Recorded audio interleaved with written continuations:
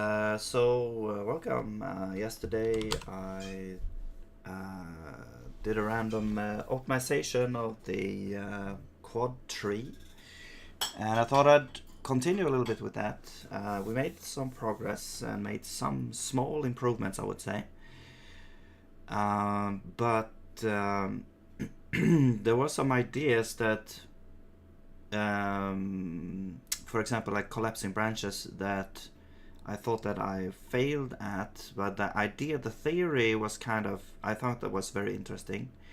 And but when I went ahead to try and implement it, I encountered some long forgotten code that really refreshed my memory on how this was all implemented. And so there was one detail that made it look like it might have not been such a good choice.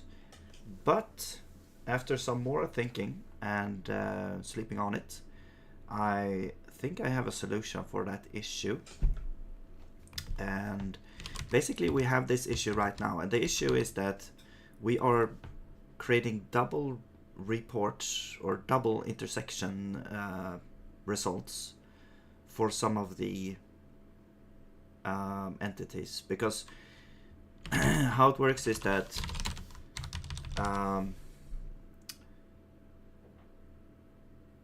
so when we build, so first we're dealing with a quad tree and when we build a quad tree, first thing we do is build a quad tree, right? Because we need to know, we're basically dividing up every entity into a rectangle somewhere. And this rectangle lives in a tree, which is called the quad tree. And so that is a more efficient way of searching for collisions with rectangles. And so we build a tree. And how we build the tree is we go through each entity and we insert it into the tree. And in that process, we have put the entity where it should be. Well, not really, because it's not optimal, but it is in, I guess, the deepest quad that it could be in, like the deepest rectangle it could be in. So it can't go any deeper, but it's, yeah. Anyway, but it could be further up is the idea. So it could be further up, closer to the root node, because it might be the only entity in that quadrant somewhere. And so the idea was with collapsing branches was to optimize that, to optimize the, I guess, the depth of each branch. If it doesn't need to be that deep, we could collapse it. And the double reporting is that when you loop through each entity to check against every other entity, you might report double, because if you just loop through each entity to check for each other entity, then you're basically sort of doing a double nested loop to check. And if you check for, let's say you have two entities, entity A, entity B, and they both collide. Well, if you go through the list, which is A and B, that's the only entities there are, so that's the list of entities, and you start at entity A, you're gonna find that it collides with entity B. Then you check for entity B, and you're gonna find that it. So when we find, we also report an intersection. And when you check entity B, you also find a collision against entity A. So then we report that as well. So that's the double report issue, and that will also cause issues in collision resolution, I would assume. I'm not sure about that, but I'm pretty sure we're doing double reporting right now. I'm just gonna double check that actually. Let's go. We have this populate and intersect. So this is the main function. This builds the tree and does intersection checks at the same time because of optimization reasons, because of the double reporting thing. So also it's kind of convenient to just call one function and it does everything. But anyway, so we're going through each entity here and we're inserting it into the tree. And well, there could be several results here, or two results. Either it's in the tree somewhere or it's outside of the tree, which means it's an orphan, so we add it to the orphaned entries, but that's whatever. So let's see, we enter into the tree or it's an orphan, and then we check for intersections for this entity. So it's gonna determine those intersections. Now, the interesting thing here is that I thought, like, okay, well, since we have a list, the entities are basically in a list, an array, so each one has an index into this array, and this index is pretty important because it's kind of like the internal key in the quad tree for that entity. So if you have the index, you can get the rectangle of the entity, you can get the entity key, which is used in the rest of the game. You can also get its parent. So this index is a really nice, it's like a key, internal key in the quad tree for an entity. So the thing is that we know that we're currently on this index, so if we encounter another entity that has an index that is lower than this I, well, that means that we don't have to check those. Or if it's equal to I as well, we don't check against ourselves as well. So that's, yeah. So we can simply check while we're doing the intersection check. When we encounter an entity, we can check that, okay, is the index of this entity, is that less than or equal to this I here? Well, then we just skip that. So it's basically, yeah, we just add an if check, and that will eliminate the double checking. And we can also then, because that was the whole problem with collapsing branches, like we could build collapsing branches, but once we did that, we need to loop through the entities afterwards, which was, I guess, I took it as to be more inefficient than what we had here, because here as we're looping through entities, we're inserting it, and then we're checking for intersection. Then we insert the next one, look for intersections for that one, and so on. So we basically, because of the way of the order of operations, we're basically automatically skipping the double check here. But we can just as well skip the double check using the index of the entity. So that should be, so we can still try to do the collapsing branches, because I think that's a pretty nice optimization. So probably do that. Let's go ahead, and I think I need this new build function.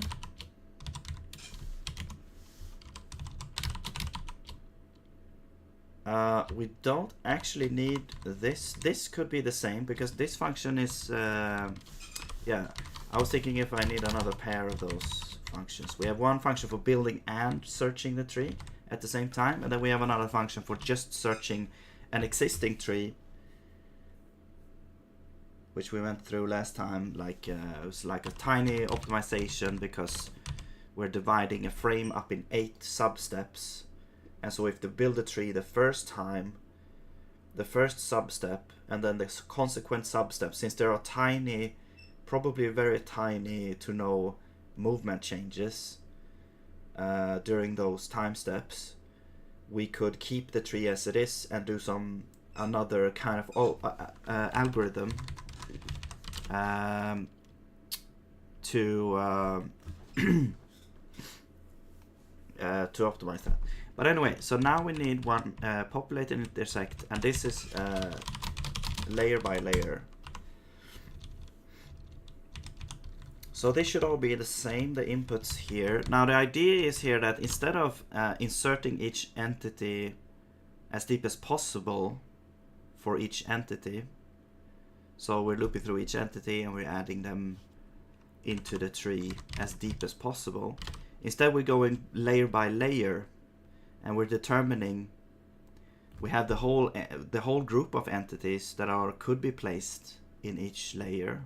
And if there's only one left, or less than or equal to some number like 3 or something, then we'll stop and we'll just put every entity in that node. So that will prevent like these super deep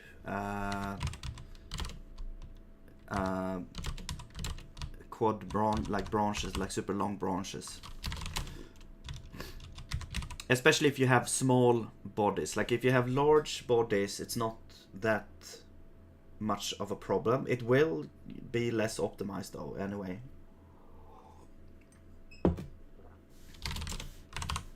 Okay, well, let's do this now. So we will call this is now layer by layer.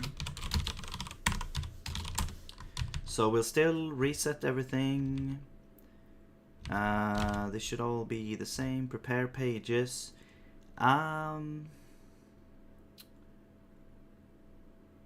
Sure, let's just do this the way we're doing it right now. I might wanna change that also, but basically what this is doing is it's just pre-allocating the pages and the entities that we need. So we have a very high chance, or very, very, very low risk of being out of memory at this point. We're preparing the pages.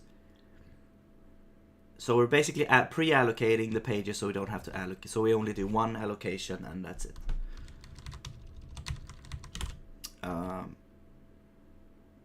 So we're calculating, trying to calculate. It's not guaranteed to fit here, but we're calculating the amount of pages needed, and it's probably very high chance that it will be enough. Anyway, let's continue here. So and then we populate the first page, the root node here.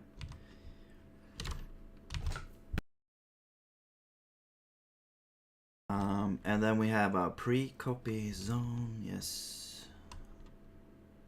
All right. So here we're copying all the ABBs into our, because we copy them so that we don't have to fetch them every time.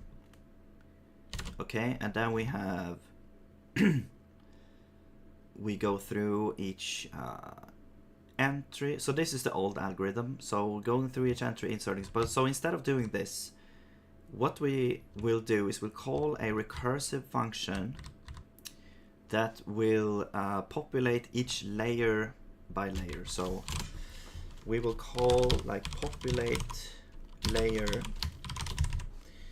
and or I guess page. I should call it page, because basically layer is, when I say layer here, it's basically the same thing as a page. It's the same thing as a code tree node. Each node can have 4 subdivisions and also a list of entities as well. So I will call this page because I'm calling it page in the code. I will try to stop saying layer because what we need here is we need probably an allocator, but I will put the entries in here. So this is a list of entry keys, and this is all the entries that we need, so we'll put that in there. And the page that we are starting with is this guy, root.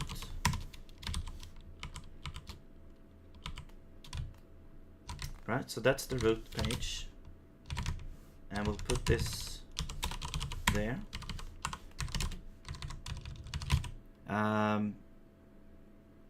Now, the thing is, if okay, we'll figure it out. So,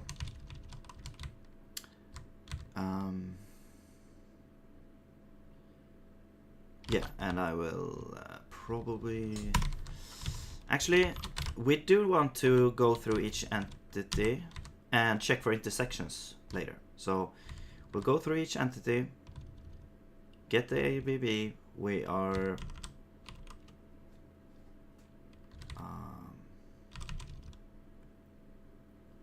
yeah, we're getting the intersections, but we do want to modify this later. So I'm gonna add a to do, or I mean, we have it written down. It's the double reporting, but we're doing collapsing branches right now. Okay. Can I like set? Can I like highlight?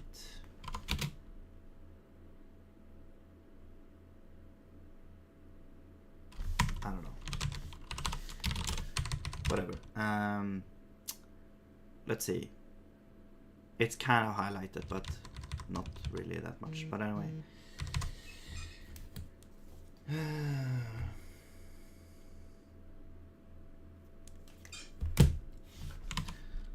Oh yeah, that's right.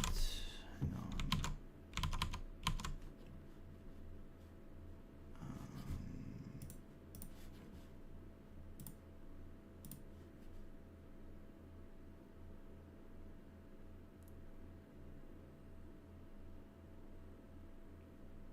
All right.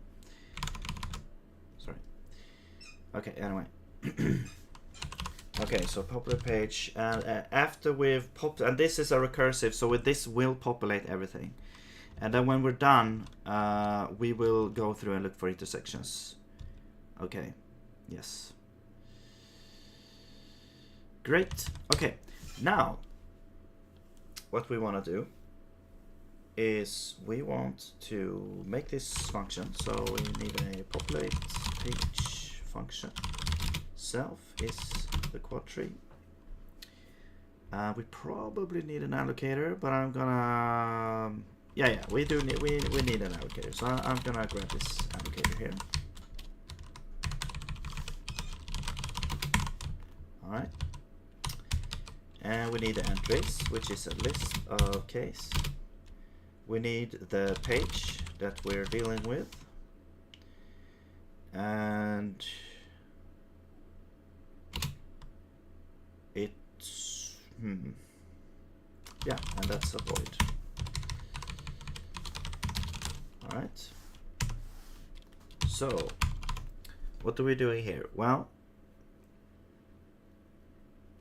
I think first we want to divide the entries up into quadrants, and so basically we want to check which quadrant does each entity live in. So we'll go through each entries, and we also want to have the index, because that's very important. Okay, so one, get quadrant that entry belongs to. Two, if there is no quadrant, put in parent. 3, if parent is null, I guess this is like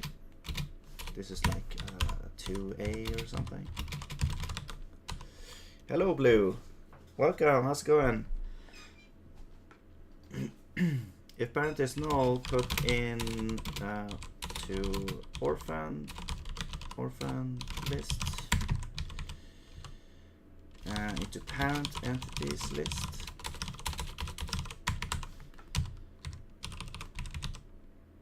I guess this is like 1A. Okay. If there's no code, put into parent at the list. If parent has no, put into orphan list. Okay. 3.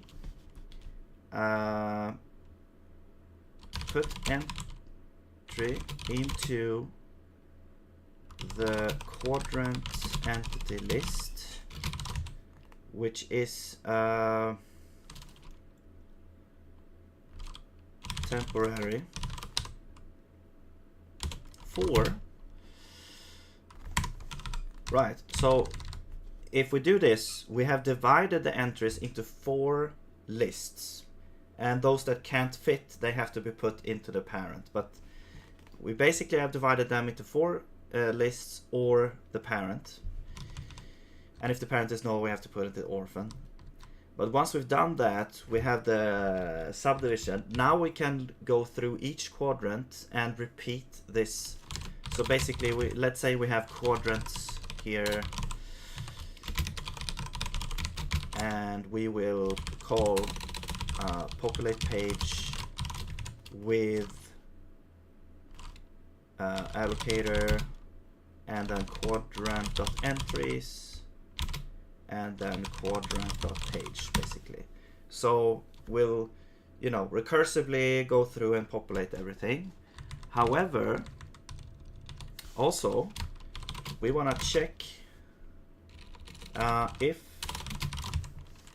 quadrant.entries.length is less than some setting, like max, how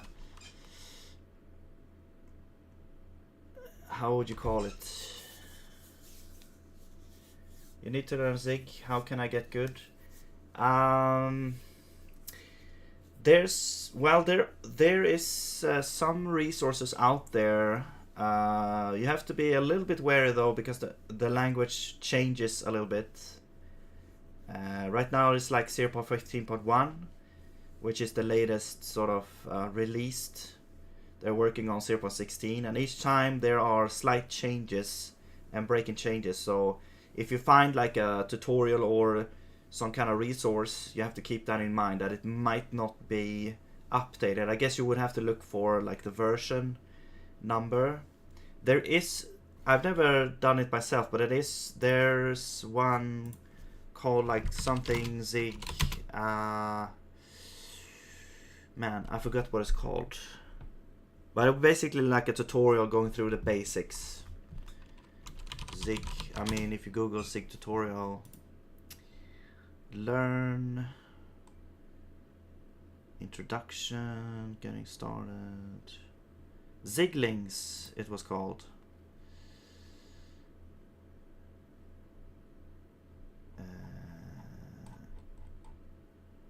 Let's just see here.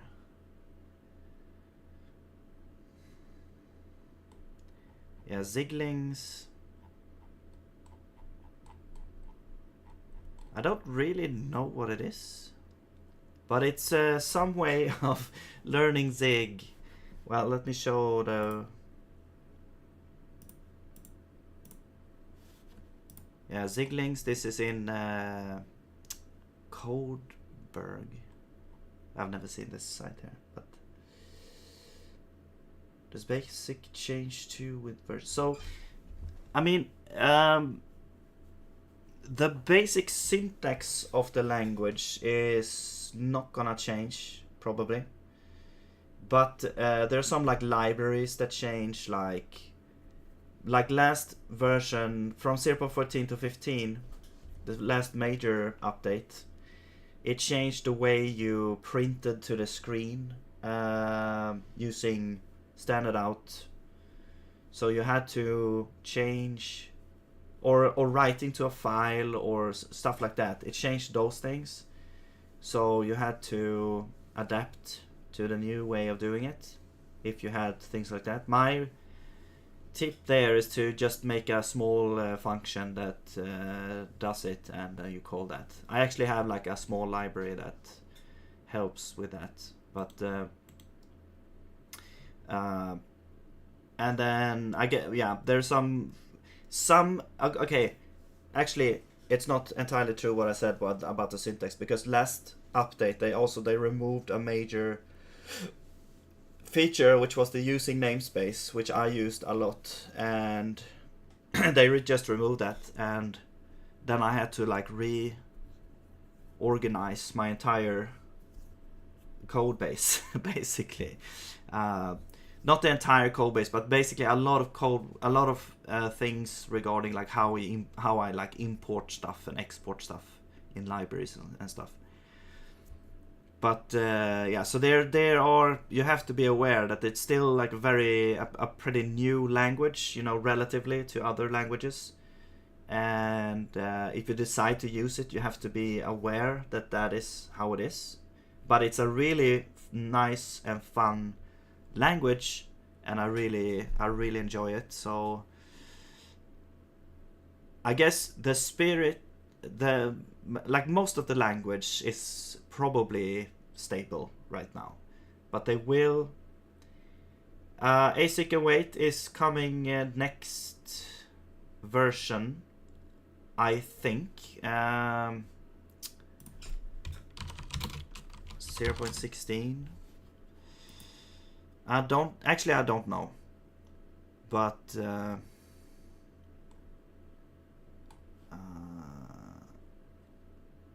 I don't actually know.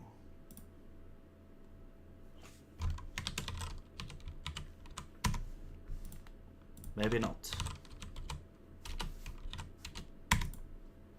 Yeah, I think they're focusing on the compiler right now, and they might do maybe async await next, but it is coming at some point.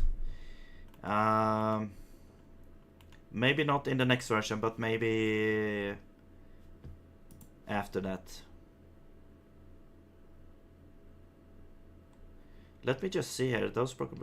I've seen this being used, but that was like a couple of versions ago. So I don't know if it has been like updated.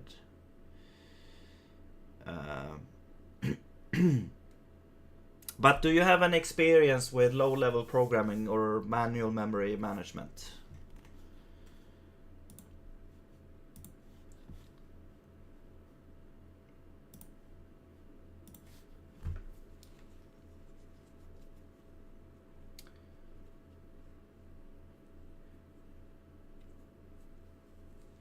Because, yeah, I mean, yeah, there's like, if you know programming, like in another language that is not manually memory managed, like it has a garbage collector, then that's also like a concept you have to learn. Like, okay, yeah, okay, then you're good.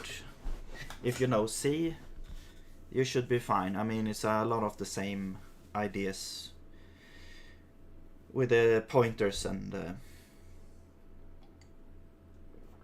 but it is different. It's, I would say, I mean, okay, I'm not a C. I always say this, but I'm not actually a C. I always say like that SIG feels more safe than C to use, but I'm not actually sure that that's actually true. Like if you have like tooling, like linting and stuff like that, that will help with safety. Like, you know, void pointers. I guess void pointers also exist in Zig with anti-opaque, pointer to anti-opaque. That is like a void pointer. You can have that if you want, but it's not type safe.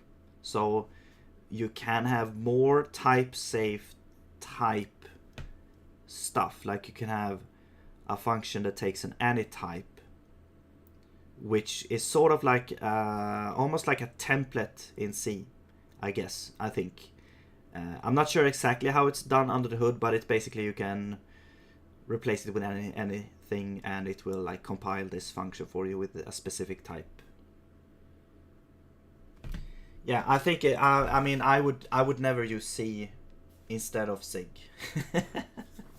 And even though I've never deep dived into C, but I don't know, it's just so archaic, and you know, the macro system is, you know, I wouldn't want to use that. I would want to use comp time instead. That is a major update. That is a major feature that is miles ahead, I would say. Decades ahead. Almost like half a century ahead.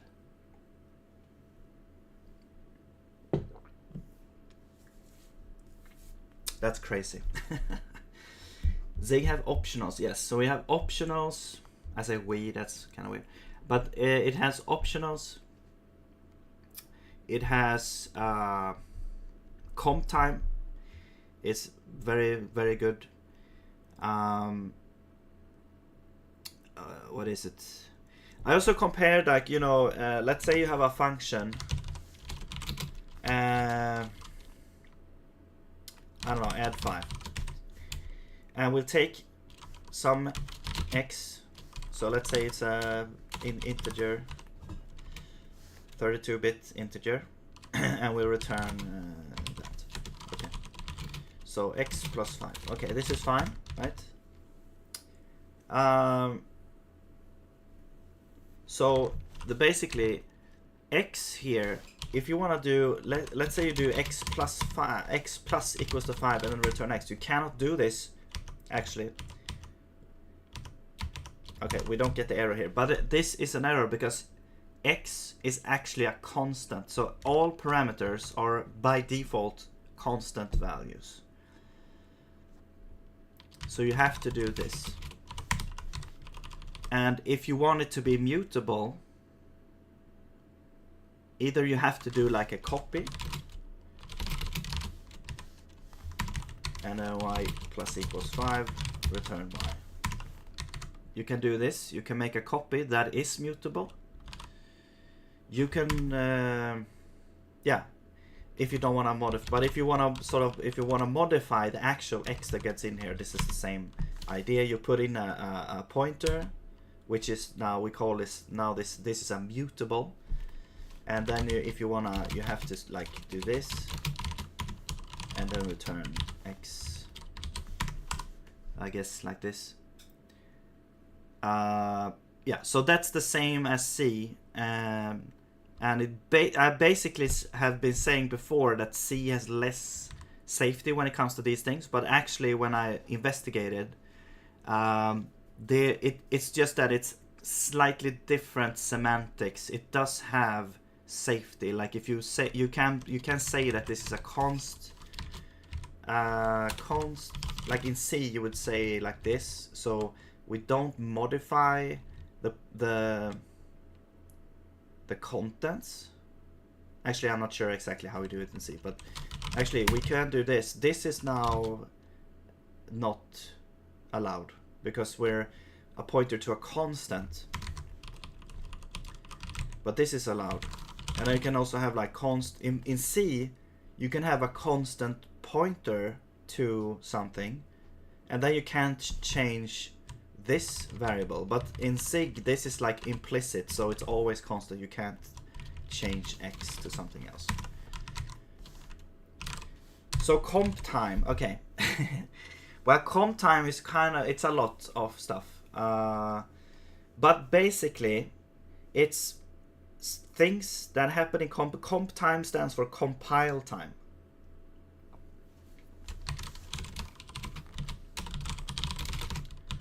Compile time stuff. Okay, that's not very vague, or that's very vague here. But basically, anything that could be evaluated at compile time, and you get a result, whether it be a value or a type or a function or something, that is evaluated at compile time, and you get the result. If you have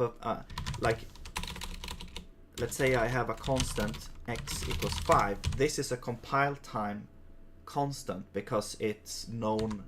It's a constant, so it can't change, and we set it to 5. So we know that x is 5. You can basically substitute. It's like define x5. It's sort of like this. Why can I? Oh, whatever. This is the same thing, almost. It's not quite the same thing, because we know the type, the x is a type, it's a comp time int. You can set it to anything, any type you want that is compatible here. And, well, this is just one thing with compile time. I'm just trying to get the concept in here. What you can do with compile time as well is that you can make types. For example, let's say you can have like generic types. So let's say I want to have, I don't know, a pair type. So normally, okay, let's just make a pair type like a struct first. So let's say you have like A and B. And how do we make this now? Well, we could have a pointer to annotate that. Now this is like the void pointer. This is like a void pointer. But we don't know anything about this. We don't know the type. We don't know anything. We don't know the size or anything. So you could do function pair, and here we say comp time t type. Well, let's call this A, and then comp time b type. I'll show you in a second here. Actually, it's like this. Okay, type, and then we return a struct here. Now I'm just gonna show you this, and now this is A and this is B. So now we have constructed a type here, A and B. But notice that this is just a function which takes comp time inputs. And if you have a function that takes comp time inputs, so all types are comp time, but if you have a function called that takes comp time inputs, this is automatically like a comp time function. And you can also do things here. You can actually execute code here, but in comp time. So you can do, you know, you can do checks. You can do what you call it, like inspection of the types. Well, you do it like this. You take type info of A. Oh, reflection, yes. Reflection, so you can get the type info of A. Actually, we'll do a switch on this because it's a union, enum union, or tagged union here. And here we can say, okay, is this a pointer, for example? We get the pointer out there. Okay, now we get it. Now we know that the type of the A is actually a pointer type, and we can get the child, and we can look at, okay, is this a, I don't know, an integer or whatever. We can decide to return another type if you want. We can, like, yeah. So there's a lot of things you can do here.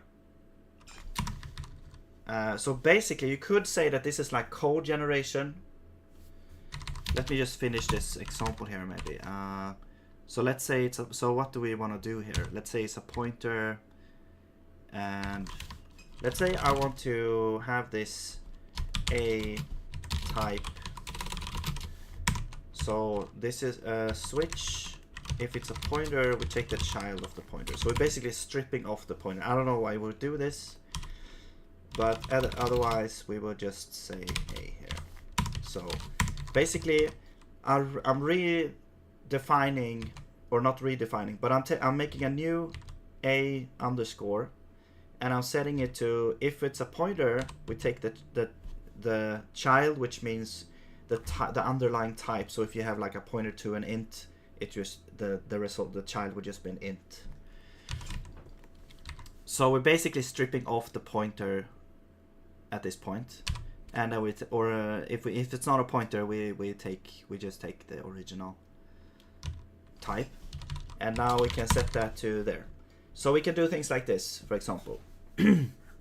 What you also could do, if we look at an example, let's go to standard, I think enums. Enums has a nice here. Enum field struct. Okay, this looks a bit tricky here, but this is basically a comp time function. And what it does is, if you have an enum, well, let's do it here. So let's say we have an enum, I don't know, animals.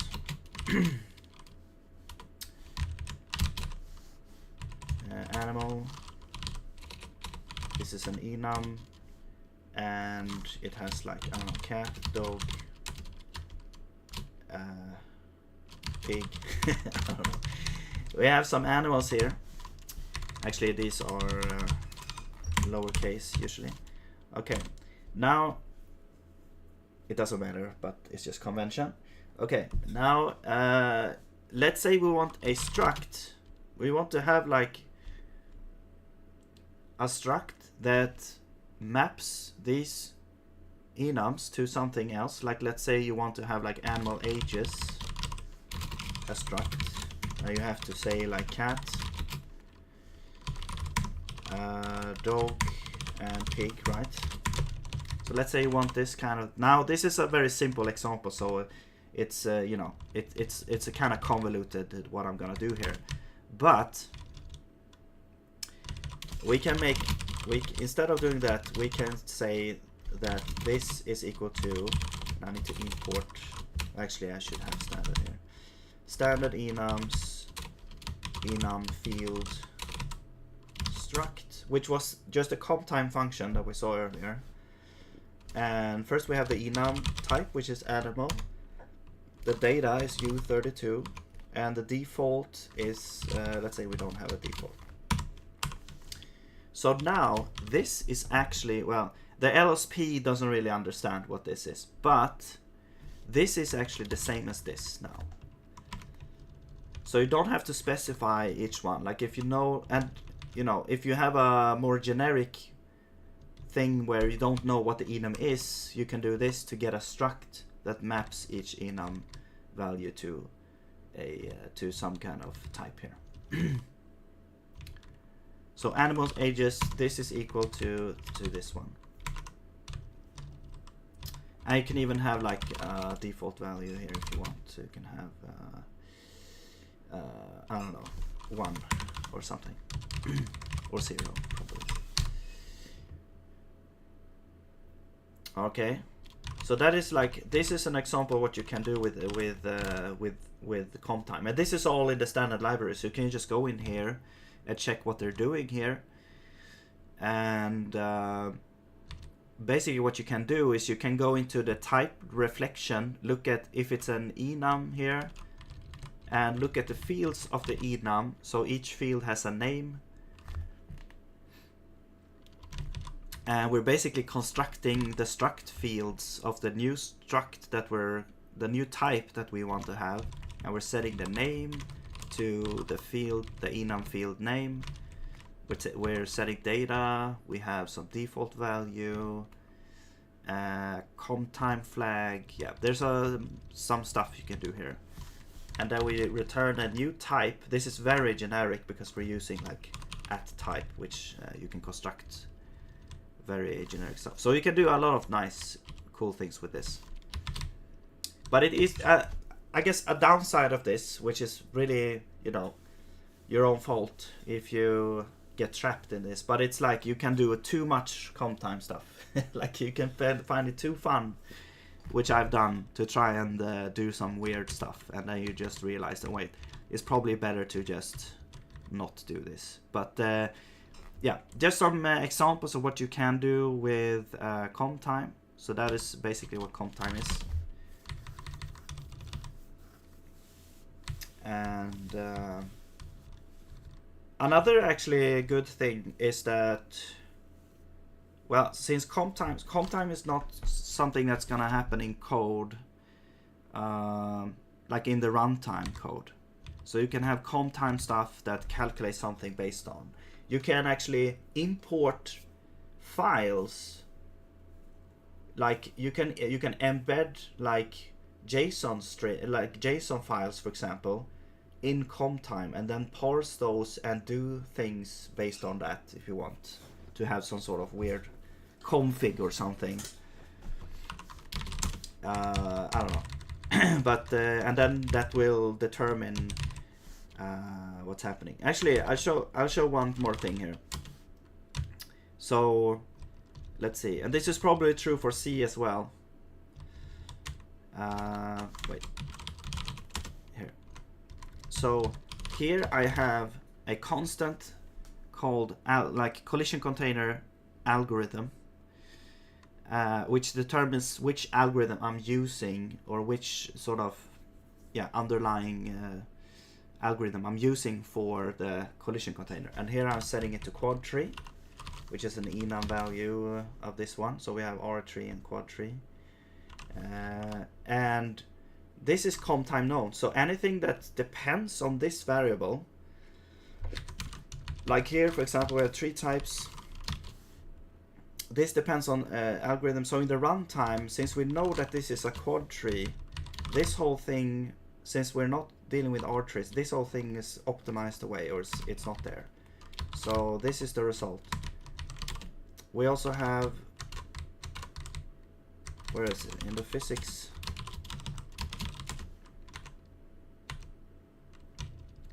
Yeah, so here's the same thing. We have collision type, quad tree. It's like collision container type, but and then when this is used over here, where is, yeah, here, this switch. So all of these are basically removed in the runtime. So you're only left with this one.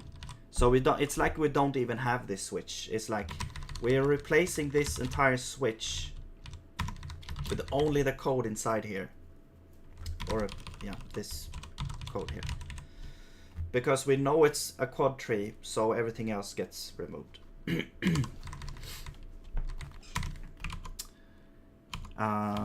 Yeah, so that's a little bit comp time there.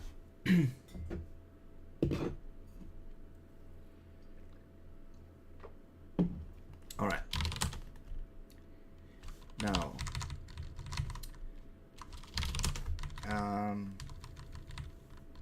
so yeah, I really like Sig. It's yeah, I mean, it would be interesting to test C a little bit, to see. I mean, I've done a lot of C++ back in the day, but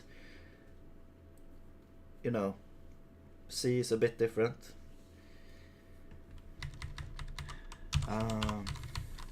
But you know, I've been adjacent to it, so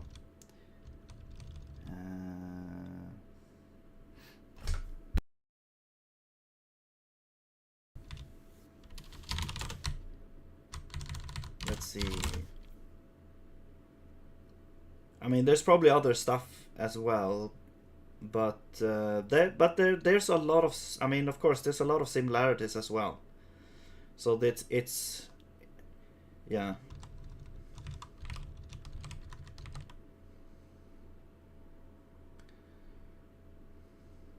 It's not that different, but it's also very different.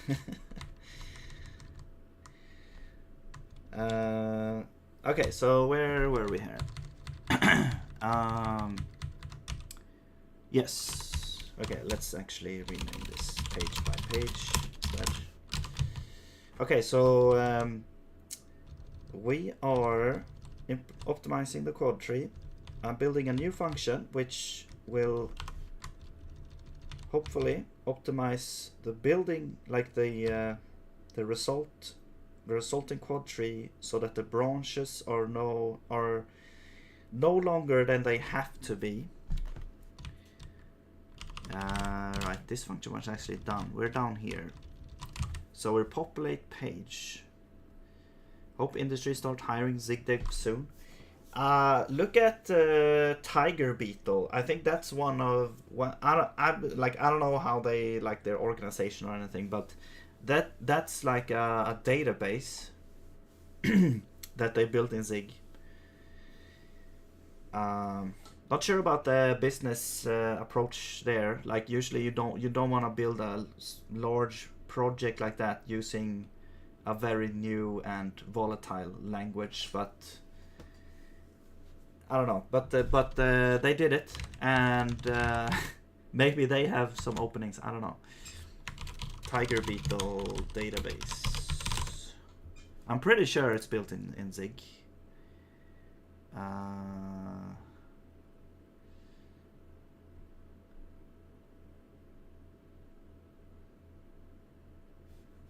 If maybe I might be lying actually, but I'm looking at their website and I don't actually find anything. Zig. No. Oh, look at this. This is the Zig mascot, so yes, this is Zig. But yeah, look at this tiger beetle. I mean, it's a large, I guess you could say, corporation hairs or something. I don't know. If database for financial transactions. So this is built in Zig.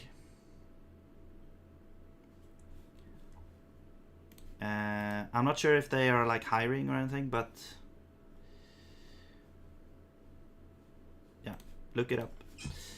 So there are, it's really nice because it's like proving that it works, I guess.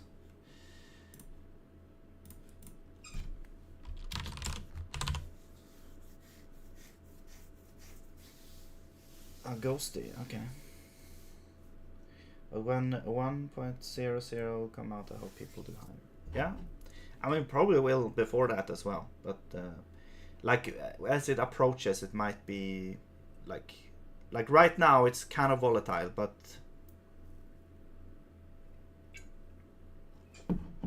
I would say if you're careful about how you're, what features you're using and stuff, you might be able to get away building a large project, but you never know what's gonna happen. So okay, so populate page. So this one is a recursive function. We're calling it for each quadrant. We start at the root, and yes, so here, so we have divided the entries into each quadrant, and if the number of entries is less than or equal to some number n, I'm gonna say a magic number. I'm just gonna say here, so this will be like min entries for subdivision, in a lack of better terms. I'm gonna say 3 just to say something. So if this is less than or equal to min entries for subdivision, that means we should not divide the quadrant more. So we will just populate this page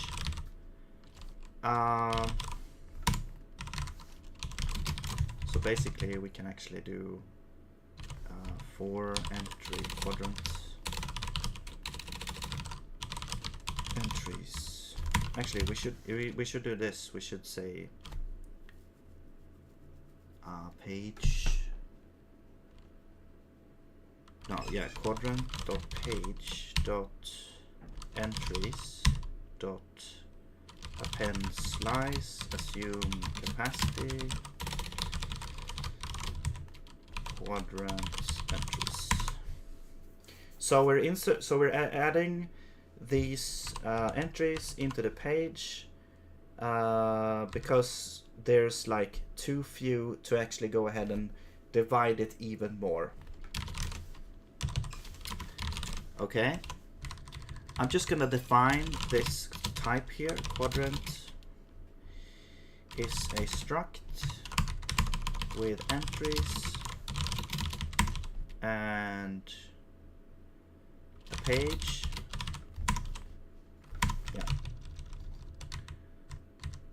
and then we'll have some sort of, we'll have these quadrants is a list of quadrants. Actually, we already have, like, we have subdivision.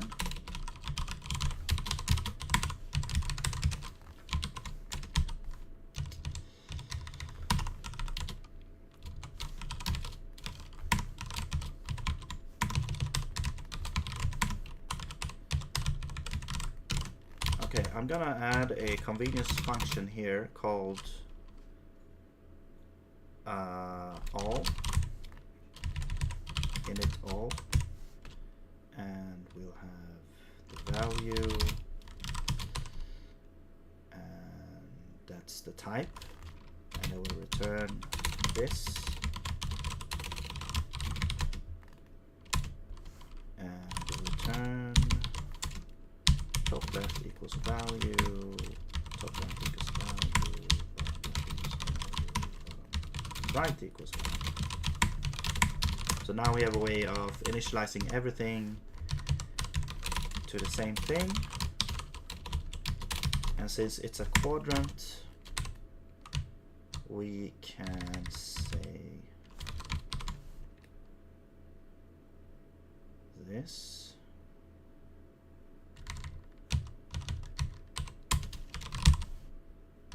I mean, I guess we already have quadrants here. But what we want to do is we want to create a list of entities.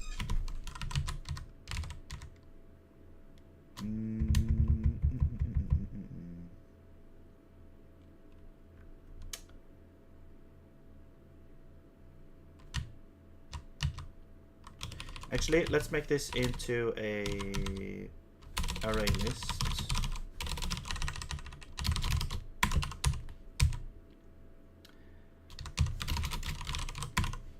Default to empty. I will make an init function that gives a page.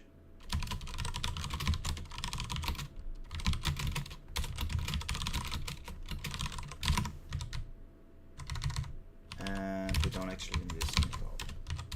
Because what we want to do is top left is equal to page quadrants top left. Okay, so it might not actually exist. That's a problem.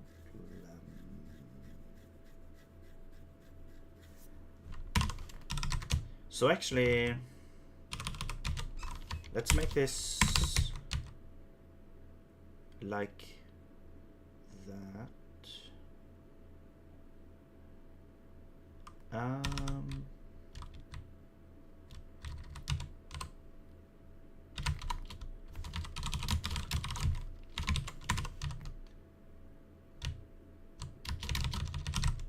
You know what? Let's just do this. Let's just say that the quadrant is a list, array list of entities, and we start with empty.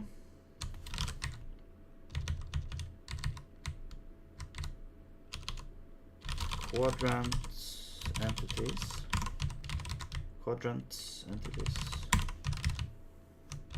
And then we'll do, I wish I could get like, I want to have like an iterator that iterates through each quadrant. So we'll make an iterator.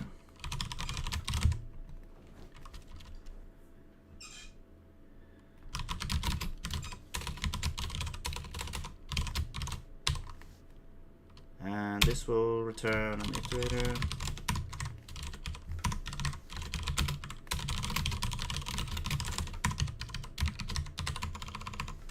And this will have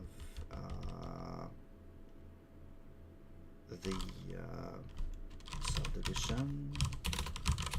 So this would have like this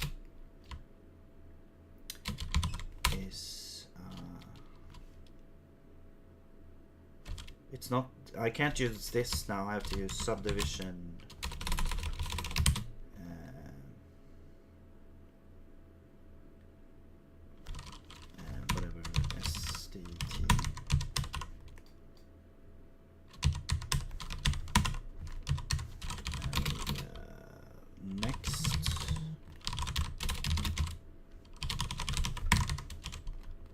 And I will say, I guess index is equal to 0. This will return a pair of things. So the first thing is gonna be the key. So this is gonna be like subdivision field enum. And then the next is gonna be the value. Okay. Or no. Okay. So if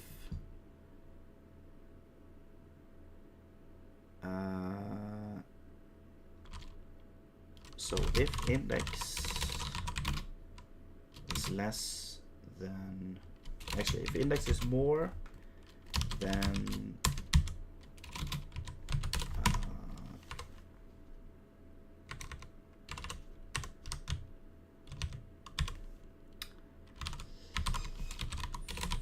field no, what is it, meta fields or tags length. If it's more than or equal to the length, that means we should return null. Index gets increased at the end. Now we have the field should be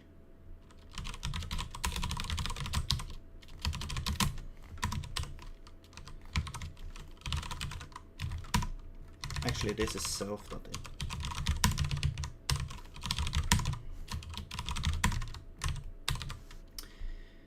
This is that. So now we have the field enum there. Then we return this self.this dot yeah, we do field and then tag name field enum there. I guess we will defer this.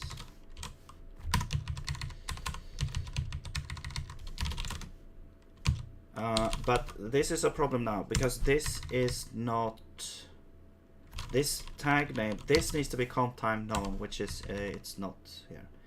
So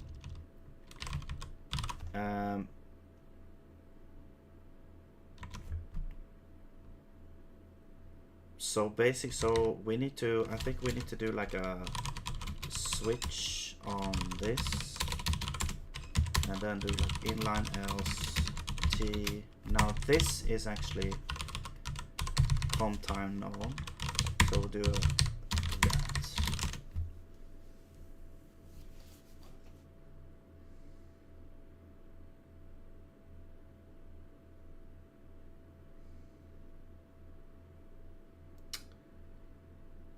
But that feels bad, so I'm not gonna do this iterator. I don't think. Because I think this is gonna do like a lot of unnecessary ifs. So I think instead of doing an iterator, what you want to do is you want to basically do this. You're gonna go through each field of this enum. You're gonna switch on that, do an inline else, and do it like this, like a loop.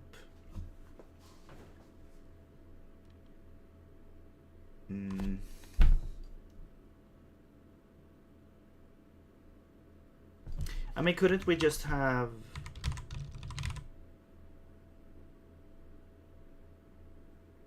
no? Okay, what we'll do? Okay, I'll show you here. Actually, so we'll do, instead of doing this, we'll do like an inline for, and then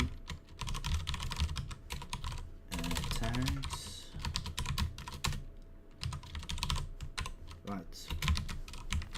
So now this is now comp time known, and so the tag is gonna be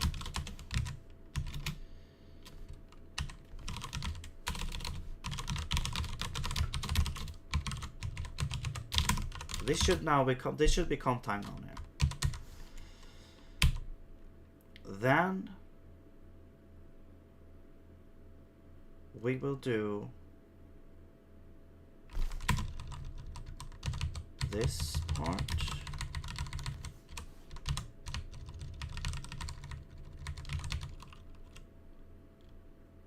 And the quadrant is gonna be field quadrant entities tag name of tag. Okay. So we have the quadrants and the entities, except this is a list. Well, we don't see, the LSP doesn't understand here, but basically this. And then the page, let's grab the page as well. This is gonna be page quadrants.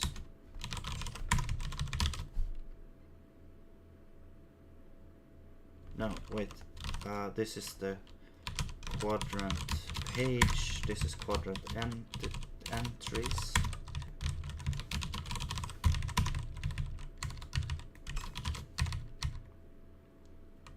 Right, quadrants, tag name. Okay, so there we got the page. I can also, to help the LSP a little bit, you can type it as well. Now this one is an array list case. All right. Okay.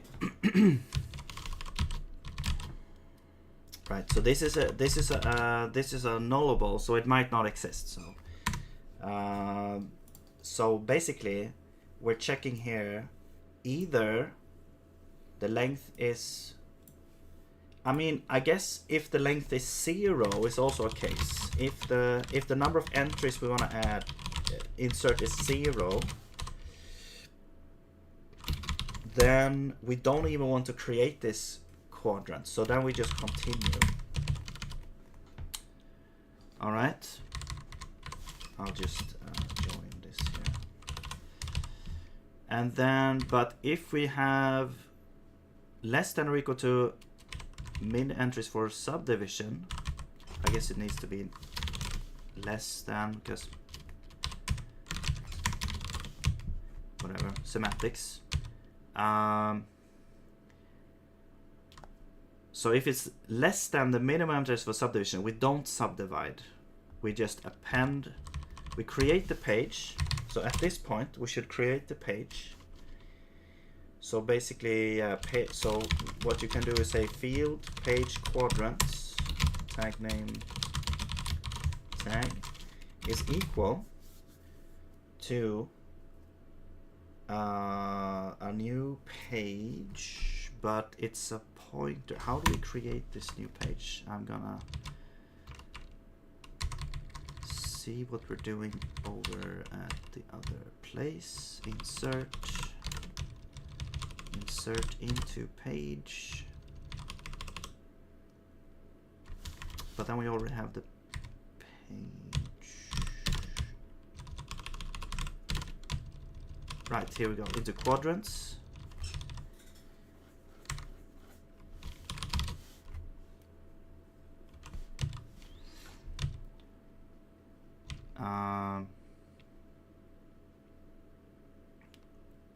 Yeah, here we're basically doing the same thing, except a little bit different.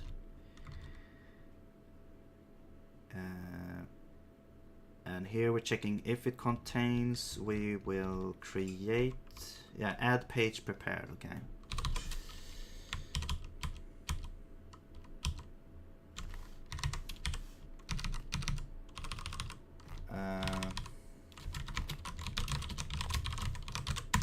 We create the page like this. Okay, it needs an ABB.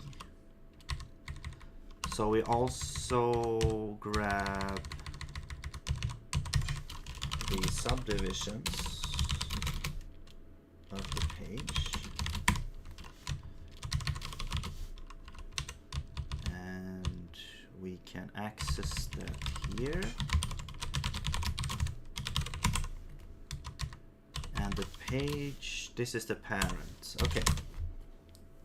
Nice.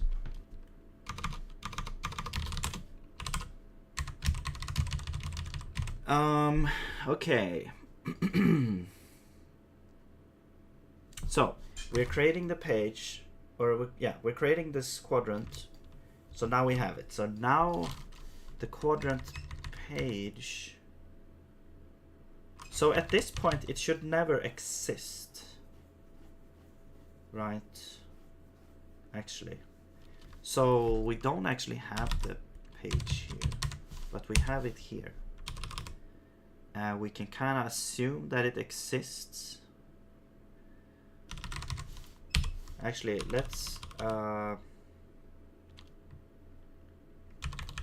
do this.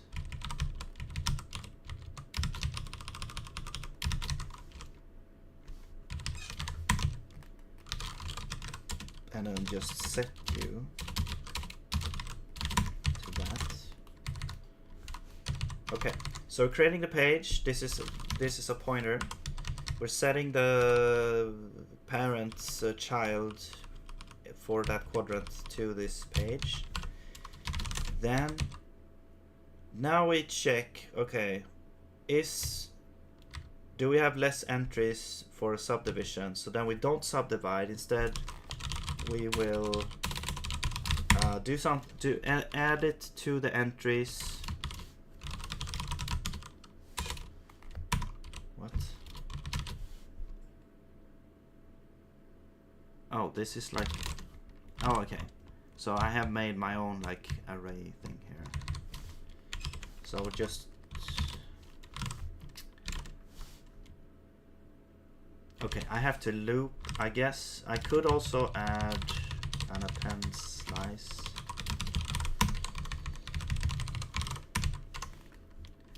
I think. Wait, these are in.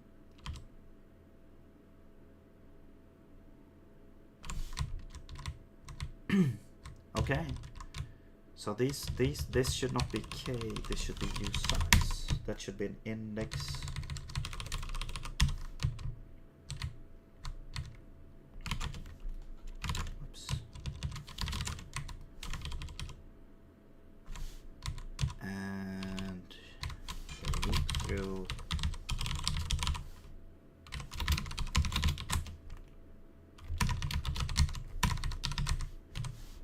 Well, we can start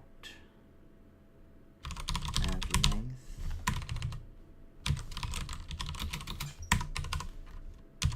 Right.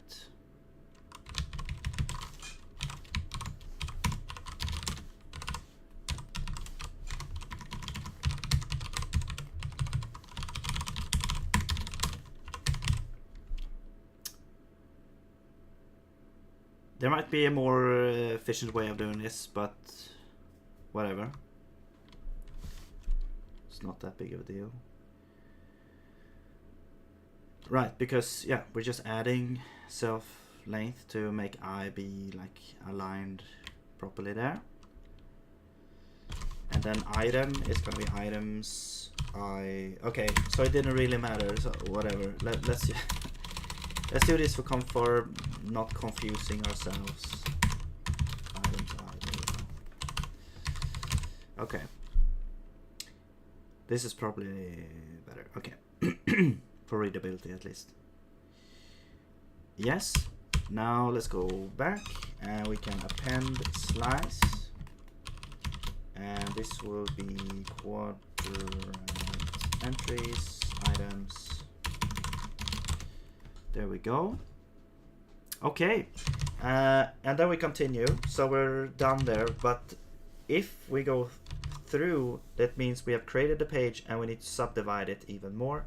So then we go ahead and call populate page recursively here with the quadrant entities items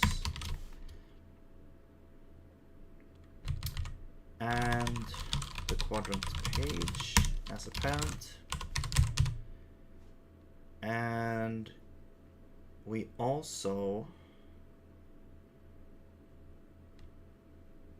need to defer. Well, we need to remove the. We need to deallocate these lists here.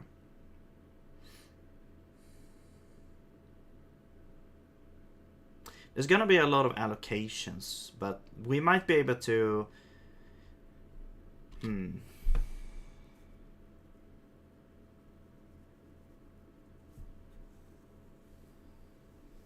I mean, there's no way around copying data here, but we might get away with just allocating one big list to have everything in it.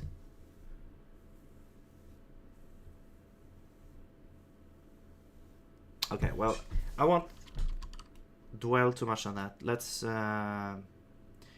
just defer, and we have to inline. We have to do like the same thing here.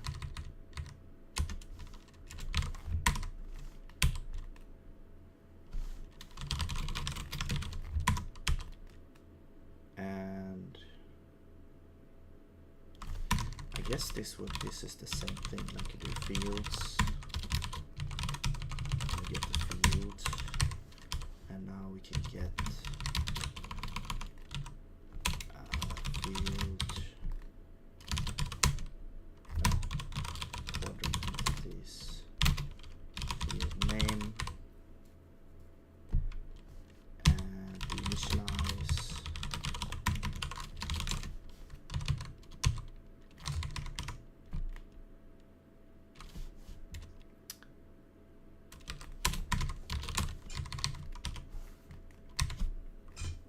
Okay.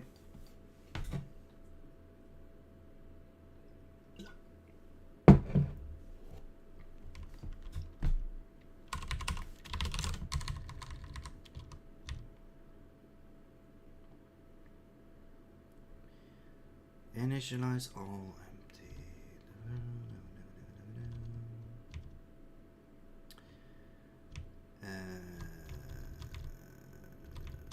So here, actually, let's redo this. Let's do fields instead. I think this is cleaner. We don't have to grab the tag. We can use fields. We don't have to do tag name. We do field name.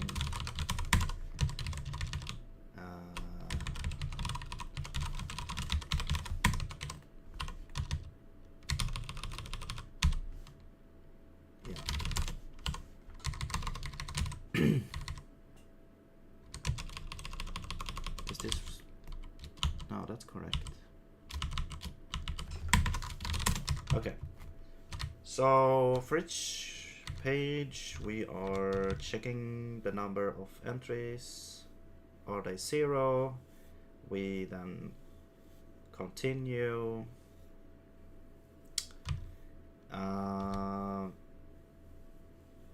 Because then we don't need to create this quadrant.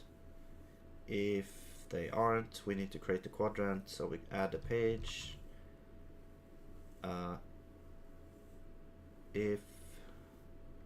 And we set that. If the entries are less than mean entries for subdivision, we add them. We just add them and then exit this branch. Otherwise, we subdivide even more. Okay. So that should be done. Now the only thing left here, dare I say, is doing this part. So we have to go through each subdivision, or each quadrant, and check which entries should be in which one, and populate them accordingly. So get the quadrant that the entry belongs to. So I think what we need to do here, we need to do, if we go to the original insert here, insert into quadrants.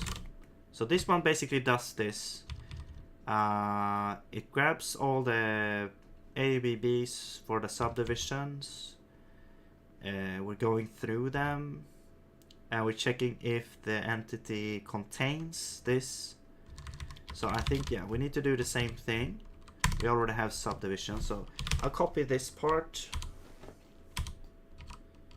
Because we can't use the same function, because this one like recursively goes in and tries to you know, subdivide even more. So we don't want to do that. We want to go back here, and yeah, we'll go through the fields of subdivision. I mean, we don't need this. We have subdivision field here now.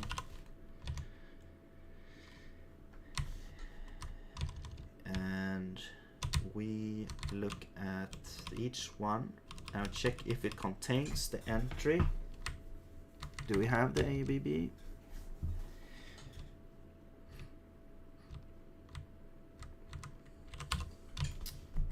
Oh yeah, we need to do this in here.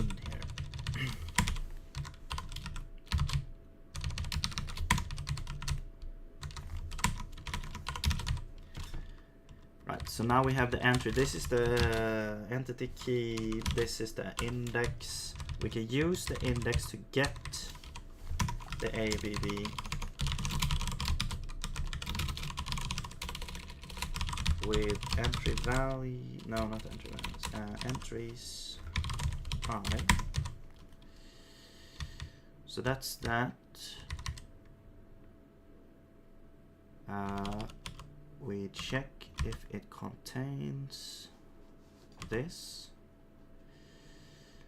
If it does, then we have a quadrant we want to use.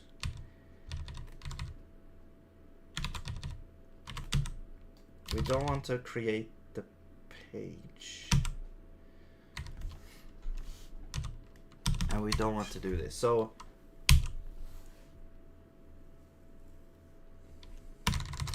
I think we wanna we wanna say, okay, which quadrant does it belong to? So this is a pointer to, no, this is this. We initialize it with null. If it contains, we should set this to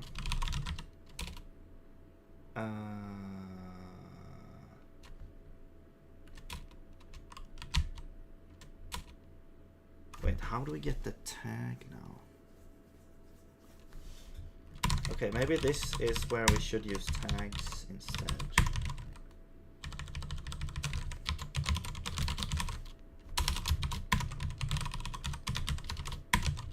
Because this is just equal to the tag. Okay, and then we also break. Now over here, if we found something that contains the entry, we should have the quadrant should be populated. So we could do if quadrant, and we get it here. And here we want to, whoops, say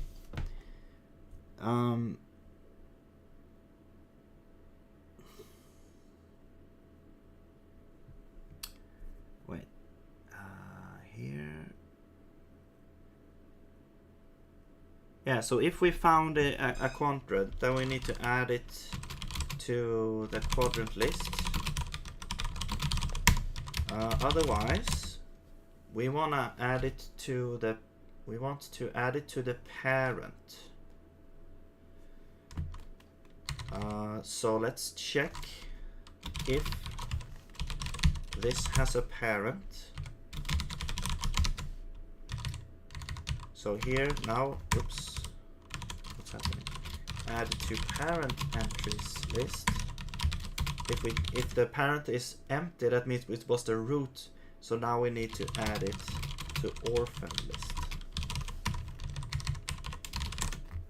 Okay, those are the 3 scenarios for each entry. That's actually quite nice, you know, visualization there. So this should be now encoded in here. So we add it to the quadrant list. That means we have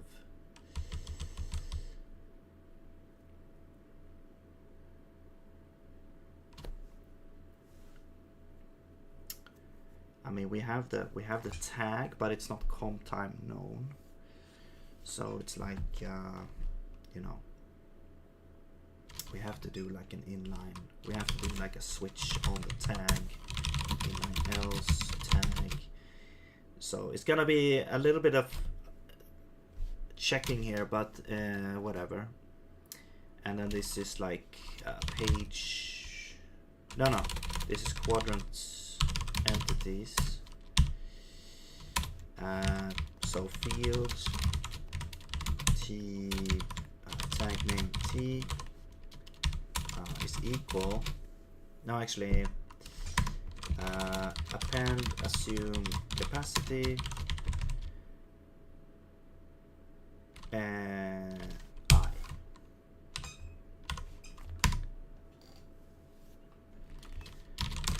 So that's how we add it to the quadrant list.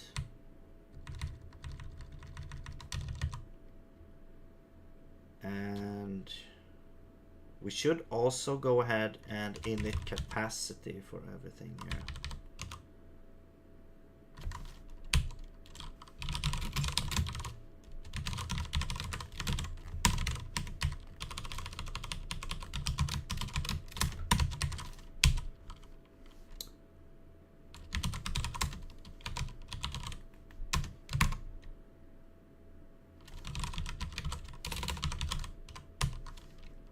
This is equal to init capacity and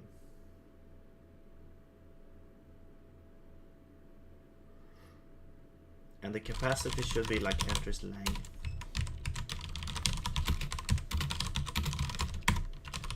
Actually, now we need to do this.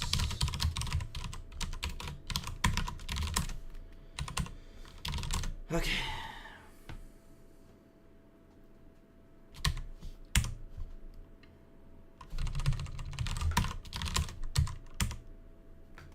Quadrants entities. Okay, this should be like entries because that's how it's named in here.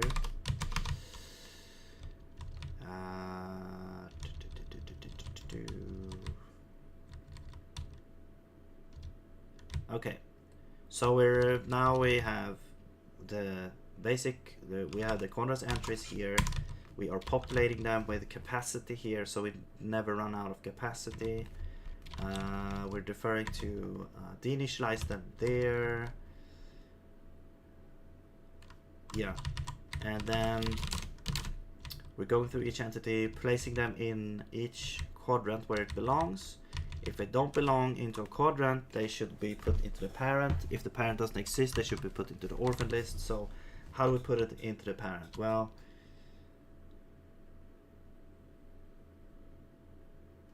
actually at this point we can actually this could be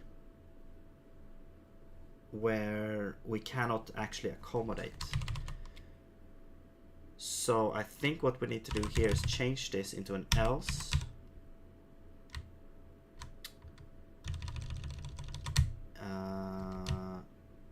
Or we can do like continue here.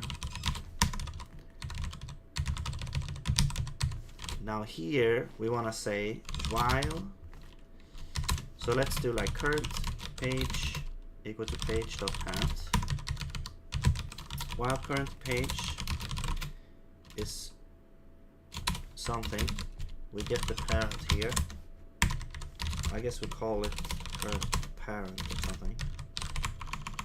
So if we get in here, we want to check if can accommodate, then we do entries append I.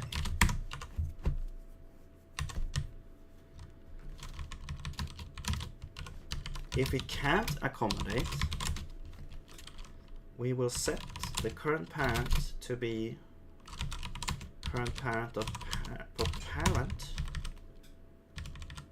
or parent of parent, the grandparent, and then continue. Here we want to break.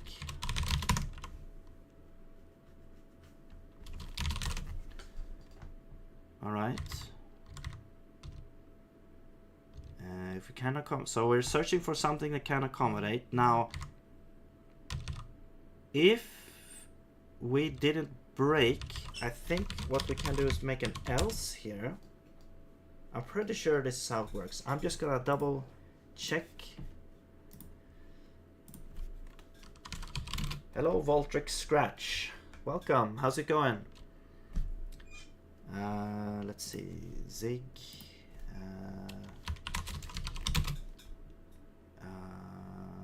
Zig. Docs. And let's search for while.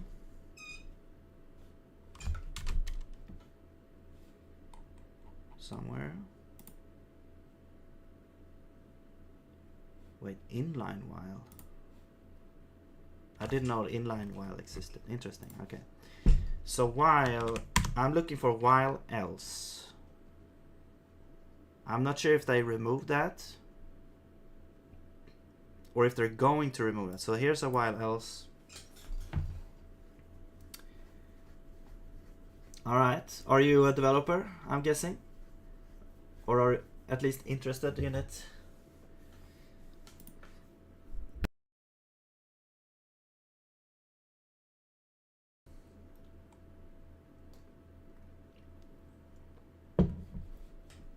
Okay. Break like return accepts a value parameter.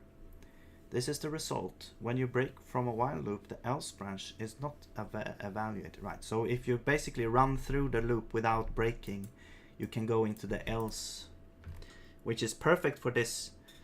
I read somewhere where maybe they will remove like 4 else. I'm not sure, but I will use it. If they remove it, that's gonna be a problem later. It's not that big of a change anyway. So if we didn't find a parent, that means we should now orphan this entry. So we have orphaned, append, assume capacity. Fine.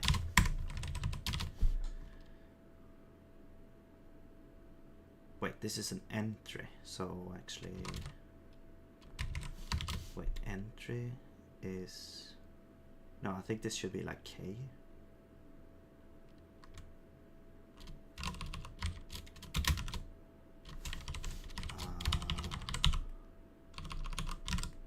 No, it's not K.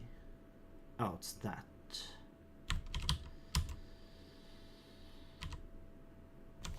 Oh, so I need to do this.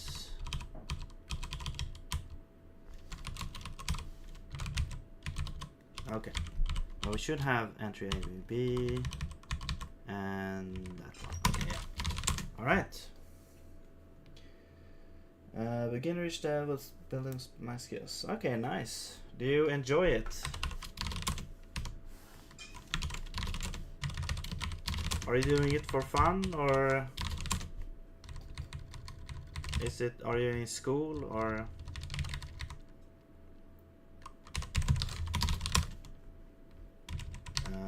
Let's see. Okay, so now we should be putting it like, yeah, if it should be in the parent, we're finding a parent that can accommodate.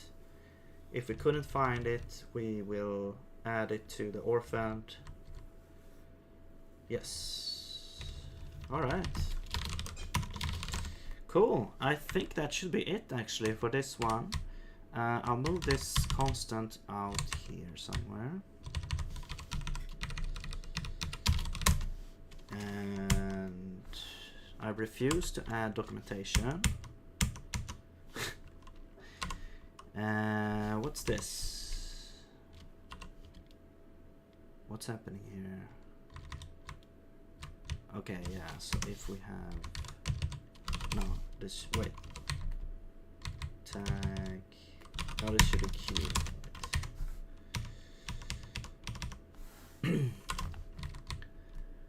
Wait, populate page entry is not used. Actually, this could be used. This could actually be used over here. Okay. Nice. Everything formatted. That means there's no more shallow errors, I guess you could say. I'm mostly a teacher myself. It's interesting, a lot of teachers. Well, I guess I can't say teaching myself. I mean, I would call it. I mean, I would call it that. Like, if you're not in a school environment, or like you have like a guidance, I guess, like that, I would say I would count that as like self-taught, especially since you're doing it in your free time, and you know, you're motivated, or yeah, you're not doing it just to get an education, you're doing it because you're interested as well. That's a very good thing, I would say.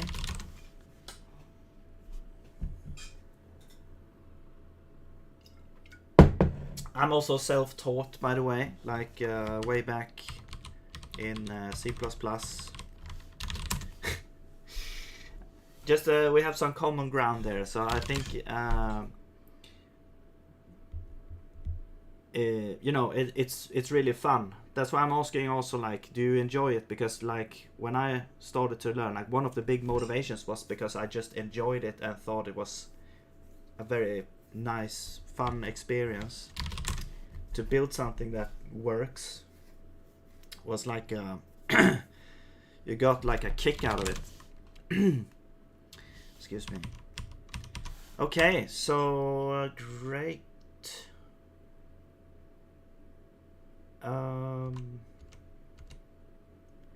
Let's see if this works now. So basically, yeah, so now we should call this function instead to enable this other algorithm.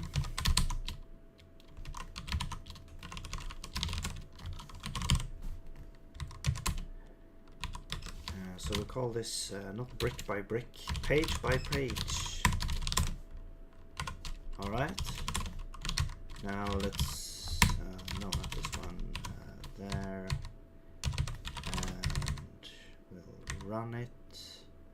I will enable. Well, let's actually see if it works here first.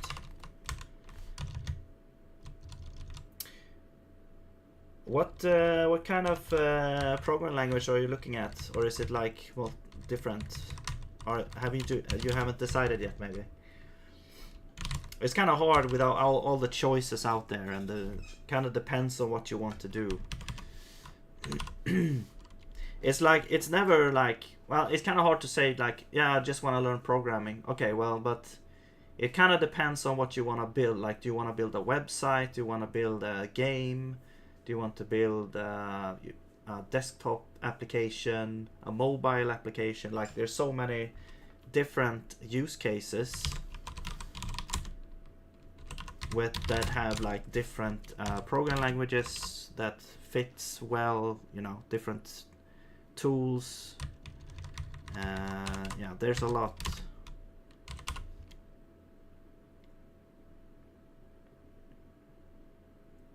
Okay, 298 cannot assign to a constant. That is true. Alright, so let's make you a variable. Or yeah, a mutable. 307. Type array list align does not support indexing. Oh yeah, so you should be like items. No, hang on. Yes, yes.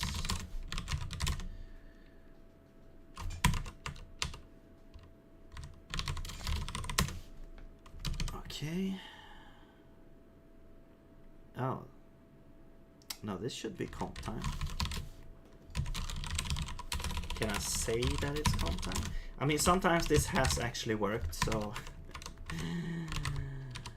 I don't know why they think it's not comp time, because it is comp time.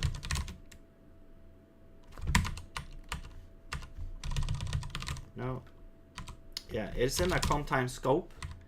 It should be comp time, because this result is comp time. It's inline 4, so this should also be comp time, because it's inline.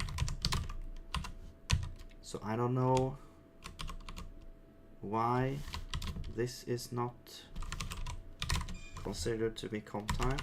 I've had so many problems with this. Okay, this is not comp time apparently. Let's do this then maybe, I don't know. Redundant comp. Like, I don't understand why this is such. Working with C# at the moment for games. This is my main goal. Other languages I end up looking into when I feel I've learned a lot for game development. Okay, so game development. Nice.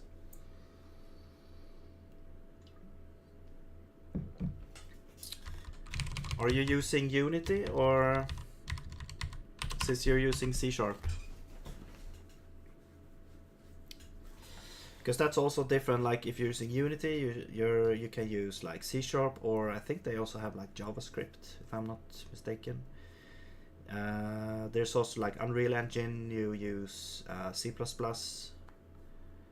Godot has its own scripting language, I think.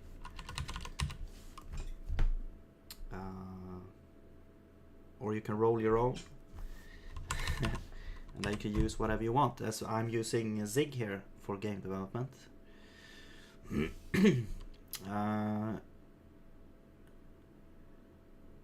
Const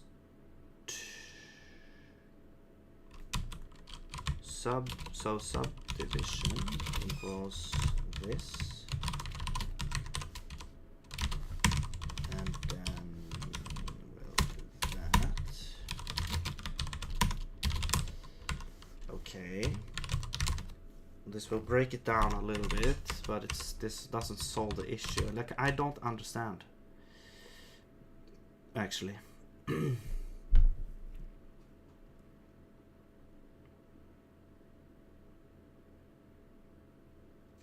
Why is this not?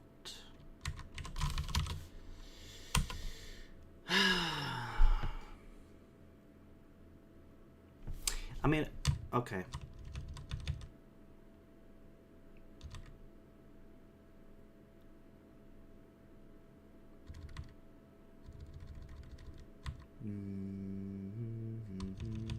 The reason why I want the tag is because I want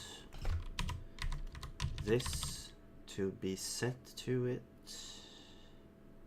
I guess technically it could also be a string, because we're using the string, but then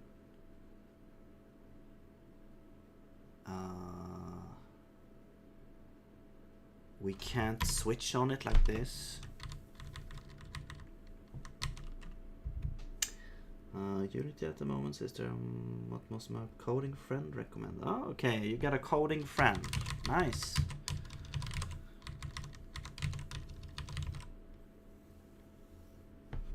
That's really good.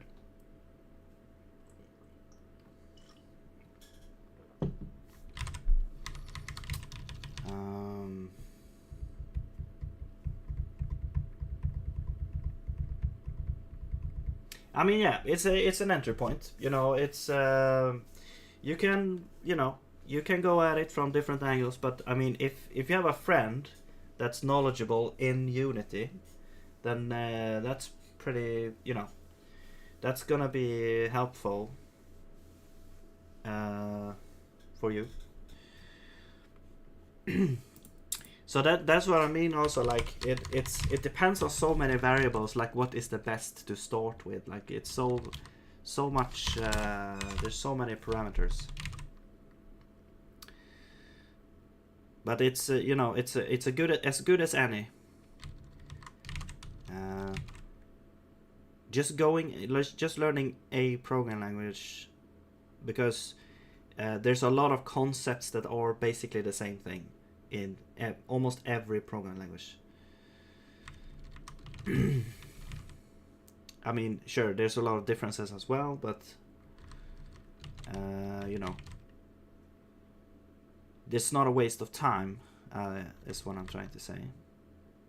Like if you start with one language and then you decide to switch, like you haven't wasted your time learning that programming language, because you can still transfer a lot of knowledge to the new one. And I think it's a good practice anyway, because then you're testing new things, and well, anyway, that's for the future, but I'm just saying.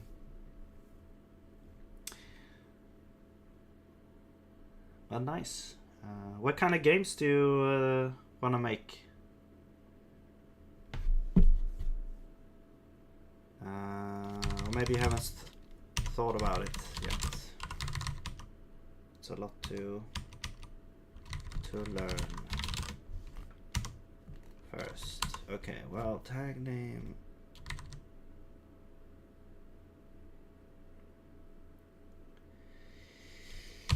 Man, I had this problem so many times, and I always found like some weird solution, but now I can't.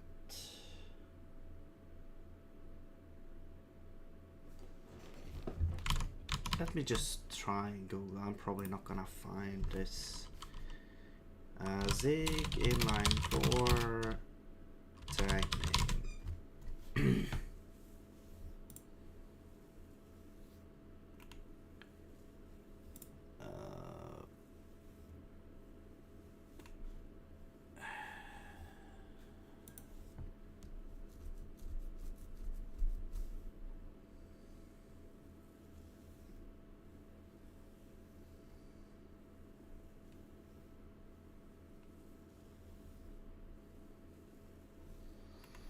Yeah, I mean, I know that one solution is to do this. So one solution is to, because if you have a tag that it's not comp time known, which this is comp time known, just for the record. I'm so, okay, actually, what if we do this instead? Let's do length. This is comp time known, right? This is comp time known. And because this length is comp time known, right? And it's an inline 4, so we will produce. You can't have an inline 4 if you don't know how many lines there are, because this is gonna unroll the loop. This is a loop unrolling action here, and so then we should get the tag doing this.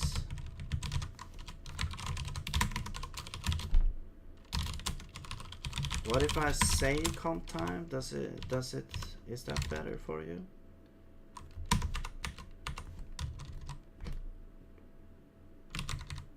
Oh.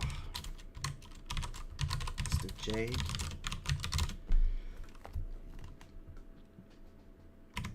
I'm currently working on roguelike boss rush, which is a weird combination of genre, but developing is interesting. Oh, that sounds cool. I always wanted to make like a roguelike game. It's always the problem when you try to start a project and you have like so many ideas and stuff. It's hard to sort of control and get a like an idea of how long it's actually gonna take. Yeah, you want to just make it, but then it's like it takes so much time, so you basically, I mean, that's the problem I've had. But as long as you can limit the scope to a realistic thing, you should be good.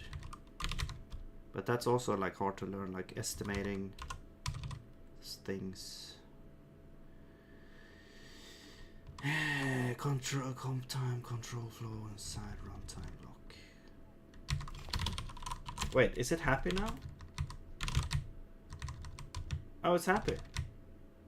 I think. Okay, so that solved the issue. Okay, I'll take this. I'll take this here. This win.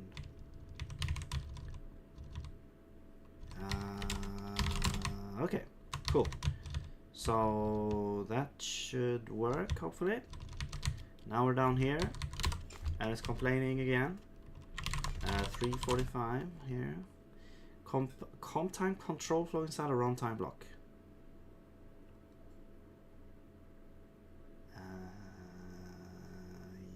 Yeah. Okay, I guess we just. No, we don't want to break. The weird thing here is like we have an inline 4. So in practice, this will unroll into 4 cases of this code. But what I mean when I say continue is basically I want to leave this specific branch and just go to the next one. I guess another way of doing it would be to say if it's more than 0, I want to do everything here. I mean, this feels bad, but I guess this is a solution.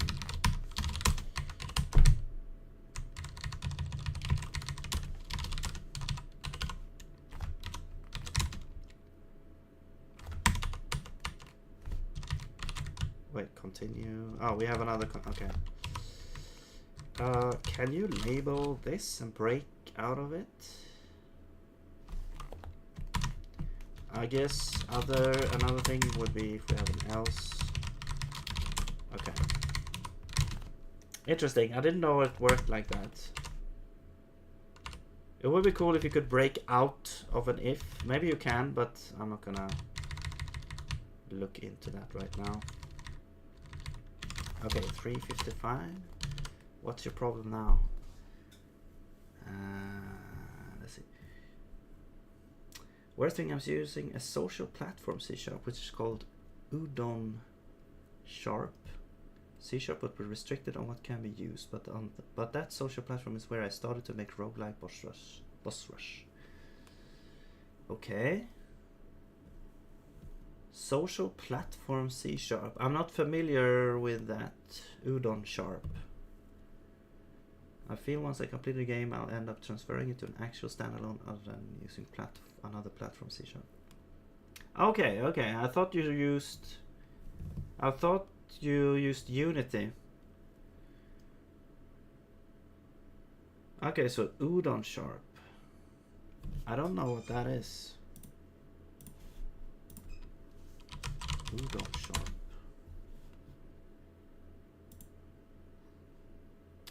Udon Sharp is a compiler, compiles C# to Udon assembly. Udon Sharp is currently conformant to any version of C language specifications. Many things there are many things is not currently conformant to any version of C. Currently, many things are not implemented or will not work. Well, that sounds great. Yes, Blue. It's on Twitch. It uses Unity, okay. Huh. But Unity uses C#. Okay, so are you saying that Udon Sharp is like a wrapper for Unity? Or how does it work? There's nothing about Unity here.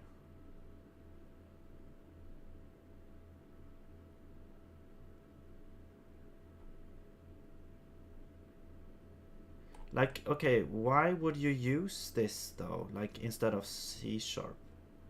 It compiles to Udon assembly. Like, what is Udon assembly? Okay,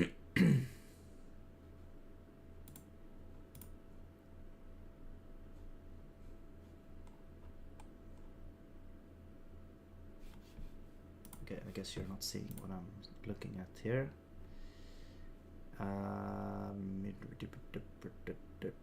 U#.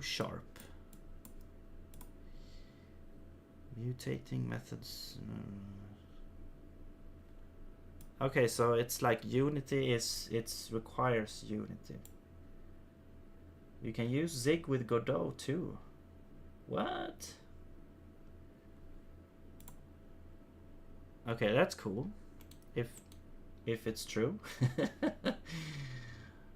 Have you heard about Mac? Yes. I haven't looked that much into it though. Last time I checked, it was like I guess they had some version available. I'm not sure what it is, like under construction. But I'll probably look into it sometime.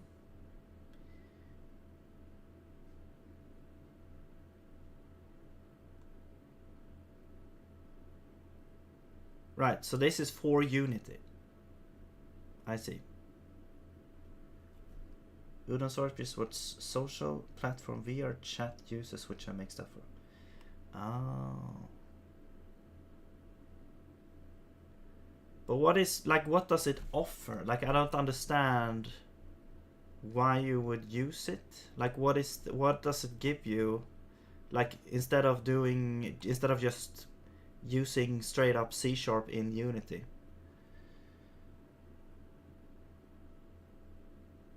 Is it like you can script? You do like scripting, so you don't have to like compile the entire game. You can just add a udon sharp script or something.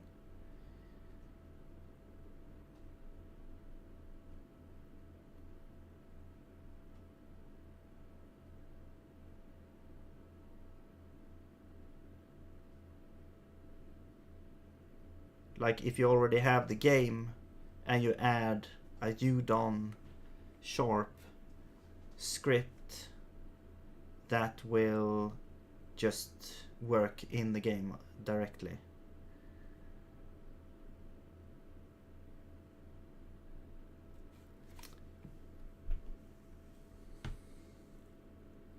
So we're adding a udon behavior to your project.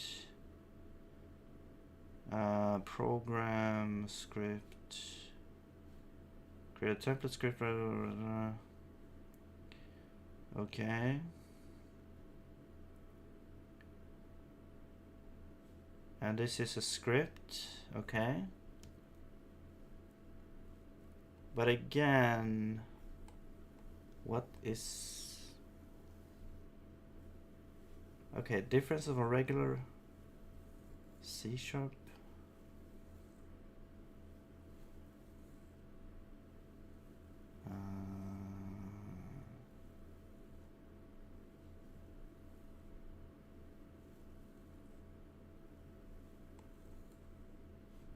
For the best experience, make a script. Okay, if you need to call, you need to use blah blah blah. Works, support array collection session.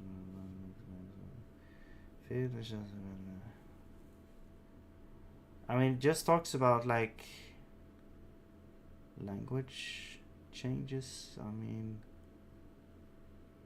or compatibility here.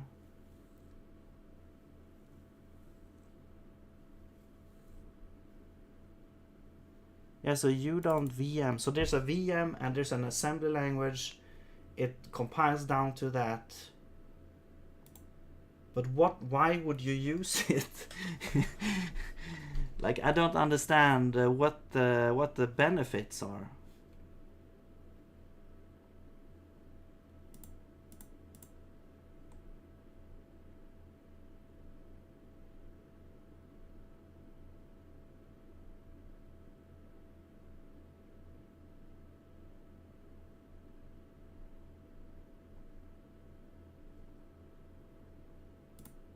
VR chat? Oh, is it like only for VR chat?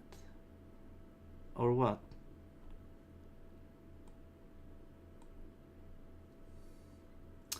Oh, I see. Okay. Well, is it scripting? So when you create this script, do you do it like in game, or how do you actually create the script?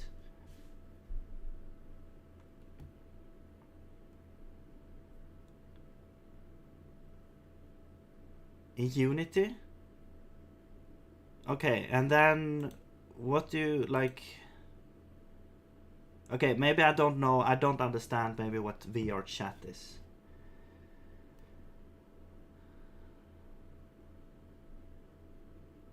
Like I thought VR chat was maybe like a game, and then you can add like some kind of content to it.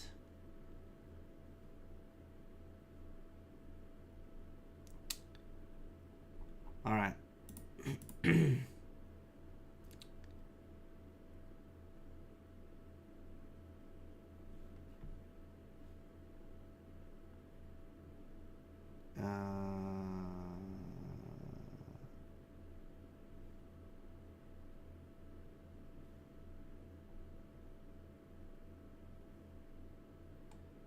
VR social platform like Roblox.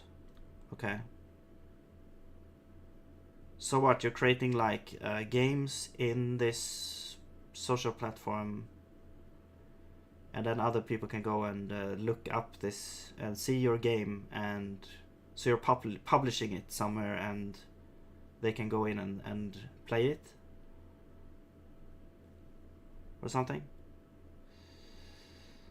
I'm just guessing here. Okay. I mean, okay, so it's like a, okay, I understand. So this is only for VR chat platform without having to make networking. Okay. So we have some like, okay, so there's like a library you can use to easily implement with VR chat stuff. Okay, I see. Okay. All right. Cool.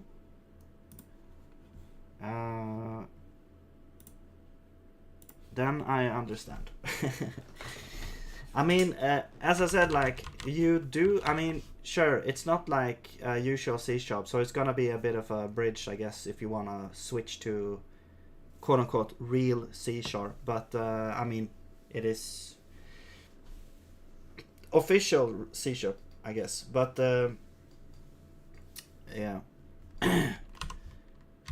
But you still learn. I mean, you still learn like the usual like programming concepts. So that's, it's not waste of time. I would say.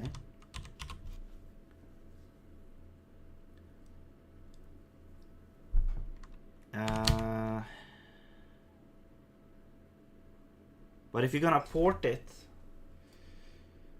that's interesting. Like if you have a game with networking, yeah, I've actually never, never ventured into that realm, so I don't know much about that, about like game networking stuff. So, but I know that Unity, I mean, I think they have like some stuff for that, so you're not like left out totally in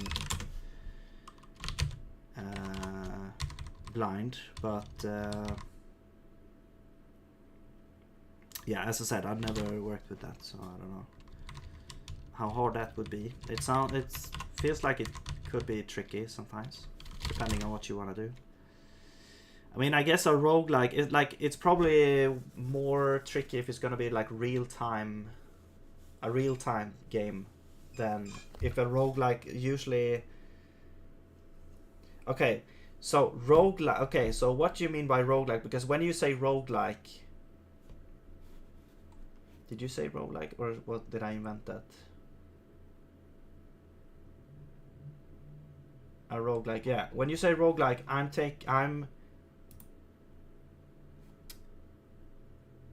All right. I'm thinking, the ASCII terminal rogue, like, but nowadays people use it for any kind of game, basically. All right. All right. Have a good one. Thanks for chatting here. Good luck.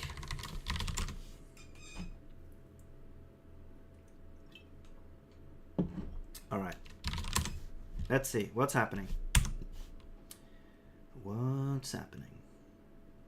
Expected type. Found use size. Oh, so you want, okay, you want Wait. Oh man. Okay. So. Okay, well, let's make them into. I guess we'll make this into like a pair of usize and k. And when we create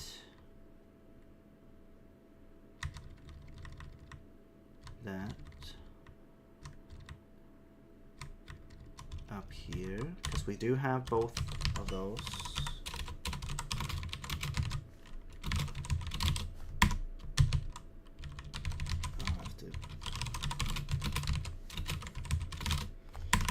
I'll just make it work and then I can, you know, refactor it later. Yeah.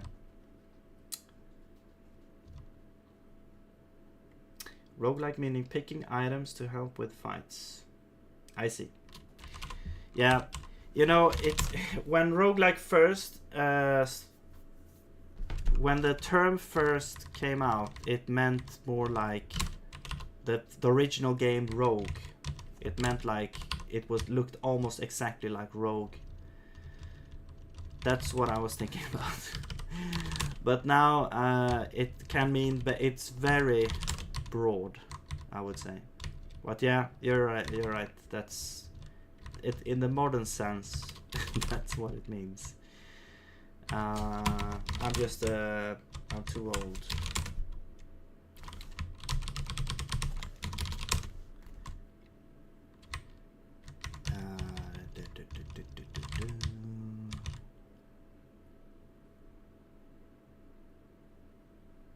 Okay.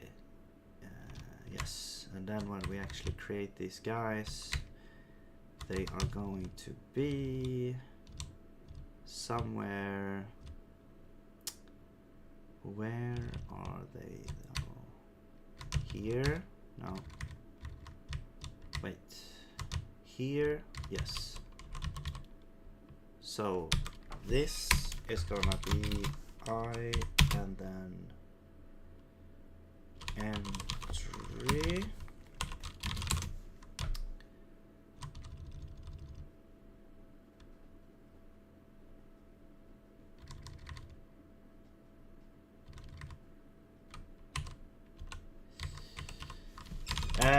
I am working on, so this is like part of Game Engine and my game.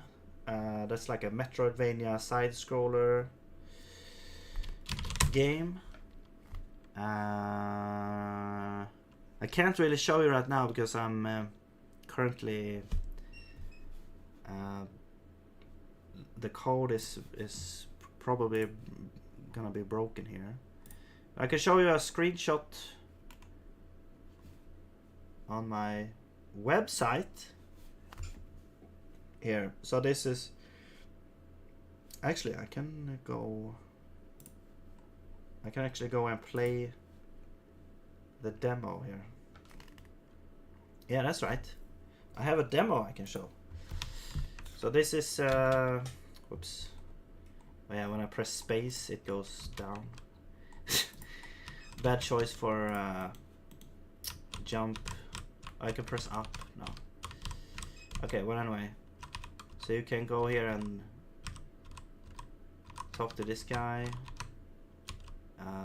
You can attack. Yeah, so this is the game that I'm working on right now. And yeah, it's like an action Metroidvania. So you're going around, killing things, fighting bosses, getting upgrades, exploring. Yeah.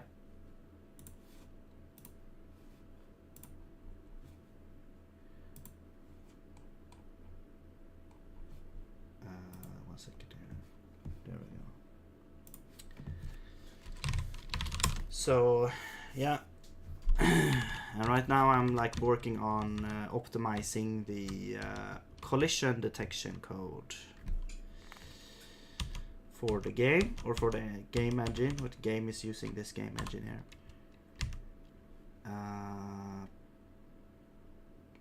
Which really wasn't necessary, but I just, you know, I enjoy programming, and I scratched some itches where I saw like, oh, I can, you know, I can optimize a little bit here, so why not? Let's go ahead and do it. Do you have a story? Well, I mean, I do have, you know, an idea of a story. I do have like some of the main characters and the overall like arcing storyline, but it's not, I haven't focused that much on the story. It's just like ideas here and there that I came up with, which I've tried to put together to like have a consistent world with the characters and the different, but there's I guess, you know, I have a lot of the background and how the world sort of works in place, I guess you could say. But that's also kind of like in flux, because I think I want to focus more on the gameplay first and then try to fit the story a little bit to that.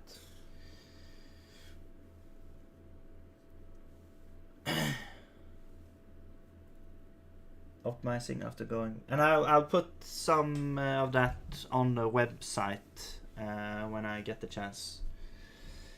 Optimizing after going back to code is so helpful, so you're not looking back into code and being like, yeah, I don't want to touch this.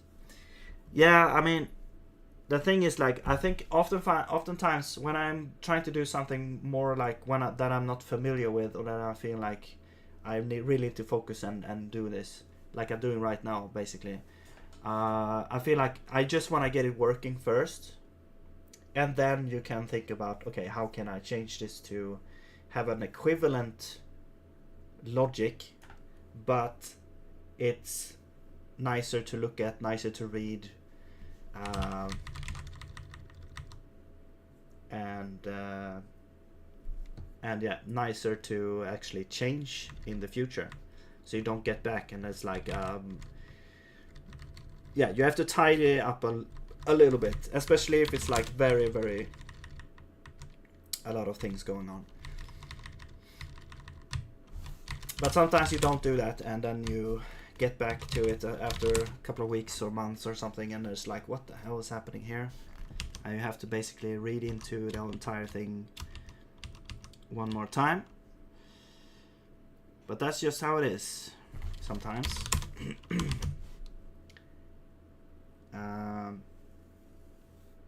I mean, also sometimes you just want to make something work, and then when it works, you know, if you know that you're basically never gonna go in and fix this again, or go in and do anything here again, which is probably impossible to know.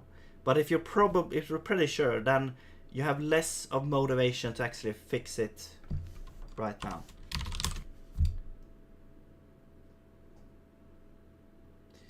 My wording is weird, don't guess the types of it. Yeah, don't worry about it. I know.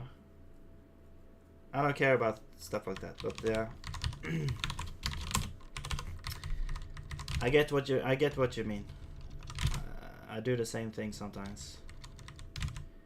Well, I want to make a 2.5D platformer game myself. I don't know how, but the vision is in my head. Oh, nice. Yeah. The thing is, like, when you're starting out, I think, speaking from kind of experience, it's nice, like, if you're starting out, if you start with something simpler first, like you have an idea of a 2.5D game, yeah, great. Try to make just a 2D game first, because a lot of the things in a 2.5D game is going to be very similar in the 2D game. So if you start with a 2D game, you're going to have a lot of the same skill sets and knowledge that you're going to need to build a 2.5D game. Because I think a 2.5D game, I mean, I guess it depends on what you want to have in the game, but if it's only like you know, for visuals, to have like a 3D environment that you know, looks 3D, but it's actually a 2D game. Then, you know, it's actually just a 2D game disguised as a 3D game. But you could, I mean, but then you can also have like you know, you can have interesting things like happening in the background and foreground and stuff.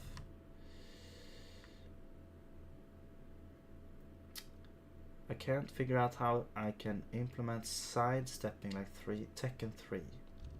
Oh, well, I mean, in that case, it's kind of like a 3D game, I would say. It's kind of, I mean, okay, then you're saying 2.5D.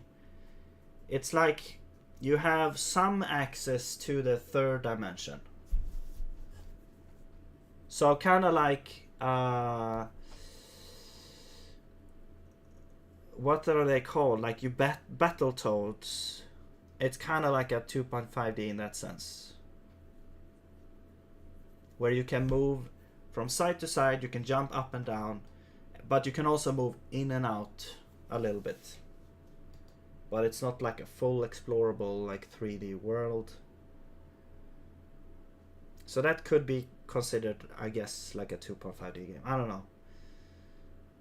But for a platform, it's like a CS and a game design problem.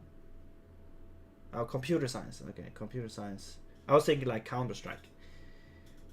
Computer science is a game design problem.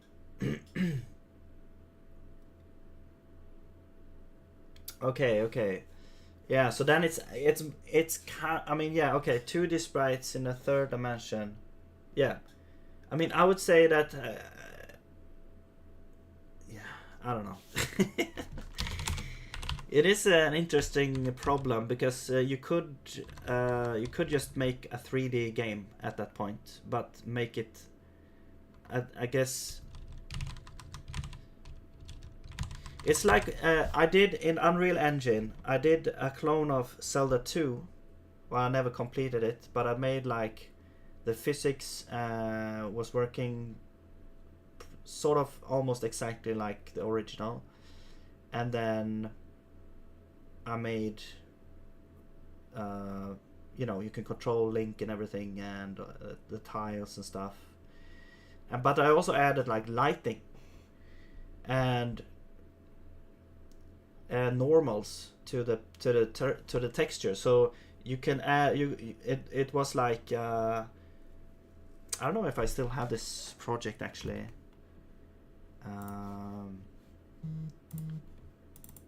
Unreal projects. I have like Zelda 2.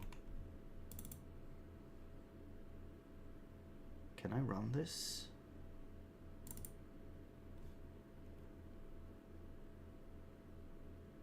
Yeah, but the thing is like, yeah, you put like things in the game, but there was actually like 3D depth to it, because some of the things you wanted to be affected by the light, and some of the things were further in the background, some of the things were in the foreground, and so there was like a depth to it.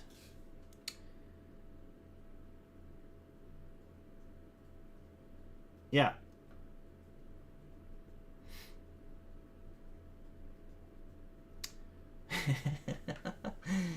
Yeah.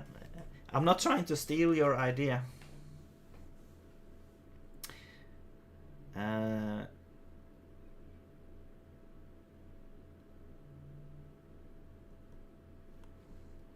just gonna see if I can run this. Skip restore? I don't know. Can I run this?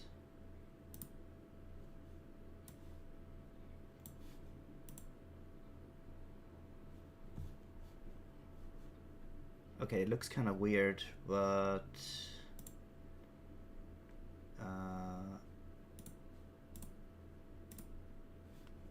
can you see this?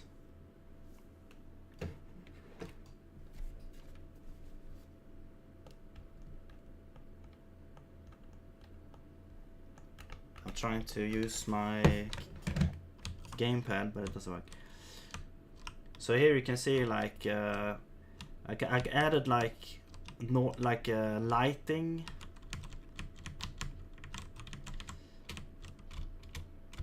And here's some monster.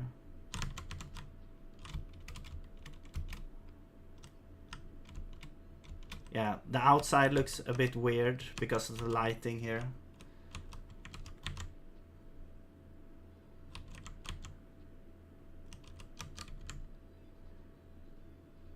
But yeah.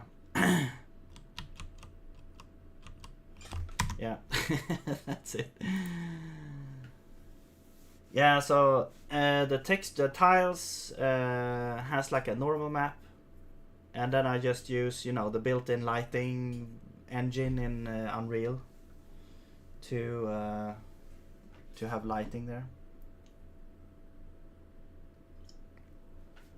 But then the like the different tile maps were spaced differently, like in the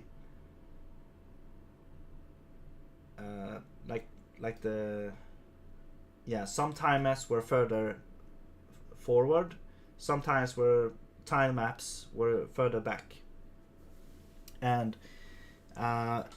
then what you do is I think there's like two different ways to have the camera, because I think there was some weird issue with so the camera perspective is what you want to look at also. Like if you want to have a 2D game, it's kind of interesting, because if you want to have perspective, then you need to use the perspective, the normal like perspective camera, like 3D perspective.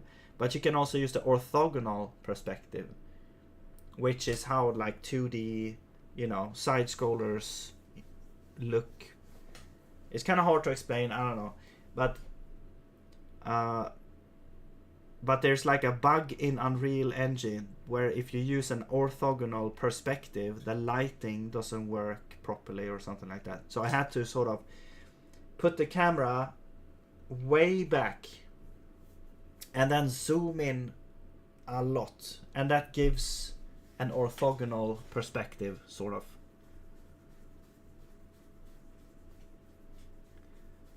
So you can play around with that if that's what you're trying to do. I don't know. Windows XP nostalgia, okay.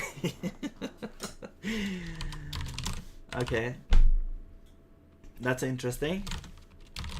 That was not what I was going for, but I mean the outside lighting looked weird because I never got around to actually fixing the lighting. I never really got it to look good outside, but I didn't spend like ages on it either. But it was fun. I mean, I learned a lot about the Unreal Engine blueprints, which was nice.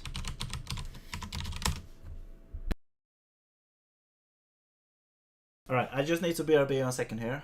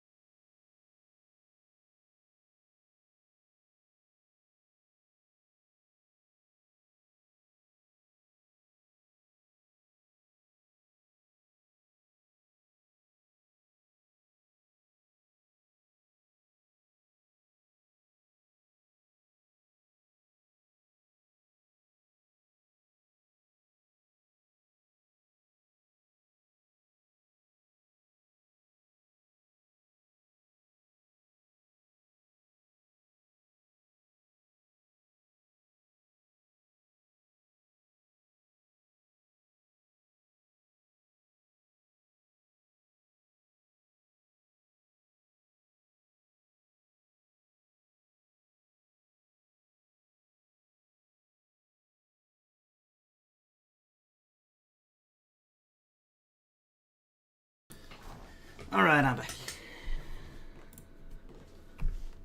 That was 1 second, right?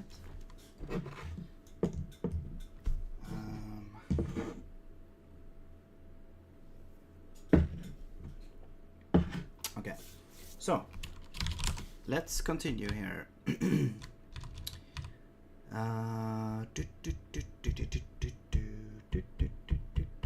Okay, so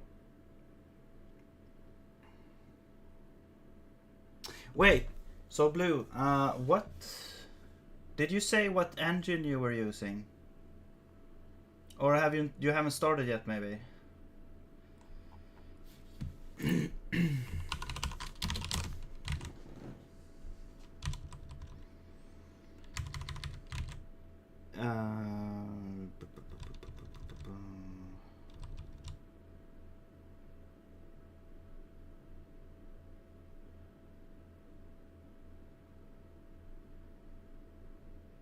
Wait, what's happening here? Populate. Oh yeah, so this one, right? Okay. Now, okay. So this is so now we actually need to do this here. So let's do quadrant entries items, and we get something here. Now we can't actually do append slice, we have to do append, and we'll do e dot k, I think. No, this is u size, so it's actually like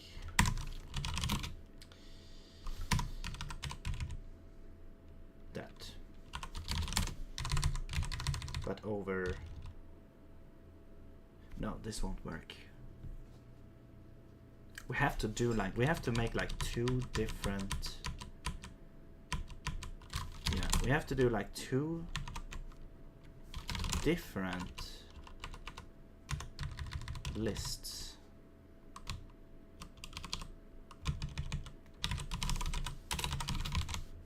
Whoops.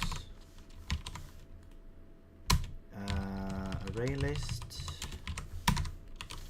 Okay, let's just name this whatever. Let's do indices.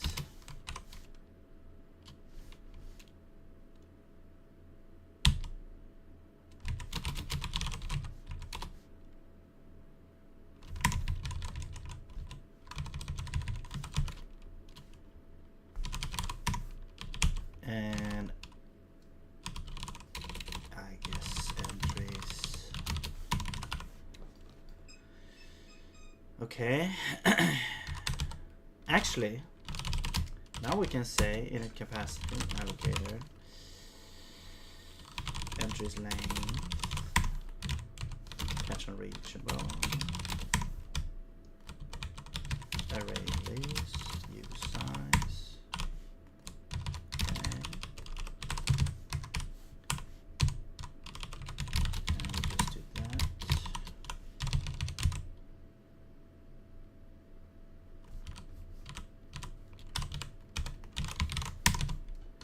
No, that doesn't work. God damn it. No, let's just do this undefined and then we populate them down here. And actually now we can say this.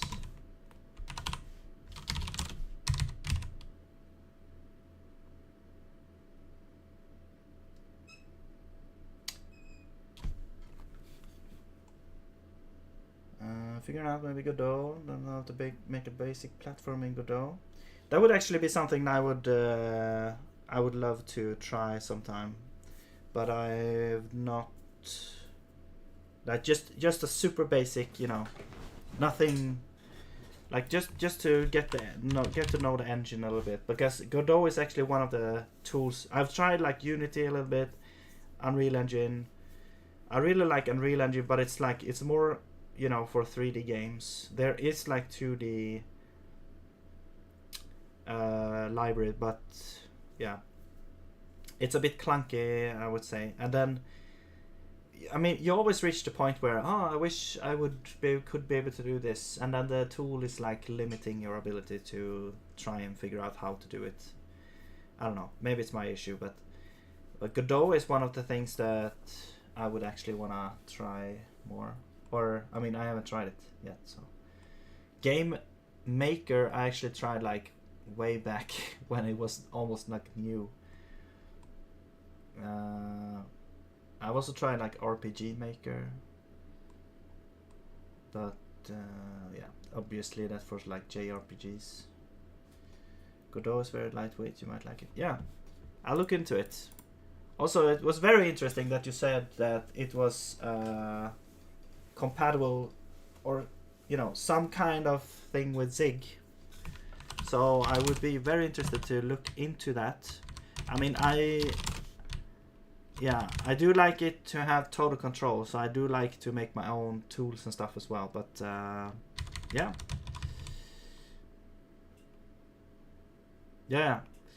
no problem. It's very interesting. I'll look into it. It doesn't have to be perfect, I just want to see how, because I don't mind using the built-in scripting language of Godot or whatever. It doesn't look to be that difficult, but yeah, we'll see. I'll try it sometime. Okay, so let's see. So now we have like quadrant entries. We have indices and entries. So this is for each subdivision, and then actually now here let's make also the init function.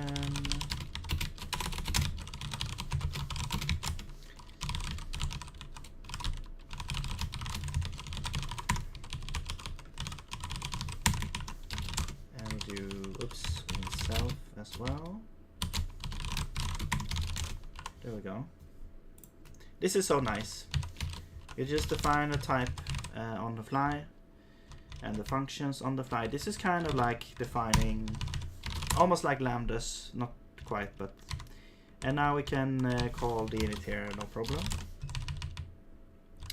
Alright, so now over here, where is the thing? So here, instead of so we don't do this, we do dot, well actually, let's make this,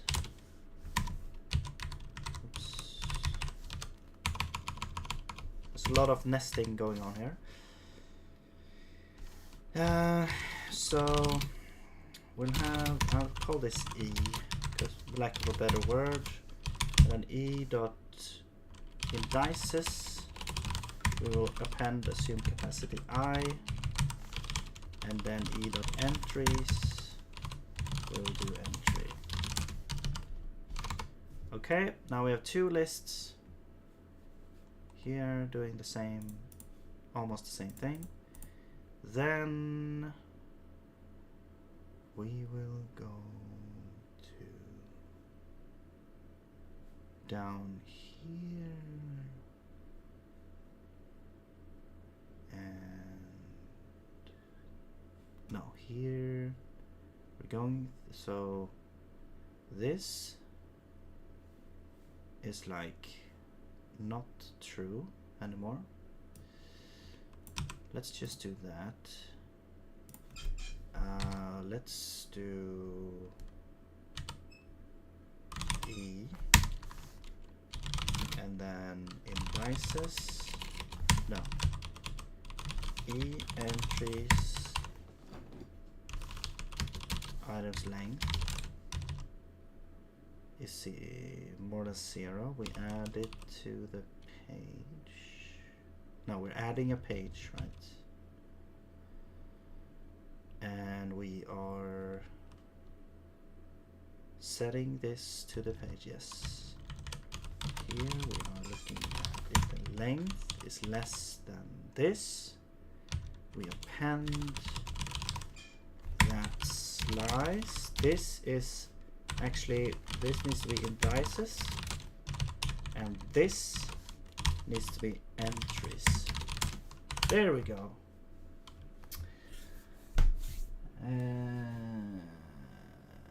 There's many languages. I'm not sure how you access it. You can use Godot script, C#, C++ natively, have plugins for other languages like Rust or Swift. Oh, okay. So like you access the Godot API sort of with Zig stuff. Okay, cool. 3, 4.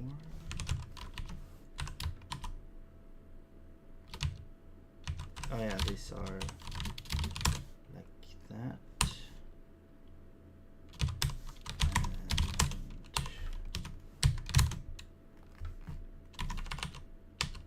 And so many small edits you need to make here. Function parameter self shadows from outer scope. Okay, I will call you self underscore. There we go.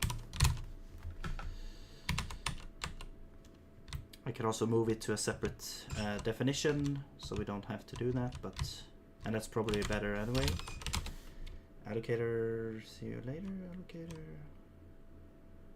Shadows, okay.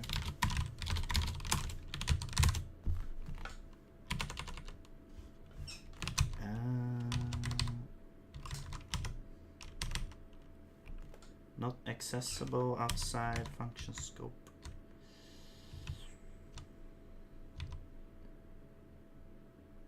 Oh, okay.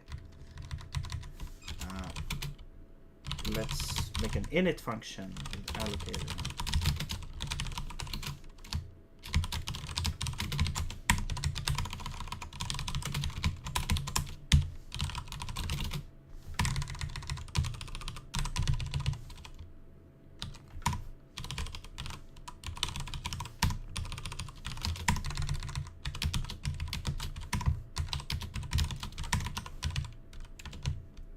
And then here we call init with allocator instead. There we go.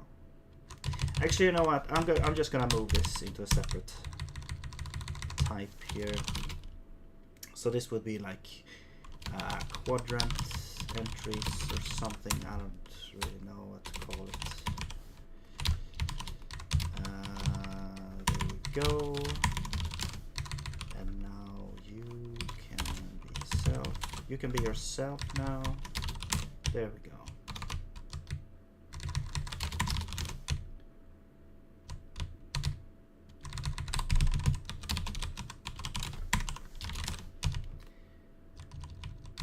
Okay. And now you can actually be this. Yeah. So now we get full type support there.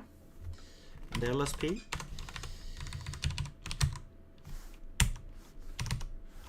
Entries. Oh, yeah, of course we need like, well, let's do like capacity.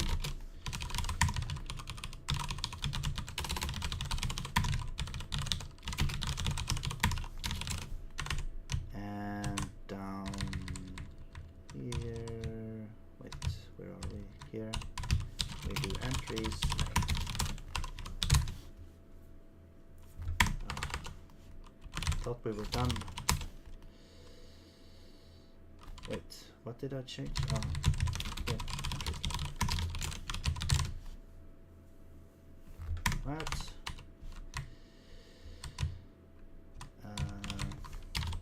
3, 4, 1. Expected type, array list aligned.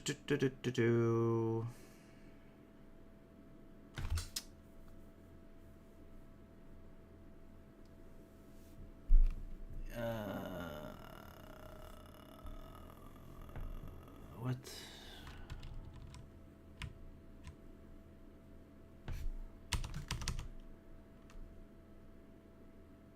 Ah, wait.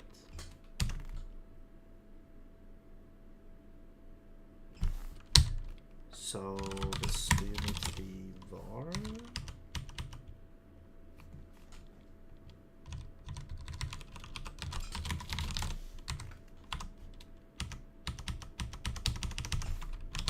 Are we done? Are we done, please? No. Well, kind of. We're done with the compiler errors. Now we have runtime errors. Index out of bounds. 452. Alright, index out of bounds. Entries to pages. Items. So, yeah. So, why is that?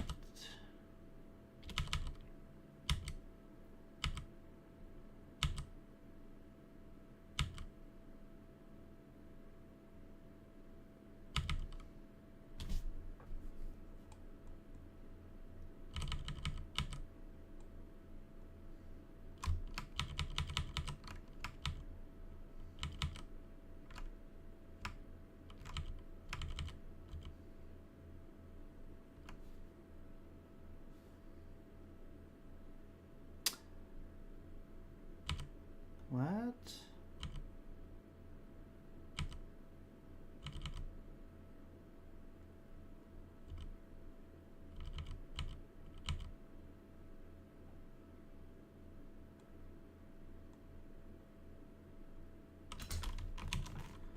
Where was this? 452.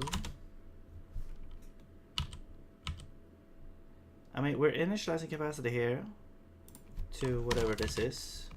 This is like 10,000 or something, I don't know. We're never calling the initialize. This should be the only place where I guess resize also. It doesn't lower capacity, but it lowers this length.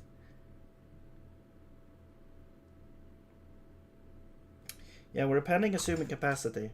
Are we not doing this?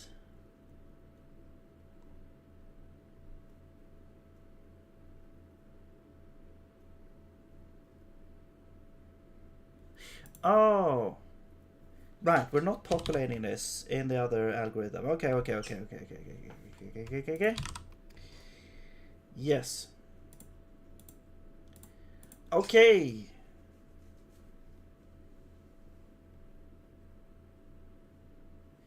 I think what we want to do then, in this case, we want to set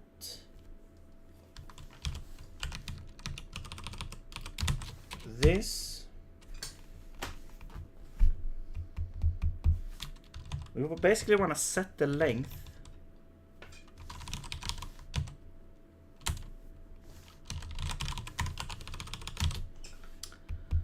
adjust the length, yes, and the length should be like entries length. So this is like mapping entity index to a page, like its parent basically. And so we should resize it there. We should populate it with nulls, or do we need to do it? We probably don't need to do that actually, because we will set their parent somewhere here. Somewhere around somewhere. Here we could set it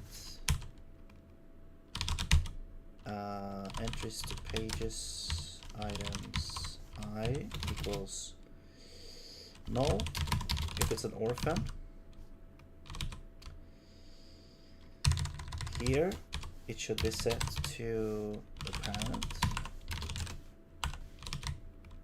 and otherwise I think that's all we do actually.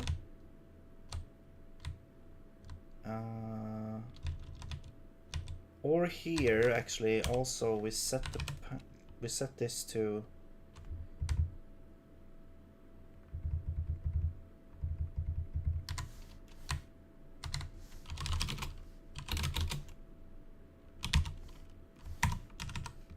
wait.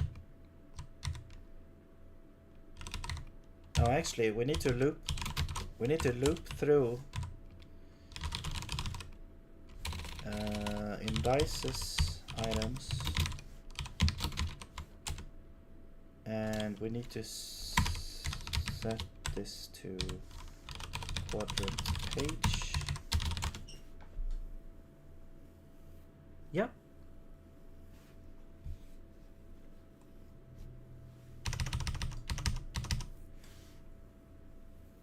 And catch unreachable.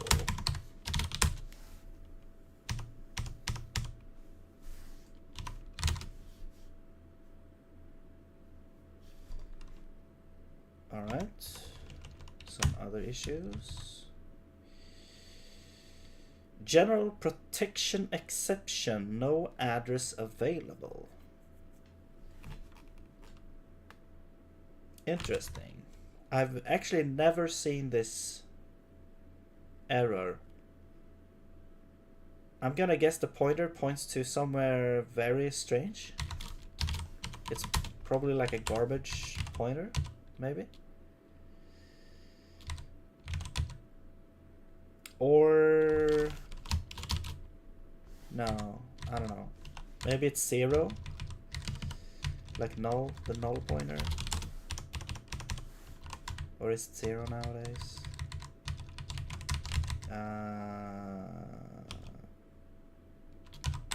Maybe not.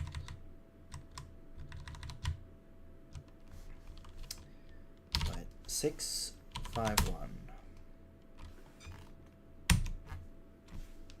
Page. So that's probably a bad pointer. How did that happen?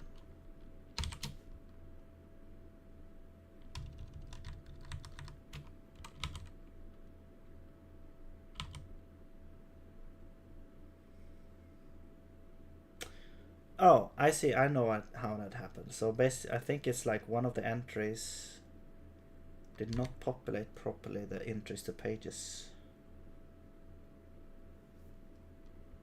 That's how it happened. But why?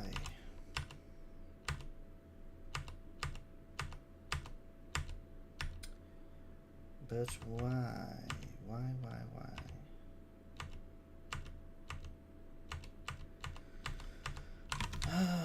Okay.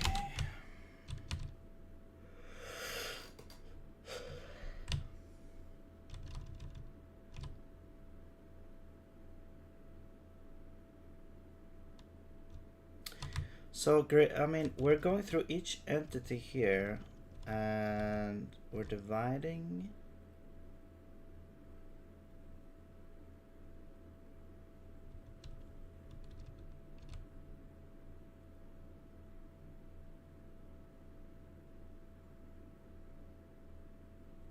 By the quadrant.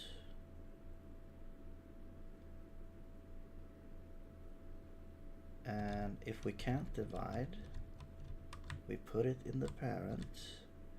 If we find a suitable parent, we will populate this to the parent. Oh, wait. No. Okay, this is dumb. Okay, actually, no. I know what's happening. So populate page, since this calls recursive, the first time we have this list, the index of this is very important. The next time we call it, the index is all jumbled up. So we can't rely on the index of this anymore. So we actually need another list of indexes as well. Indices.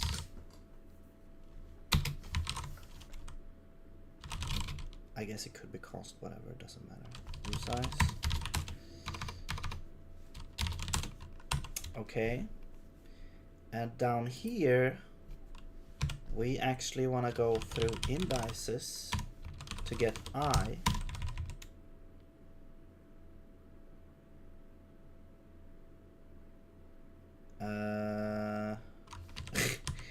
One second here. I'll call this index. We'll go for indices. No. Yes. we call this index, but this is I.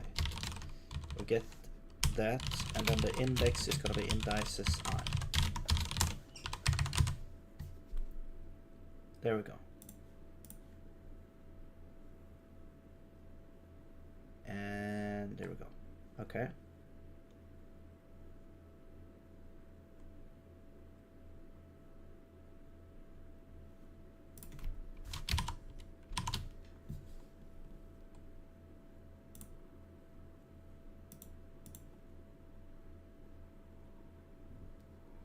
Okay.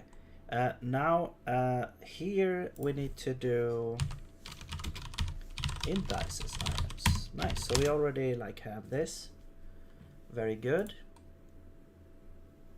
And then, but the only thing we need to change now is the parent. So you need to have indices, which is basically just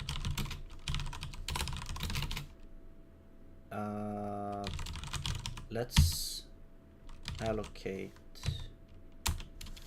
usize entries length, and we just want to populate it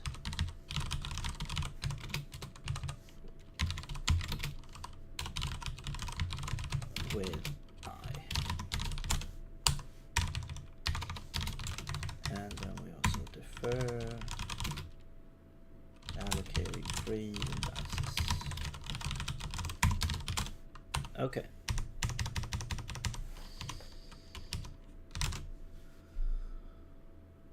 No. Nope, nope, nope. Okay, we still get the same issue. So let's look at this again. Okay, but that solved that, hopefully. Let's see if I didn't make a mistake here. So we're making a new list that has the same length.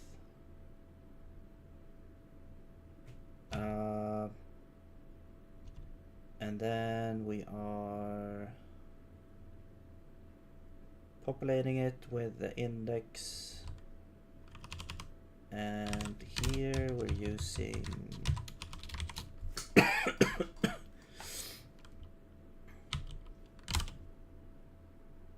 I as an index into indices, which keeps track of the actual, like, global index, I should say, of the entries. But this one, yeah, this is the actual index, is the actual correct, like, global index, and I is like the local index for this quadrant. Imagine if you could sync attacks with music beats. Have you played, I think it's called Necrodancer?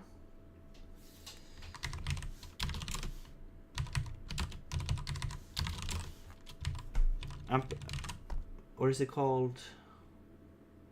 Yeah, there's like a rhythm game, but the Necrodancer, I think that's kind of like top down, as I think. There's also like a Zelda version of that game, actually. But yeah, that's cool. There's not many games like that, but there's like a couple of ones out there.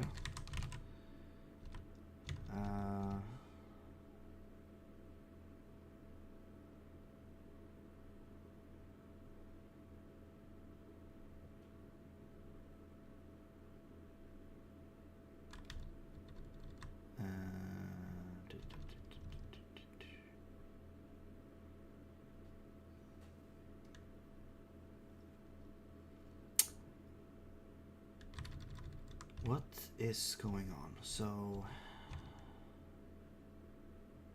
yes, subdivision.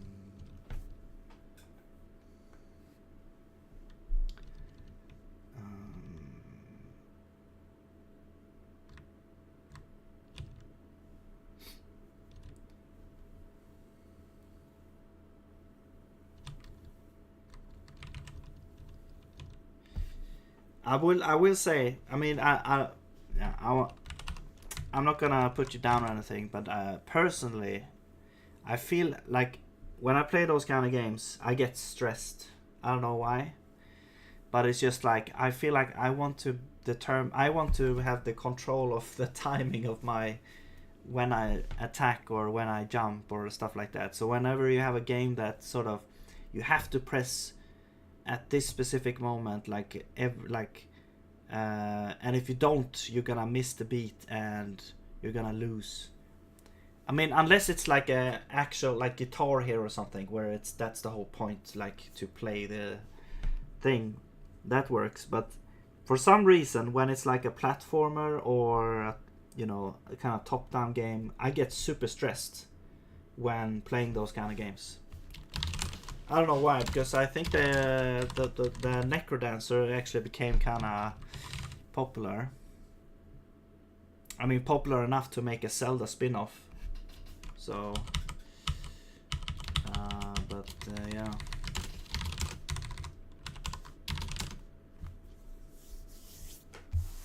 No, I know, but it's kind of the same concept, a little bit the same concept.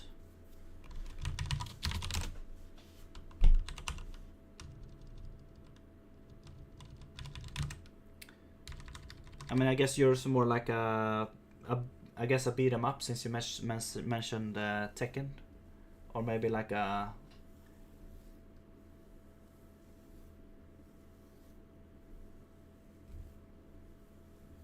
Beat 'em up platformer. I mean, are you gonna make like a what's it called, like Double Dragon or Battletoads kind of game, or?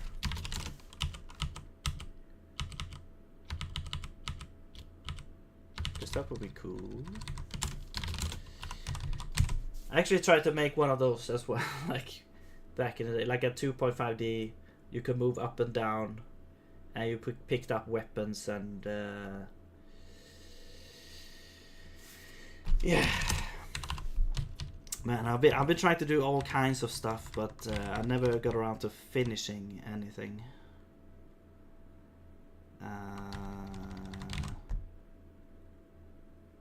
Let's see.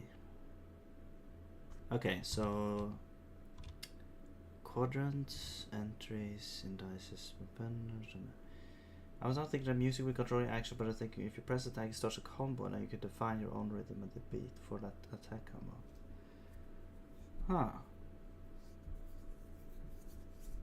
Huh. Okay, cool. So maybe if you follow the rhythm, you get like a stronger attack or something.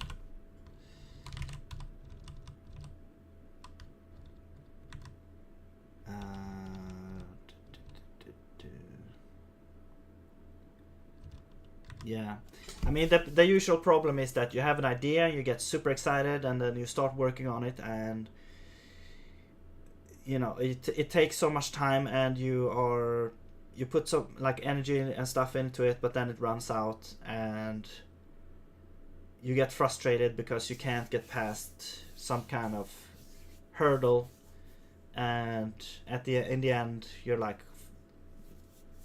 F this shit, and you abandon it, and then you get excited about a new idea and try to do that instead, and the cycle goes on and on and on and on and on. So I don't know how many projects I've started and abandoned. It's insane, but you still learn, so it's not like, I don't see it as totally wasted time, because each time you do it, you get a little further, you learn, you own your skill as a programmer and developer. So it's not total waste of time. But it is kind of sad that you never get around to actually finish it. And that's what I'm trying to do with this project. Is I'm trying to actually make something that I can call a complete game. Create thousands of unfinished work, but you at least get something from it. Yeah. I think so. I mean, at least you're practicing and you learn a little bit more and I think it's good to start over and do things from scratch over and over, because it's like the next time you want to build it a little better. It's like when you play, I don't know if you've played like Factorio or some kind of building game. The first time you start, you basically you're building like a shit like town or whatever.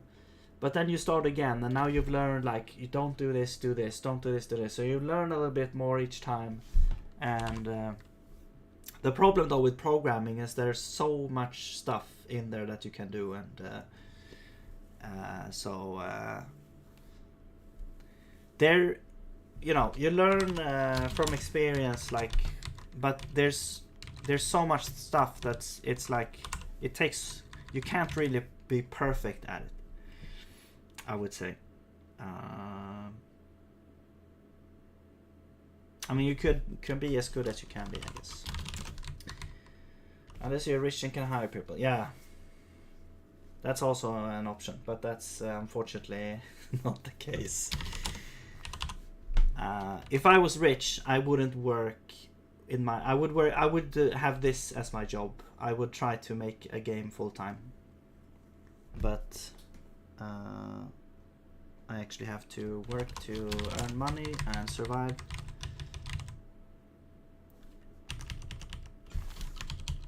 Okay, well, what the hell is going on? So why is this not working? So we're looking for a quadrant, and if we find it, we have this guy there, yes. And then we continue, but otherwise we will look for a parent, and if we find one we populate it, otherwise we set it to no. Down here we are going through each, yeah, if the length is more than 0, we will. So the question is, which one is not populating? So where is this happening? This is happening in 656. Okay. Okay. So okay, so it's happened. So basically the page that gets passed in here is bad, which is from here probably. And so we can check, we can log entries, so entry and then page, which I will say as a, I think when you do this it will show, actually we can do, I don't know, when you do, what happens when you do, okay, let's find out.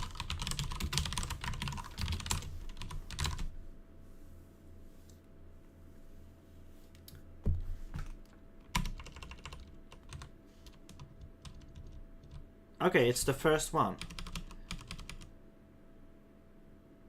And this, you can see the address is garbage here. Address.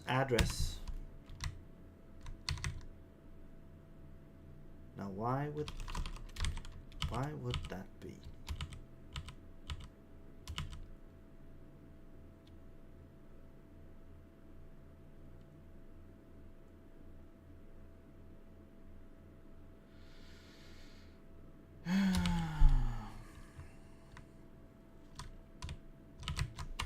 What's this? Right, this happens like straight after, right after here.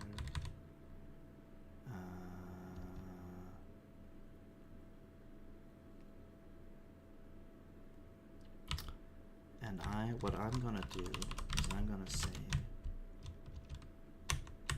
every time we populate,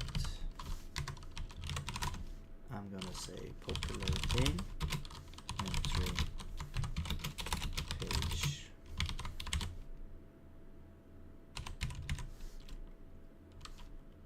X.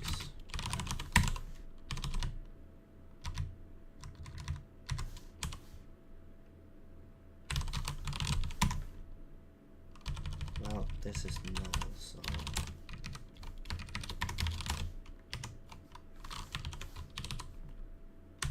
and then down here we have this.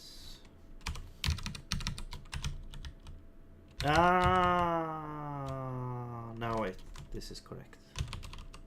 Sorry. This is I, and then page. All right. So now it will say each one it populated. What? Only 2 entries, 1 and 36. So it's only populate. Okay, wait. What the hell?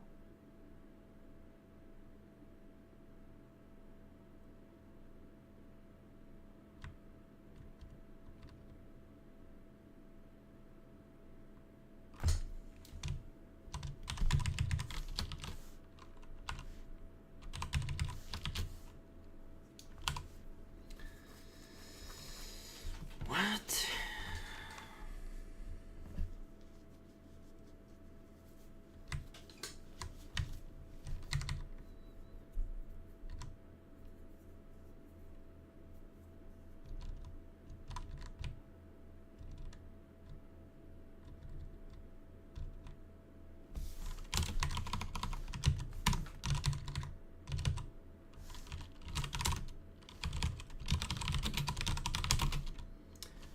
Okay, it's hard to see which quadrant we're talking about here. I mean, I guess we could use this populating quadrant. Entries. So we get the number of entries, and that's the quadrant. So the number of entries and the quadrant.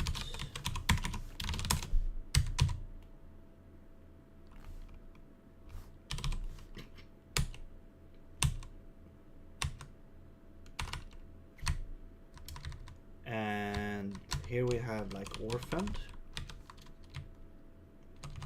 which we didn't get.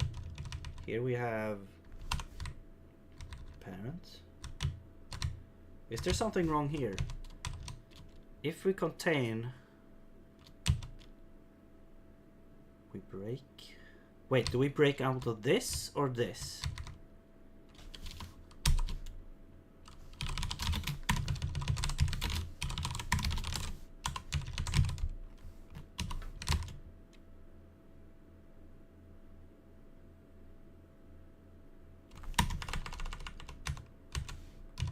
Okay, it didn't matter. So both are orphans.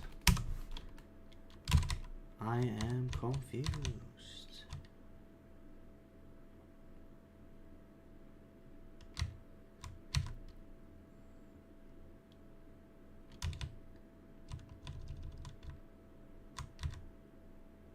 Continue. So this one should be continue this one, yes.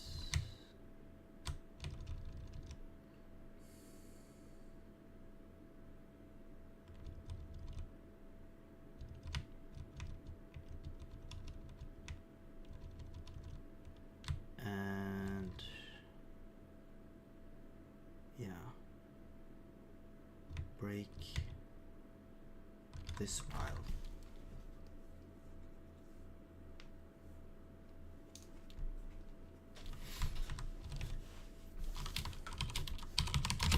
I'm just doing this to be sure.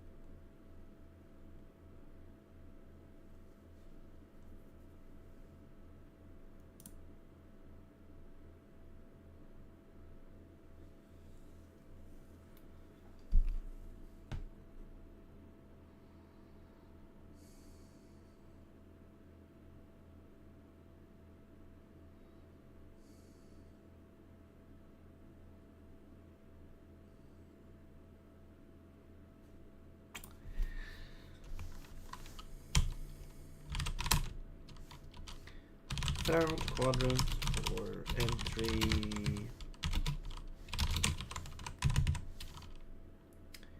is index, and this is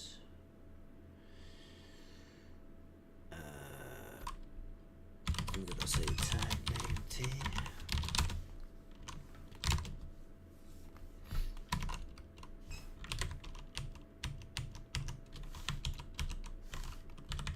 Oh, and it's a string, so we have to say s.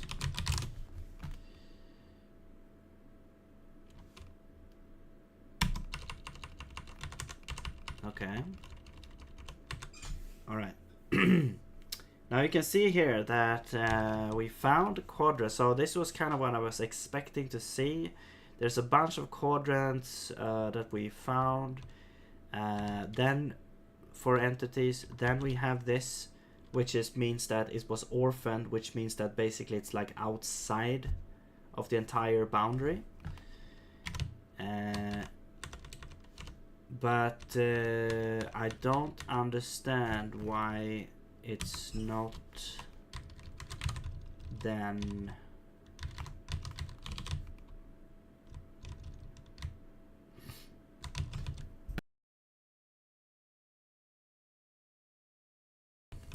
hang on.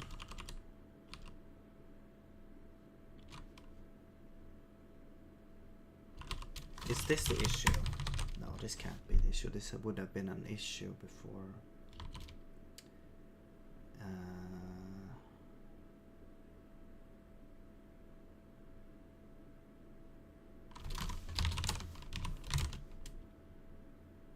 Oh my god, okay. Alright, see you, Blue. Have a good one. Okay, that was the issue. So basically, I made a copy of this struct here, but I was thinking like the underlying array lists already was allocated. Okay, so yeah, okay, so I didn't change the length of these array lists in the original. I changed it in the copy. Okay, so I copied one instead of getting the actual one. Okay. Fine. I'm just gonna see. Yeah, see, here's the same thing here, except here we never modify this, so this is fine.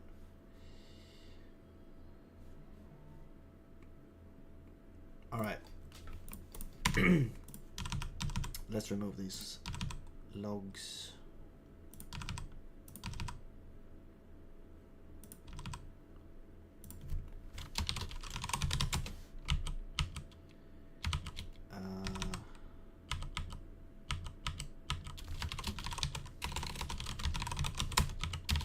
Okay. Wow, okay. All right, let's see. Yeah. Okay, this is what I wanted. So, as you can see, yeah, the collision still is kind of weird because I think we're doing like double checks, and that was a circle, I think. So that's why I went through it. Yeah. Okay, cool. So basically, you can see here that this example here, we have 3 entities, but they are not subdivided further. They stay in this quadrant. As soon as my rectangle goes in here, it does a subdivision again. So we basically, now we've optimized the number of quadrants that is created. Great, and that was exactly what I wanted. Cool. All right. How many bodies? 102. Okay, so the next thing, so this is done. Nice. The next thing that I want to do is I want to avoid double reporting. So basically, every time, so when we want to check for intersections during this, where is it? When we build, well, actually during both stages. Let's see. This function is like the entry point. So in this function we build the entire quad tree, and we also do we check for intersections between every entity against each other, and then report those collisions. And so first we so this is the popular page. This builds the tree, and here we do a collision detection. So we need to change this collision detection thing. And the way I see that we want to do it is that because we have this idea of a global index, we can use this index because we're looping through every entry, and the I here is the global index. So first we start with index 0, then we check against everything else, then we go on to index 1 and check against everything else, index 2, check against everything else, and so on. So once we are at, let's say, entity 0, we know that, well, it's not going to collide with entity 0 because that's itself, but it could collide with anything else. Okay, so now we check that. Now move on to entity 1. Now entity 1, since we already checked entity 0, well, or let's say everything before entity 1. So that's going to be true for every entity. Like every entity that comes before whatever entity we're currently checking, we've already checked. So we just need to look at the global index of the entity we're comparing against and check, okay, have we already checked against you by comparing this number here. And that way we won't report, well, we don't have to check against that entity, so we skip a check. I mean, we do have to do the comparison against I, but it's at least a bit less checks there, so we don't have to do that. And we also what is it? Actually, you know what? I just thought of another way we could optimize this even further with the index, so to skip entire quadrants if each quadrant knows which entries are in there. We could keep track of the maximum and minimum index of each quadrant. Then we can skip the whole thing. Like if I is outside of those, we know that... No, wait, hang on. How did I think about this? Well, anyway, let's do this first. I just came up with that right now, but I don't think it's gonna work actually. Well, actually, yeah, if the maximum index is below the current index, we don't need to check it. That's right. So we could do that also to potentially skip a whole bunch of checks. We just need to keep track of maximum index then. Yeah. All right. Anyway, let's see. Yes, so here we are doing that. Right, so we need to change this a little bit. Now this is kind of wrong. This is not entry, this is like index actually. So index, I would say, is like the global index. Maybe I should name it global index, whatever. I'll call it index for now. And when we check against entities, where are we doing that actually? I think we're not actually doing it in here. We're doing it in these ones. So I want to add index to these. All of these functions are going to take an index, because we're going to use that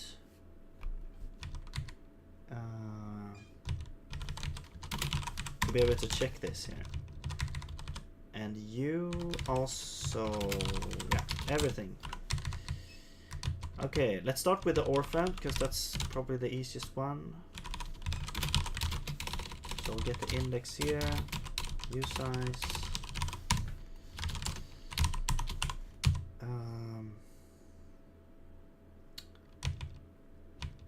And we're going through these entries. Now this is an actual key though. Yeah, so this is kind of weird. This is kind of bad actually, because we're storing them as keys. We should store them as index instead. Now this would change a lot. Actually, you know, for orphans, let's just skip that. It's not really worth it right now, and that's not a huge deal because they are like outside of the map anyway, so who cares about those guys? Okay, I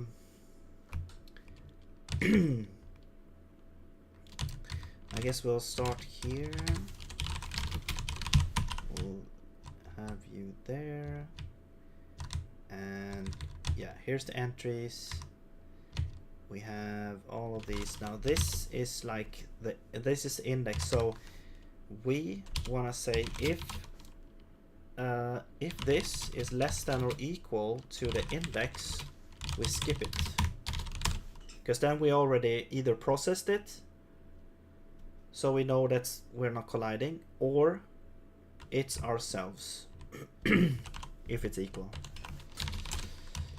Okay.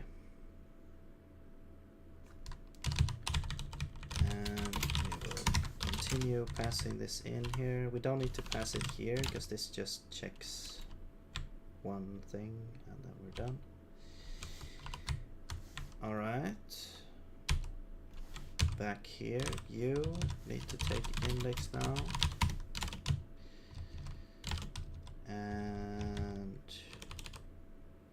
you also need to take index.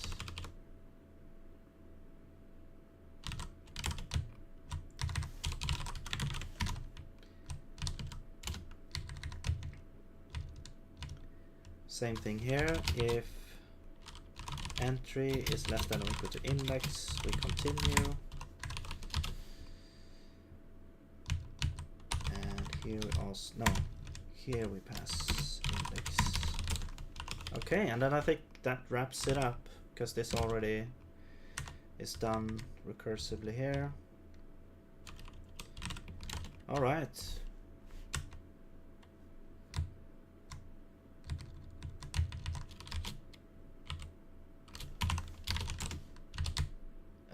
Yeah.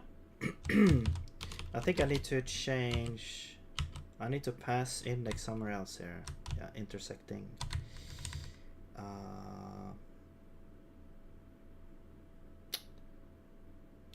But this one actually is.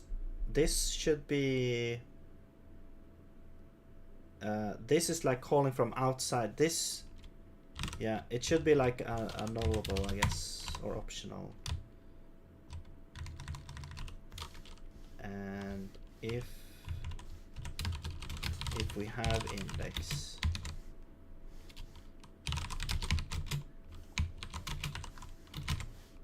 we want to do this, because we might just want to look at a rectangle that is not part of the tree, or we want to do another check afterwards.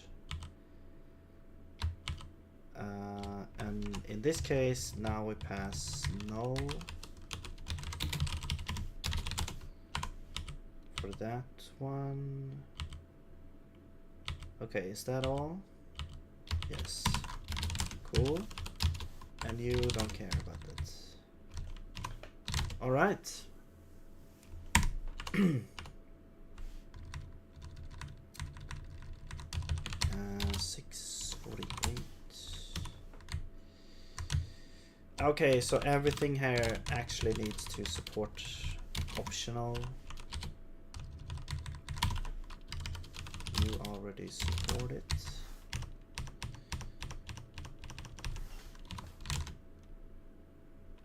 There we go.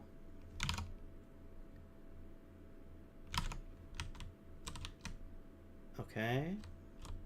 Okay, there we go. Now you can see the collision is way better now, because it's not like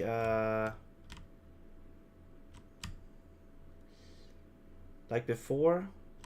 You could feel that you got like double collisions.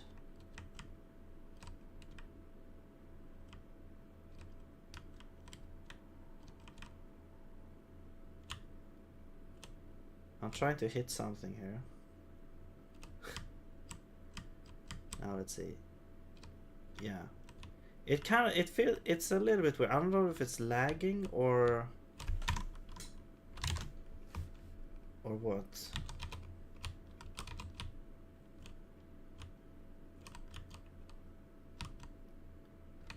Yeah, that's a circle which has disabled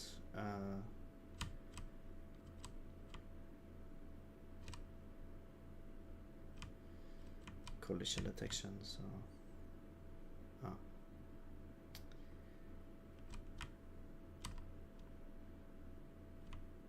where did the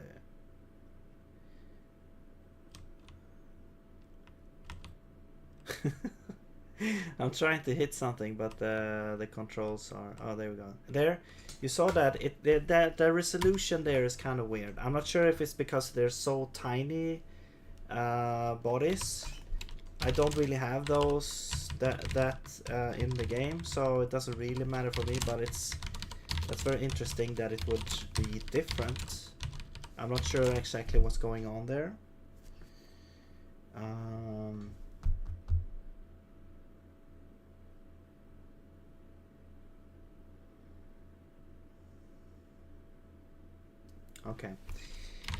Okay, well, I think this is now done.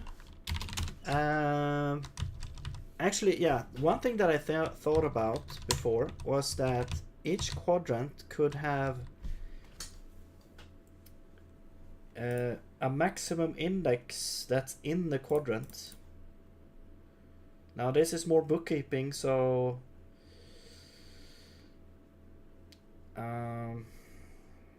for the dynamic part, it's gonna be interesting. We have this intersect function here. This is like a dynamic version that doesn't rebuild the tree, but it updates the entities a little bit if they have moved. So if we want to bookkeep where they are in the tree, like maximum index, that might be an issue. Yeah, the maximum index is, I think, is more with if you have like just a static tree, which I did have like from the start. We can easily just change it so it's always static and then take advantage of that. But now, okay, I am curious because we do only get like 102 bodies. Before we got the double, and it's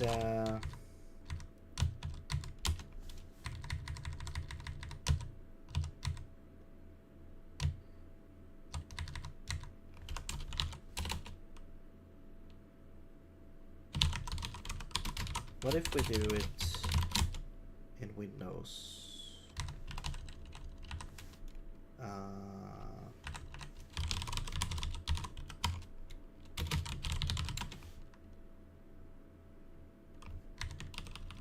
Okay, hang on.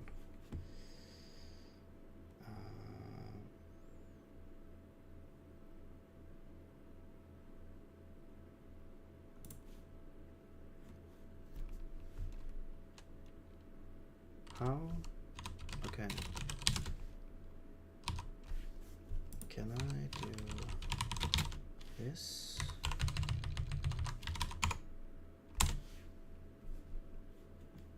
And then start a terminal.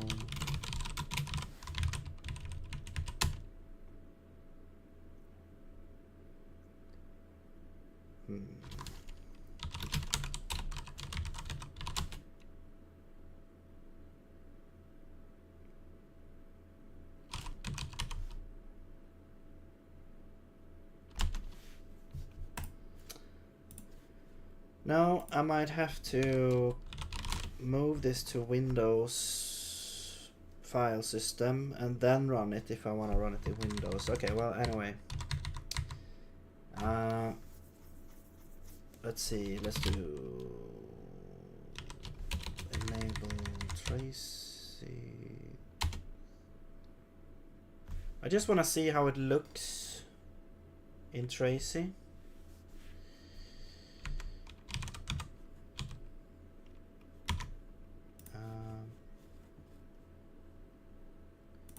One second.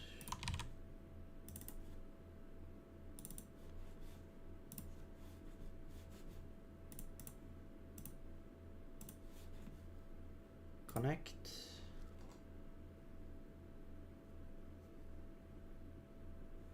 Okay, stop. Interesting, we get more depth, I think. Or maybe not.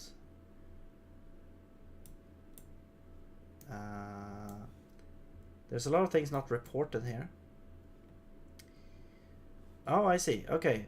So this looks interesting, but kind of bad, actually. So I think the building of the tree takes way longer now. Interesting. But the subsequent checks are actually pretty fast. So around 1 millisecond, or I guess 3 is the more usual ones, perhaps. So okay, I'm gonna write this down. 3. So we got updates, collisions, 3 milliseconds, and then no, only intersect.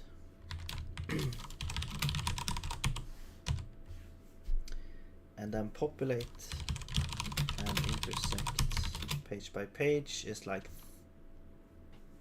okay, 30, okay, let's say 20 milliseconds.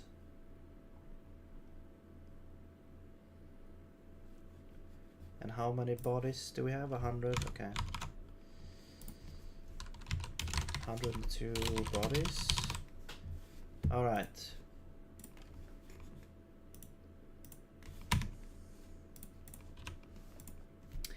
Okay, so let's go ahead and switch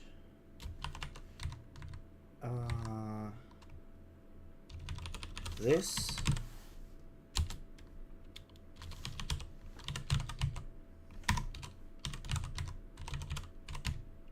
to this.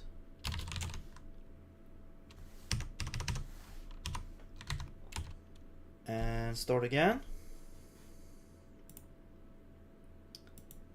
Okay, so I switched out to the other algorithm, so we'll discard, reconnect.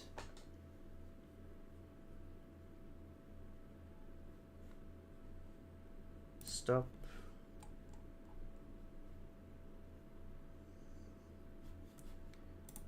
Now we actually, this is more efficient. This is double the amount of bodies. These guys only take about the same. Well, they are about the same, I guess. Yeah, actually a little bit faster. Only intersect. I mean, it's hard to tell if it's like faster. It's like 1 millisecond change. 1 millisecond difference. This one is way faster though. This is like 4 milliseconds.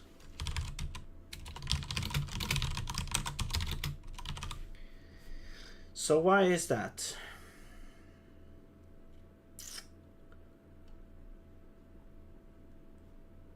Why is that? I thought this would be faster. I mean, okay, well, actually I thought that the search would be faster, like way faster, or not way faster maybe, but I thought it would be faster because you didn't have to go so deep into the branch to find some of these. Yeah. That's very strange to me.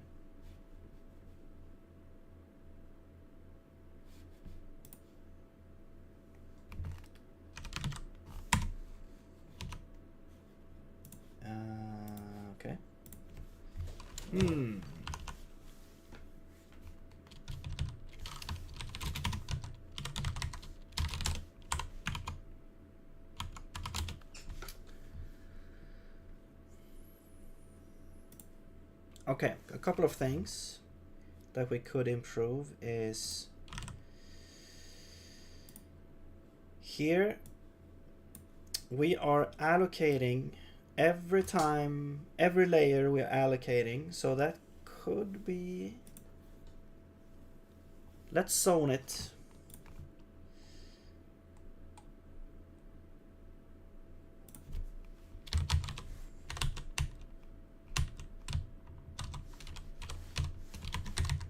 This is populate page.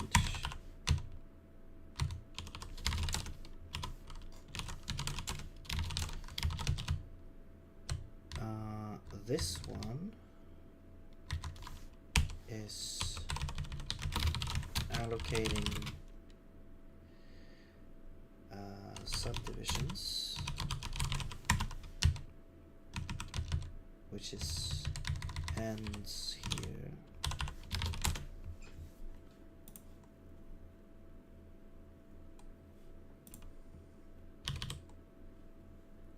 Here. What are we doing here? Actually, you are Alexon.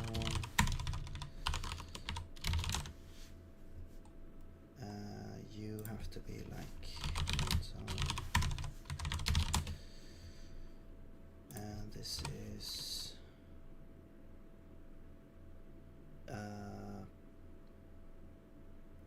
I guess dispersing delegating, how do you call it, choosing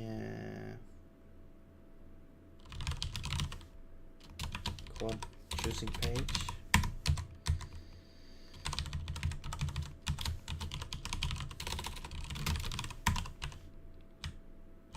Let's just call this choosing page. We don't need to.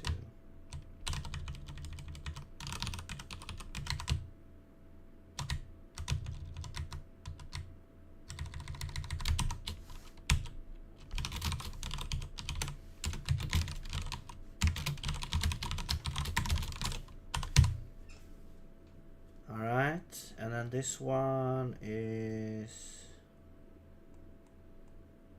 the recursive call. So this one, yeah, this is populating the quadrants, I guess.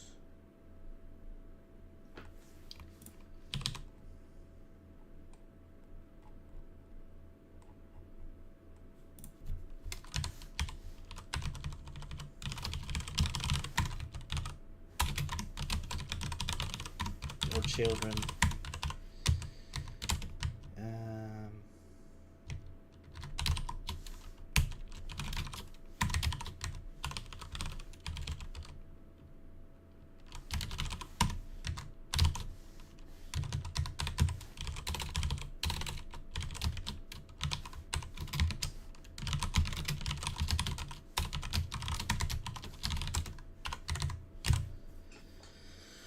All right, now we have a little bit of visibility on what's going on. So let's try this again.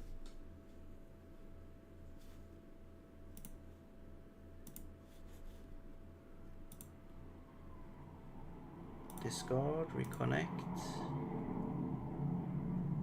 Here we go. Stop. Let's look at one of these usual cases here. Oops.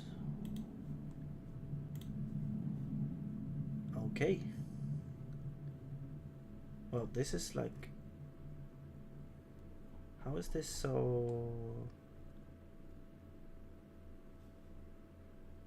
How can this be like 500% of mean time, but then almost every one of them... Oh, because they are the same here. Okay. This one is what we need to look at. Okay, so about 20 milliseconds. So really, and what was the old measurement? Wait, how many bodies? Right, 100 bodies.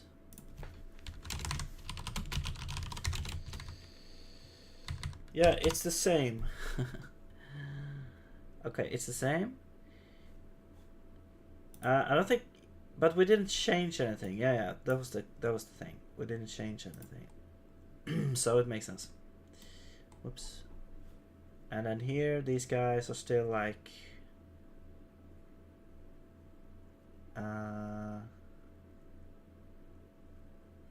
About 1 millisecond. So, wait. Okay, that's faster, actually. Yeah. I wonder how that happened. Before it was like 3. Okay, I don't know. Whatever. Let's look at this. So, what is taking time? Populating children is what's taking a lot of time. Allocating doesn't actually take that much time. But it is called a lot of times. You can see here, the allocation actually takes like, I mean, here it takes like 1 millisecond. So if we could remove this time, we only have 1 allocation happening. That would probably be pretty good, because that's what I was thinking. Like, we just need to allocate 1 big array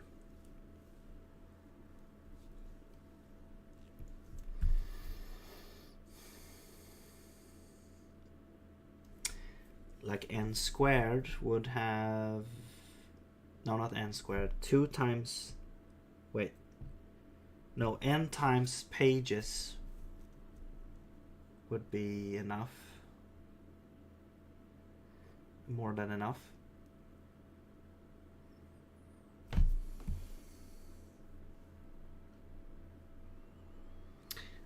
I'm just gonna be 1 second here.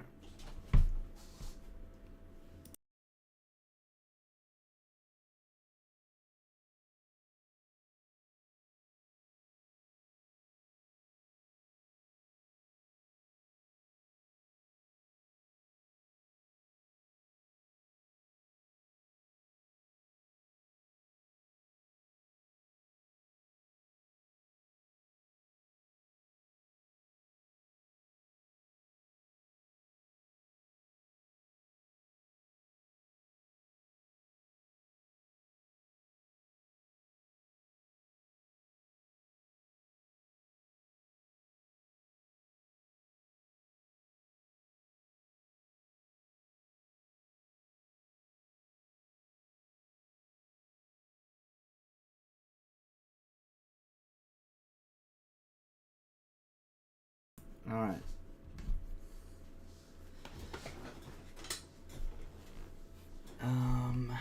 Yeah, this takes time. Okay, let's start there.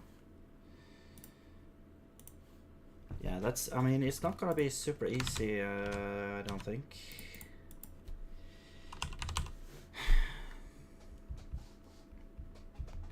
Well, maybe it is, actually.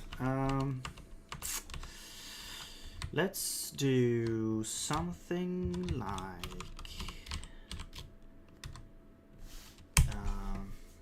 so we'll do it here. So we'll do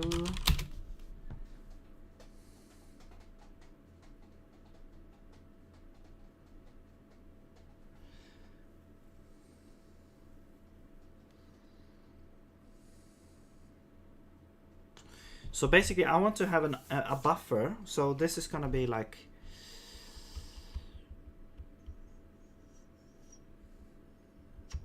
actually this is gonna be for both of these.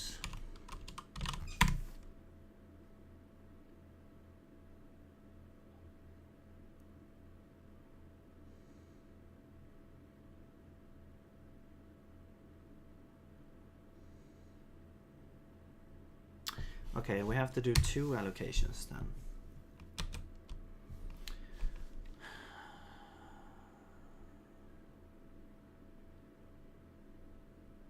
I don't really know what to call this thing, but populate storage entries is gonna be allocator allocate, and we're gonna have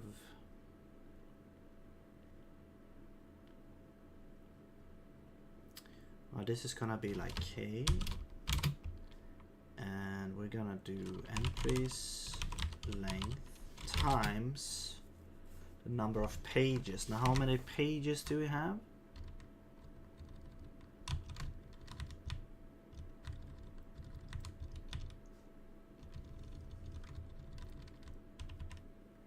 Pages needed.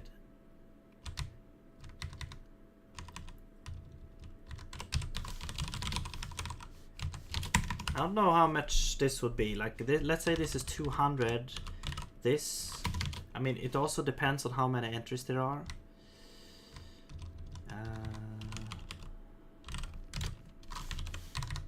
Pages needed.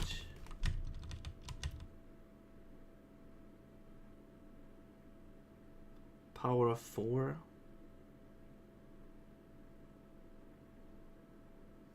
Times max entries in page, that's 10.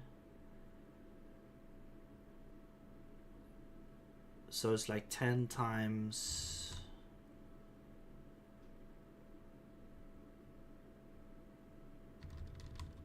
okay, we start at 10. Right, that's 1. Okay, so if we have 100 entities, we need 10 pages, right? But then we add a bunch, we add a little bit more. Okay. So I guess it's kind of like, it's not too bad. It's not way out there anyway. And then we also do indices, but this time it's usize. Okay, I mean technically we could do one allocation here.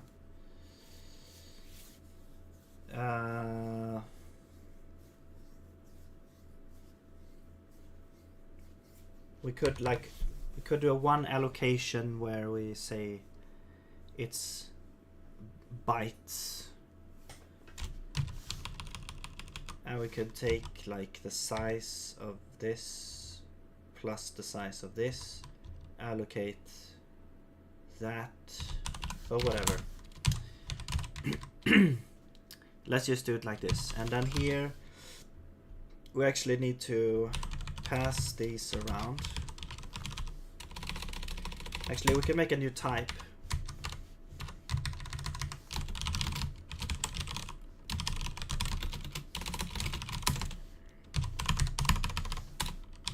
Entries and indices.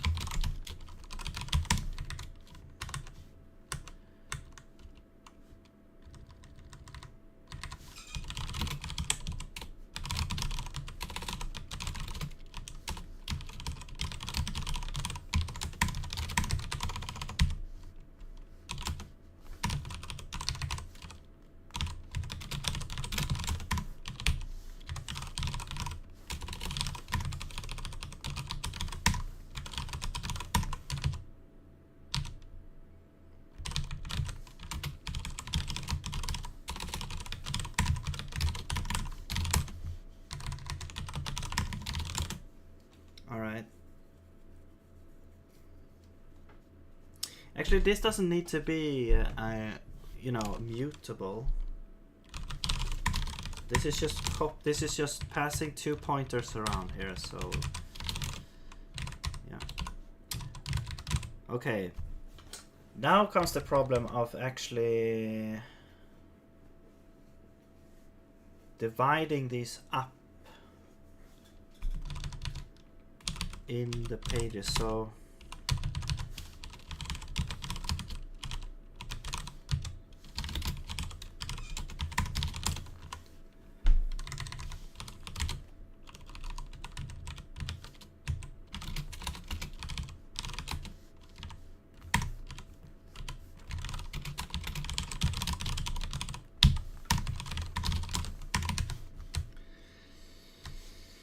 Okay.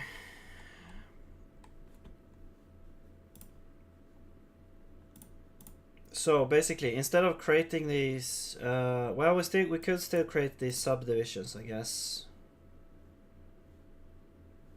Or not the subdivisions, the quadrants entities. But we don't allocate now. We can move this zone.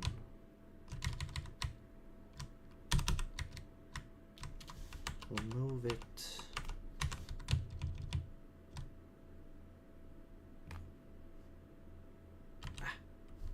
Let's just remove this zone. Right.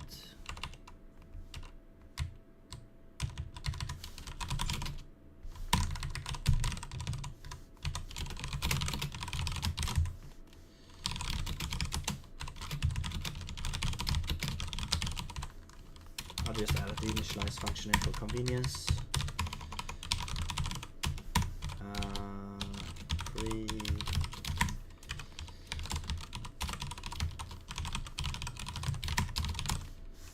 Alright. Defer.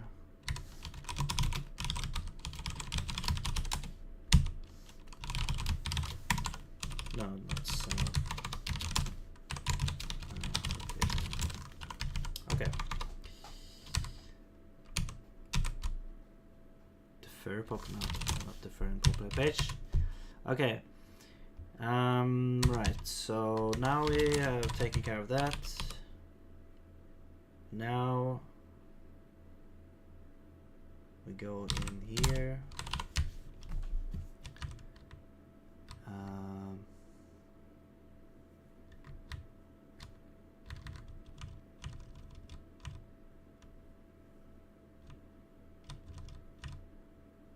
Okay, yes, so we don't initialize that,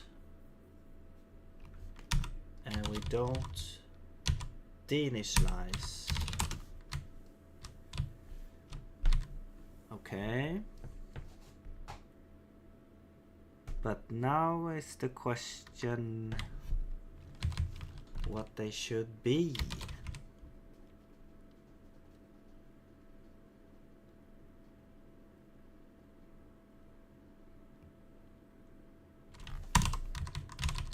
I think we could do this. I think we could say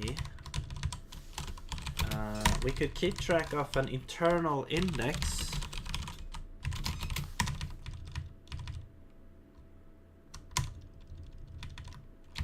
and say and then we'll say we want to request a pair of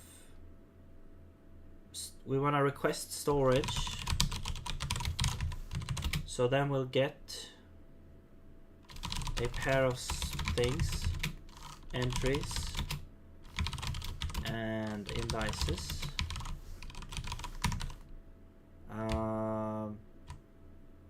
But these are actually going to be, I think they're going to be like an array, maybe? Like a buffer?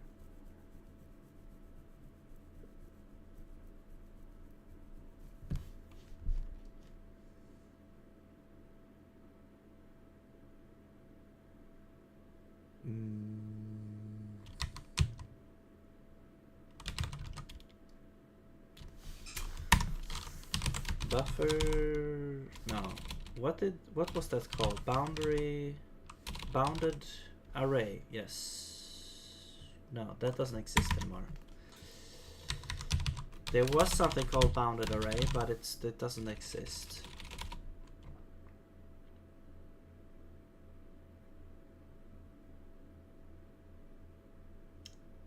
Because that would be nice to have.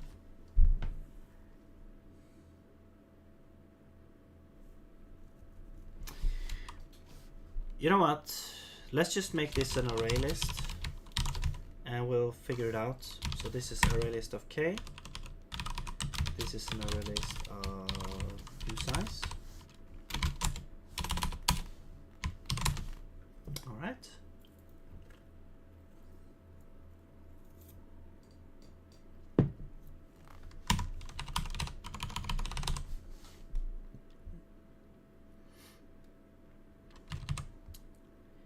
Okay.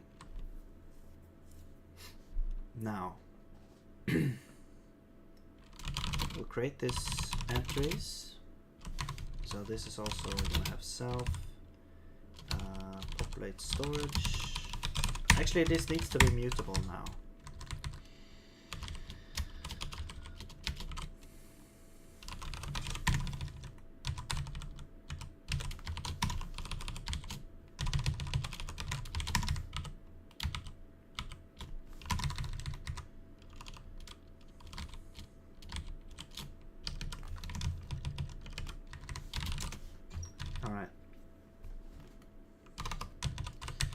So entries is gonna be self entries, and then we're gonna do index times max entries in page, and then we're slicing that. No, yeah, that's the starting point. Actually, yeah. This is an array list K. I mean, we could just return this straight up.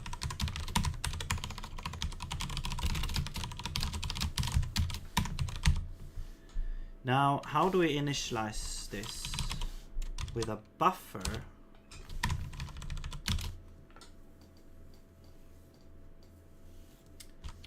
Yeah. Buffer determines the capacity, the length is set to 0. So the capacity is 10, but wait. So, okay, great. This is perfect actually. This is exactly what we need. So this would be self entries, and then index. So this let's do start is index times max entries in page, and then end is start plus 10. Is that true?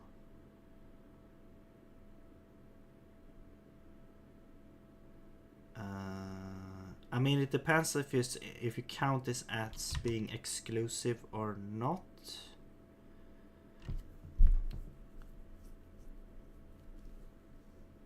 If you have 0 to 0, that's 0. 0 to 1, you include 0 but not 1.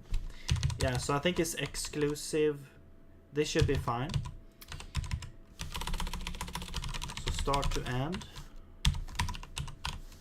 Okay, that should not deal with allocations or anything. So now we have to be careful to always append with capacity, because it's externally managed memory. Yeah, so you can't use functions here now that requires an allocator. Okay, indices is the same thing, except this is a usize. Why is the syntax all messed up here?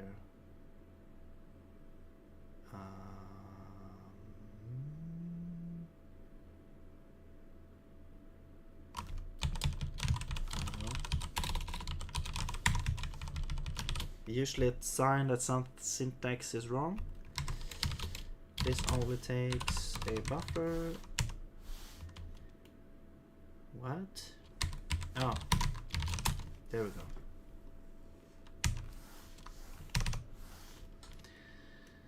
Index, oh yeah, self.index, that's right. Oh yeah, and also we want to defer self-index, or we don't need to defer it because, but I mean, yeah, whatever. Self-index plus equals also. So every time you request storage, we want to increase the index by 1. So next time, the next thing that wants storage can grab it as well.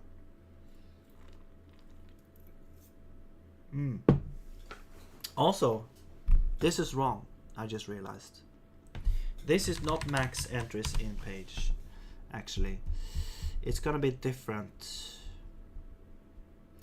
Actually, the number, it depends. So I think we actually need to store this as well. So this is going to be like storage capacity. I guess unit capacity.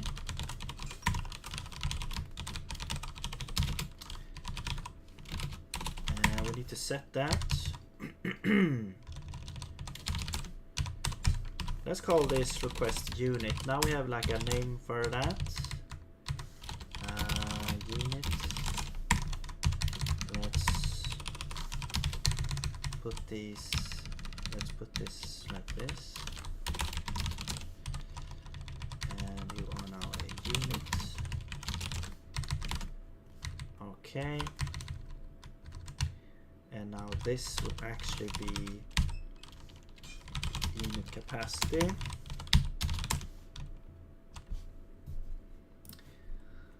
Okay. Yeah, so now we need, so now we can actually, well, we can go and set that, which is gonna be, I'm just gonna say it here, entries length times pages needed. That is the unit capacity. And then you, actually, you know what, then we can just make an init function with an allocator and unit capacity,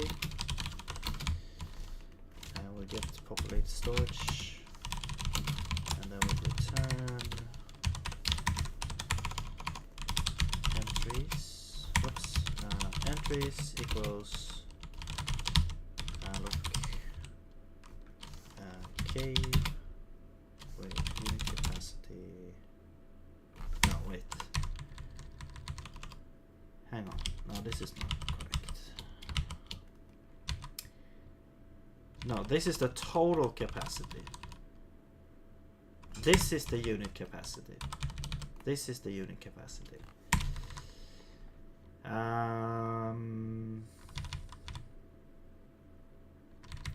Yeah, unit capacity is entries length. There we go. There we go.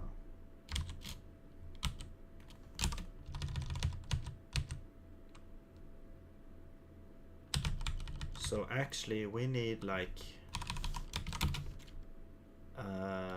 max units.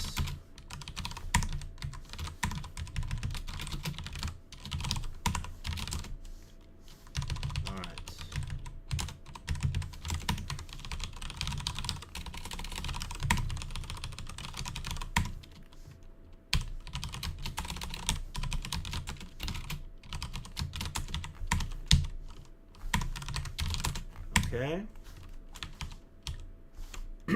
Now back here. Now we can say init, allocator, unit capacities, entries length, max units is pages needed. There we go.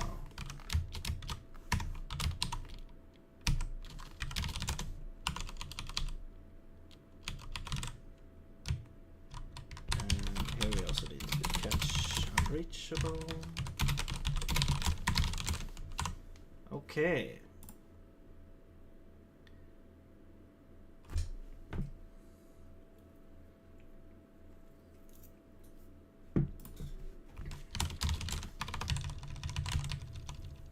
We have our little storage here where you can request units. All right. Each time you request a unit, we increase index by 1. You get a little unit out with the unit capacity. So basically it's all to just allocate one time instead of a whole bunch of times because it takes so long, I guess. Maybe. We'll see. This probably takes less time to request a unit than to allocate these things every time. Okay, now down to where we are. Populate page. Okay, now how do we do this? So these guys need to be set down to, yeah, each quadrant needs to be requested a unit storage. So I'll just do this manually here. This will be populate storage, request unit.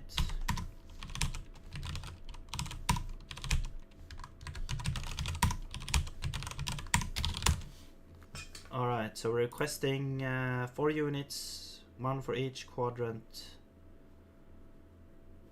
Alright. And I think that should be it, actually.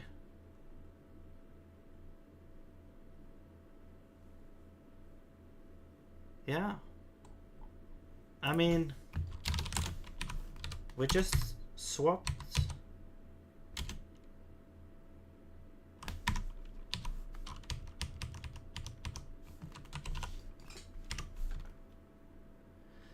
Hang on. Quadtree. Oh, sorry. This is wrong. Okay, let's do like populate storage unit, because it's basically the same thing. Yeah. And we can actually get rid of this type now.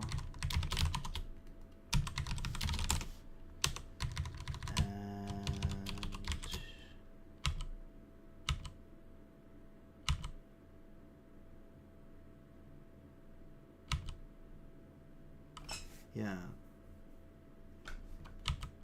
All right.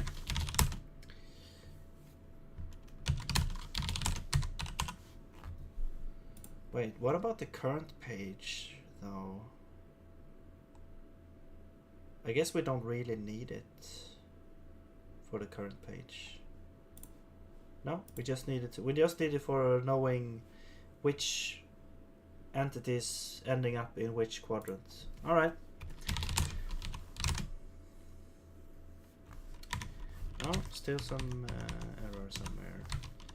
Quadrant entities. Oh, yeah, this is a populate. Use now. Okay.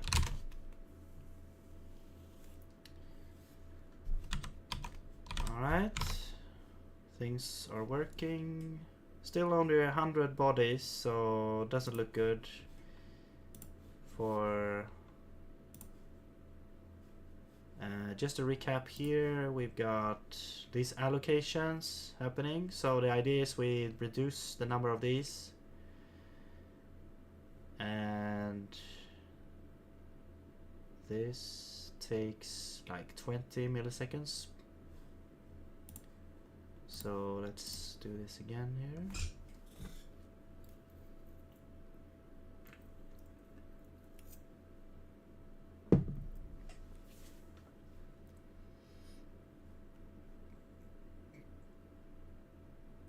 Okay, stop.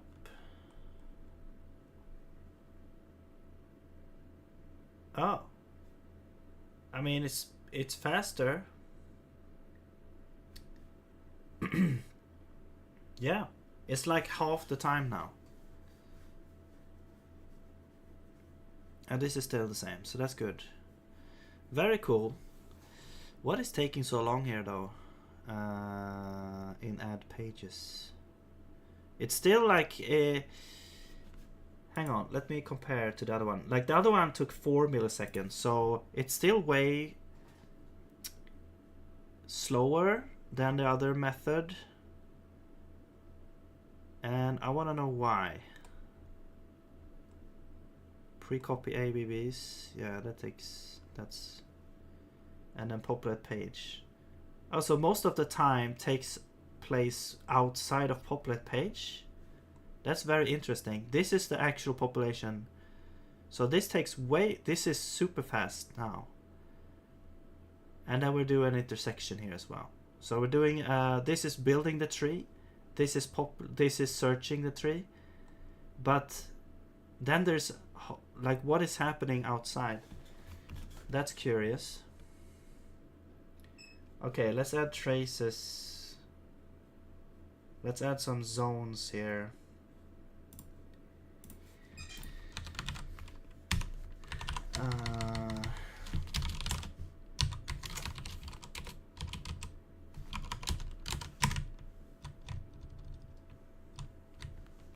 So this is the entire thing.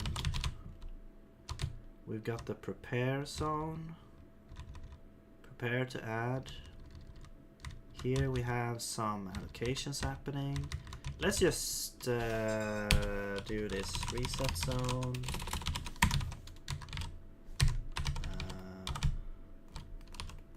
Reset.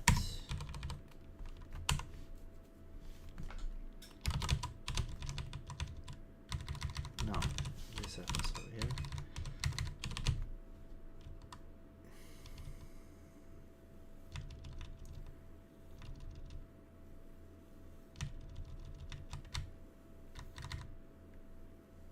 This is alloc zone.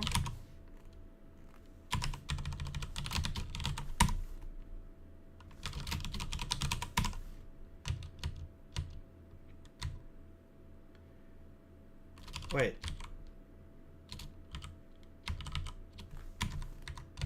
Okay. Let's do this. This is the alloc zone.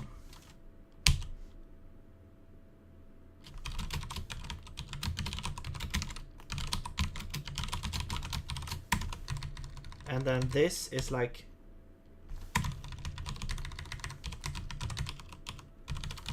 like alloc, like indices zone.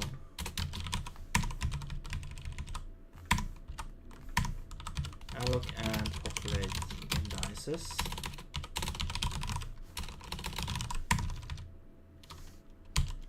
It shouldn't take that. I mean, basically, we're only allocating once and putting, you know, it's kind of stupid, but we're putting like 1, 0, no, 0, 1, 2, 3, 4, 5, 6, 7, 8, and so on in a list.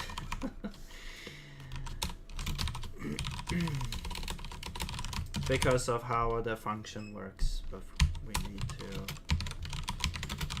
have this list, sort of. I mean, technically we don't really need to, I guess. We could have like an if. We could have like, if it's the first one, if this is root, then we actually don't need to look at this. We could just use, so if this actually takes way long, then we could optimize that as well. But now we have a zone for that, we have a zone for allocating. This is the population. Here's the intersections. We don't really need a zone for that because we already have like a zone there. All right.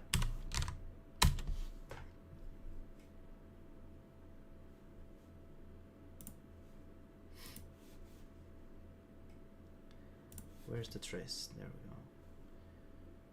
So we got 10 seconds, 10 milliseconds, 1 millisecond. What's happening over here? We're basically, yeah, we haven't done anything. We just want to see what's happening.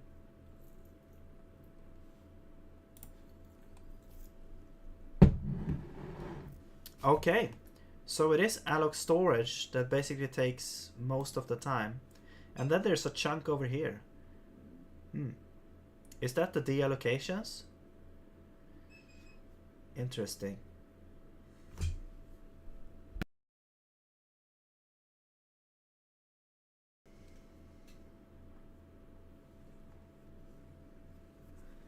Huh. This takes 6 milliseconds. That's so much time.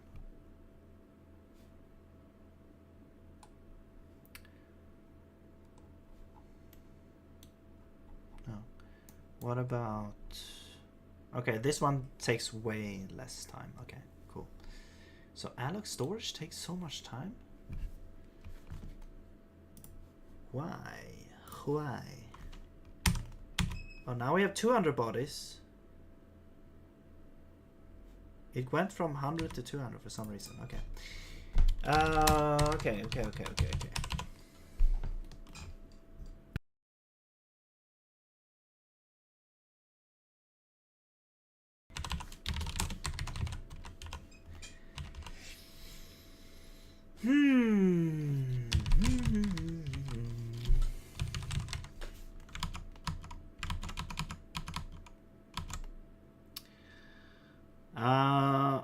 Oh yeah, also Voltric Scratch. Thank you so much for following. Your followers school of 100 which just started. Okay. Thank you, Twitch.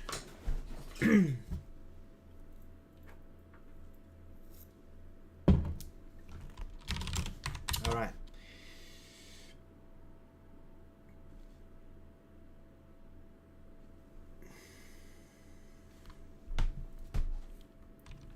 Populate page.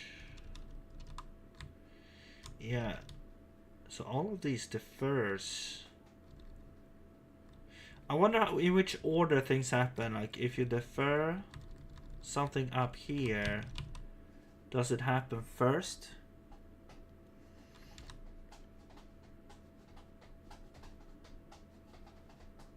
Or last?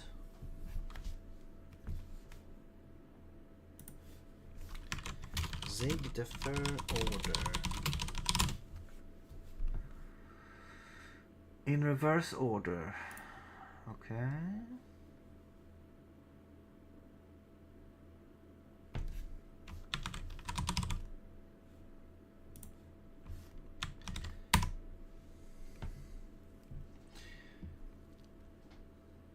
Okay, so the first one happens last. Interesting, because then there's no way of doing, like, let's say I do like a defer zone.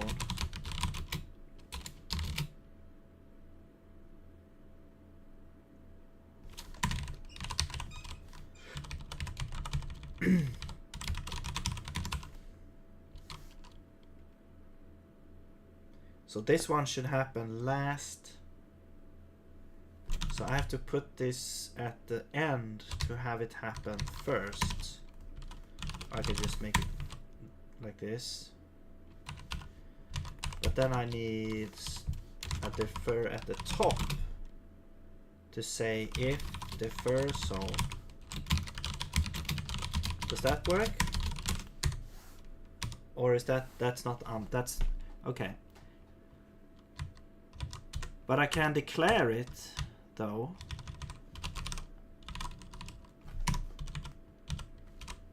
Hang on. I can declare it here as undefined. But will this defer refer to that? Then will it make like a copy, and because I wanna set it later.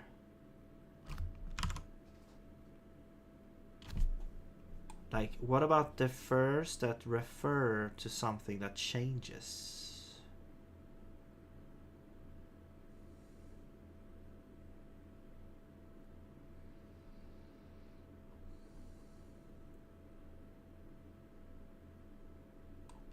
Okay, I guess we'll try it and see.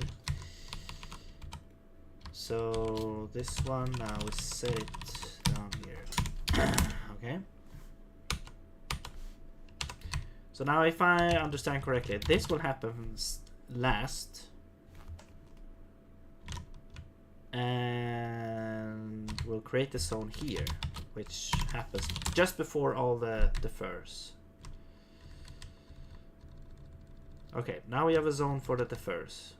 Is there anything else we don't have a zone for? I don't think so. Which is kind of weird because it felt like there was more things. You should have a zone, yes. And you, I mean, you don't really have a zone, I guess, but yeah, I think you have a zone actually. Okay, let's try again.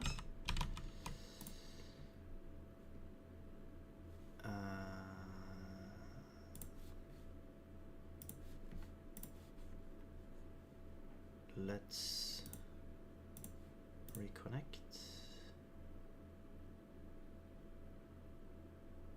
What? Oh, okay. So that didn't work.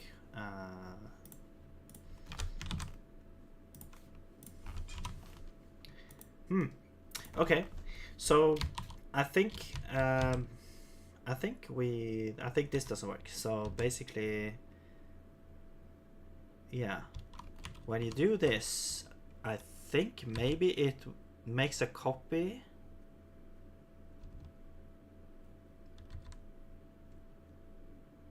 Yeah, I mean, it makes sense.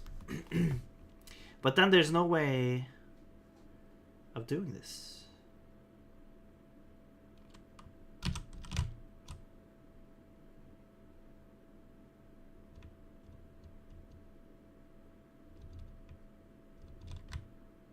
Can you defer in the defer?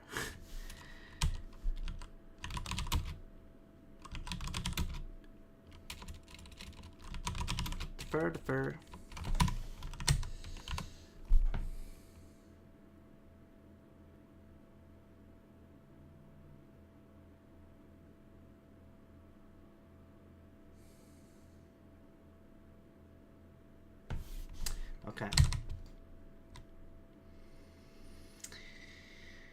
Okay. Okay.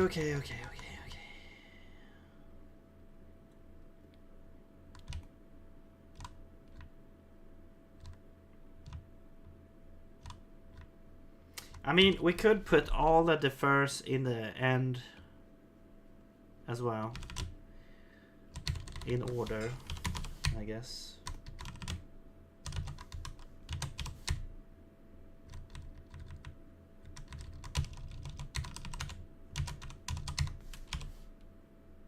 Wait, add pages zone is... No, this doesn't make sense. This shouldn't be a defer. That should be over there.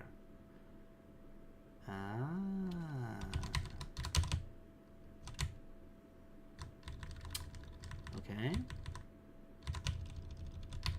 And this one does make sense though.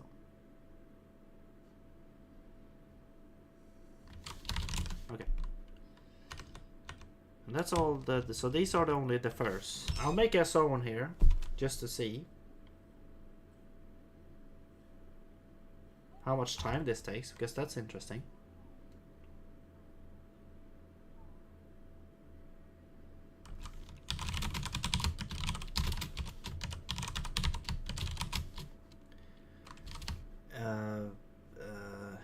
Context. Yeah, and then zone and zonen.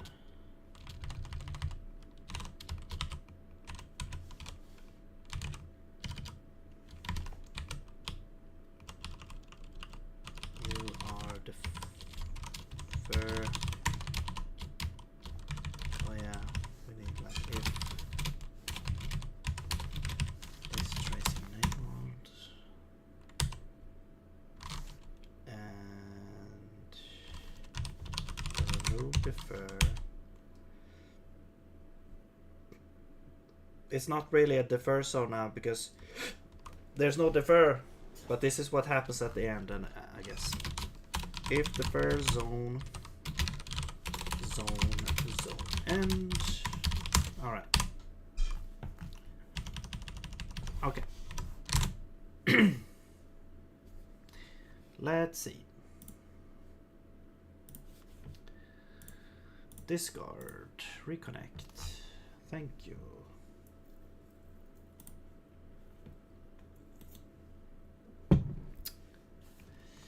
Huh, there's still, okay, like a lot of time. So defer, okay, defer, actually the free takes, wow, that's way more time I thought it would take. Hang on. Why does it take so long?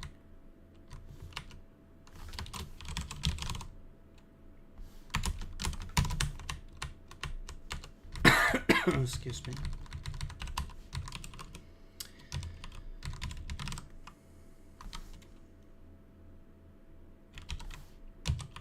That is interesting.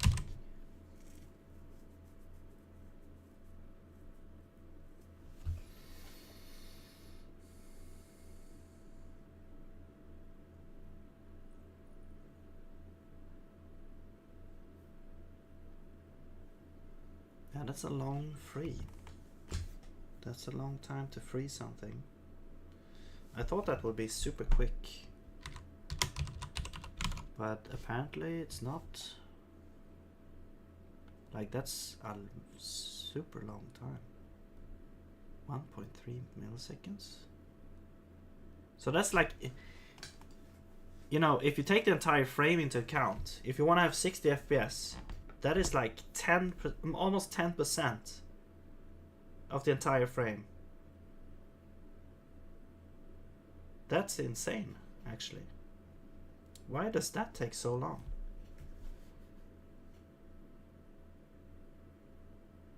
Is it because I'm using like GPA? Memory leak safety? Maybe that's why.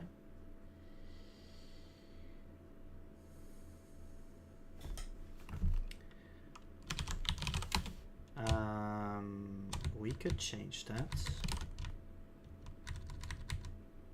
We can use, so what would we use then?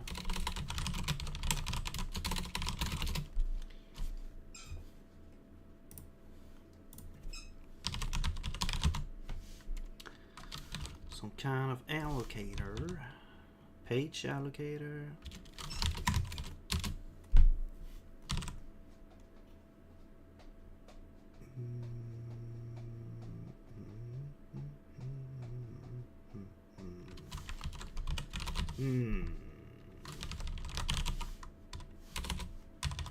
We've got the C allocator. Supports full allocator interface, including alignment, exploiting, malloc, usable size, if available. Yeah, so I know that this one use like the C, the standard lib in C. I've looked at the source code a little bit, and it does try to.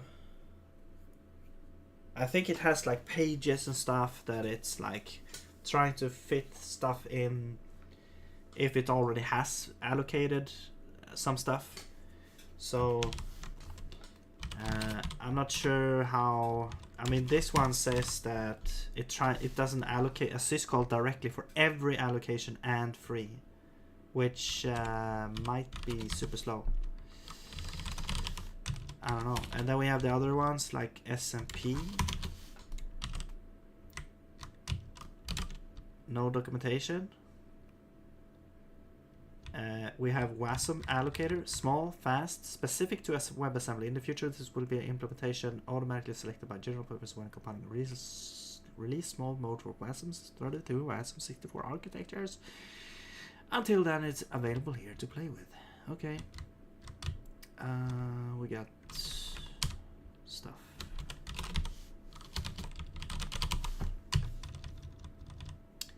Page, yeah, those are the ones that exist. I mean, we got fixed buffer. We've got stack fallback, thread save. I don't really need thread safety, so this is one thread only. Application. An allocator that attempts to allocate using a fixed buffer allocator.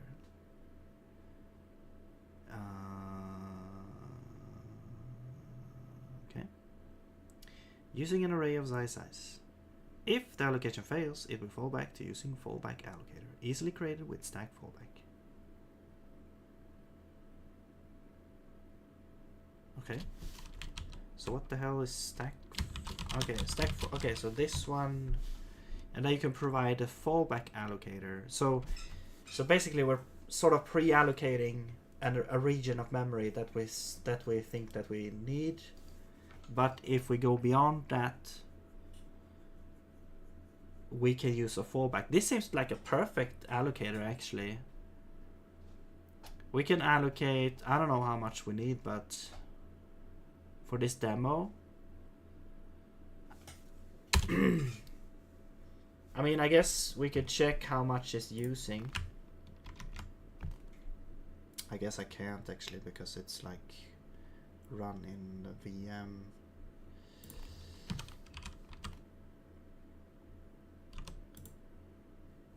Okay, Windows subsystem. It's not using. Okay, let's just say 4 megabytes or something. Is this in bytes? I'm gonna guess.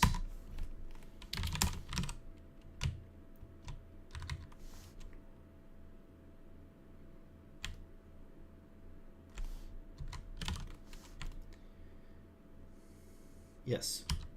Okay. So let's do 4 megabytes. And fallback allocator is gonna be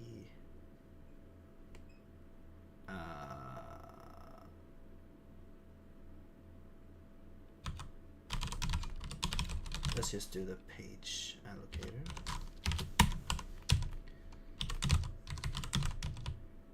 Okay.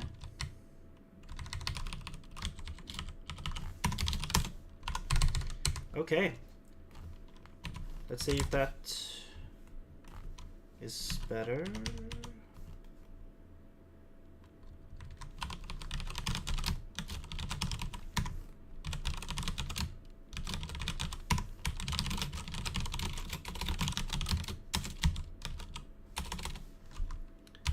Get.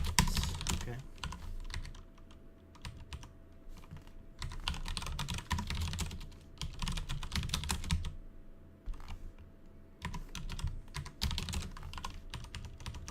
Interesting. All right.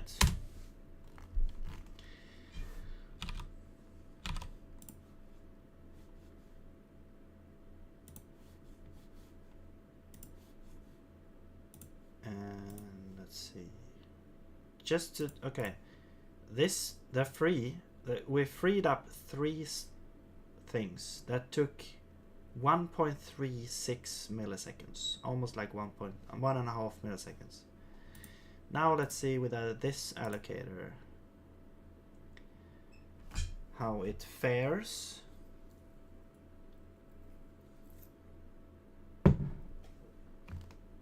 Here's our little traces. Wow, it still takes so much time. What the hell?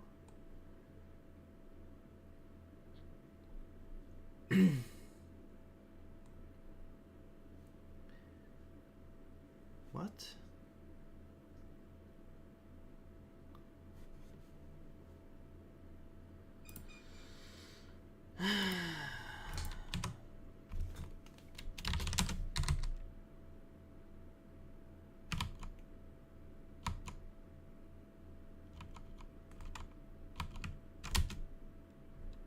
Like the only thing we're doing in this zone is freeing 3 things. We're freeing this one, which is like 100 U64s or something like that. And then these guys, which also I think this is like 128 maybe. And this is 64 as well. So it's like, what the hell? Why does it take so much time? 1.3 milliseconds?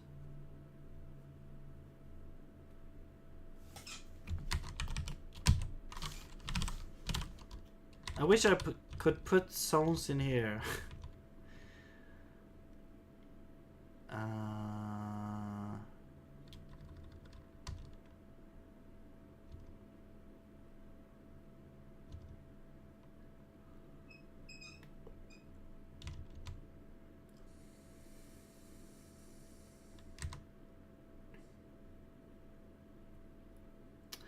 Memset undefined. Like, I never understood this. I think this is like a compiler thing. Because undefined means you're not setting it to anything. I mean, yeah. I don't know. And then raw free is where the actual thing. I think that's where the time is, maybe.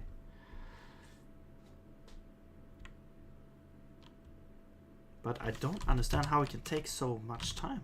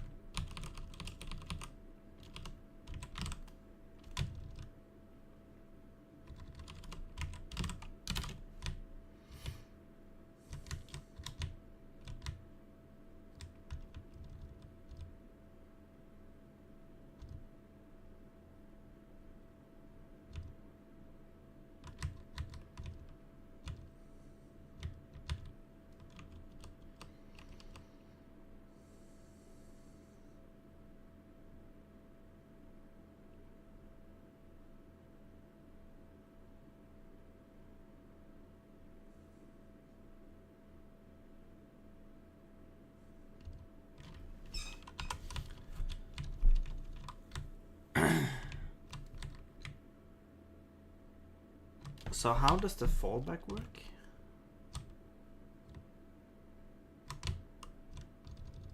I guess it's these ones.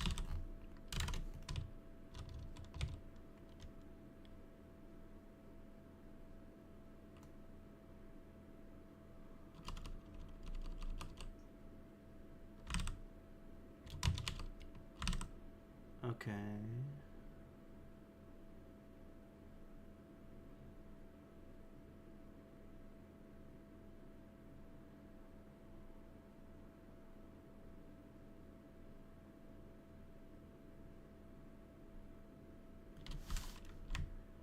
I mean, it seems pretty fast.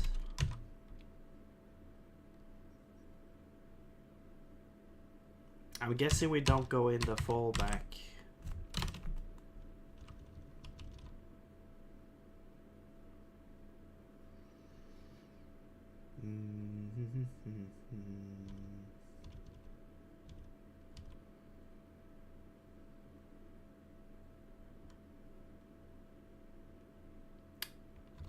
What are you saying? Like, you want to be in comp time?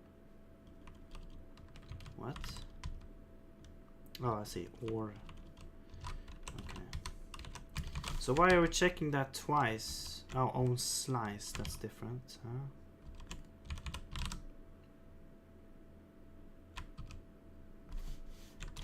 Okay. Slice contains slice. Okay. So it's basically the same thing. Is last allocation, that should be pretty fast. Okay, so I don't understand what's taking so long.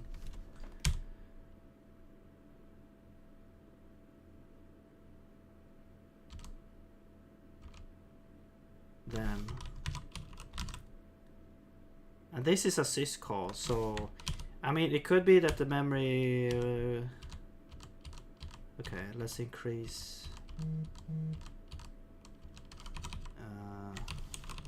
I don't know, how much do we need? 64, 128, 256. That should be 256 megabytes, right?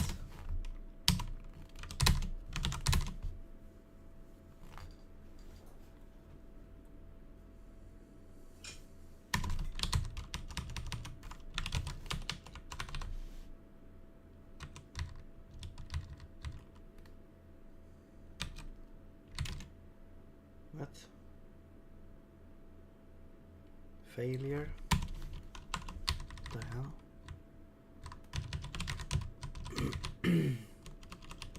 Okay, 128.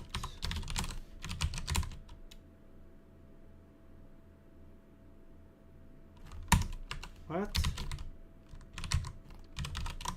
go back to 4. Okay, 4 works. 16.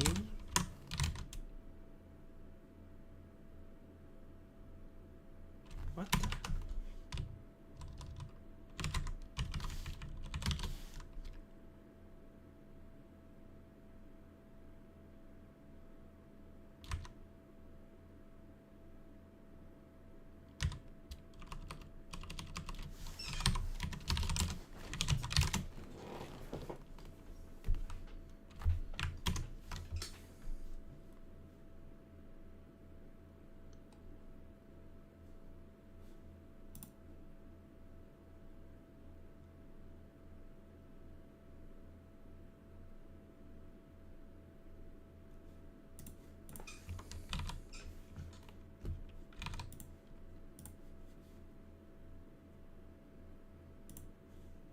Okay.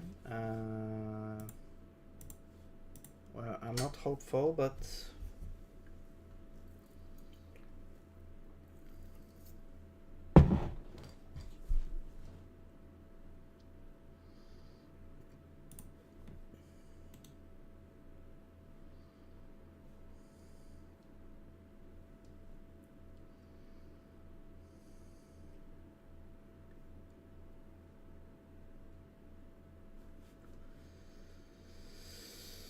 alright. I don't know, man. Okay, what else can we discern from this here? So there's something going on here that takes, well, okay. The allocation of the storage takes like a lot of time. For some reason.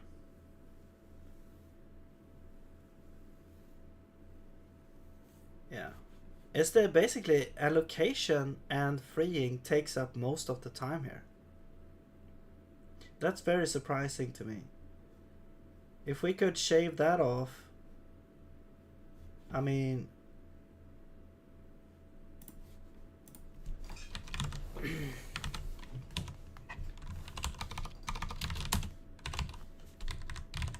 why does it take so much time?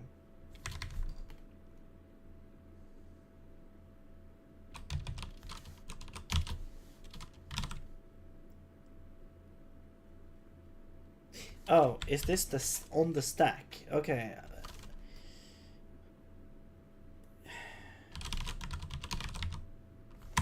Hang on. Why on the stack? Why can't we use like heap allocation?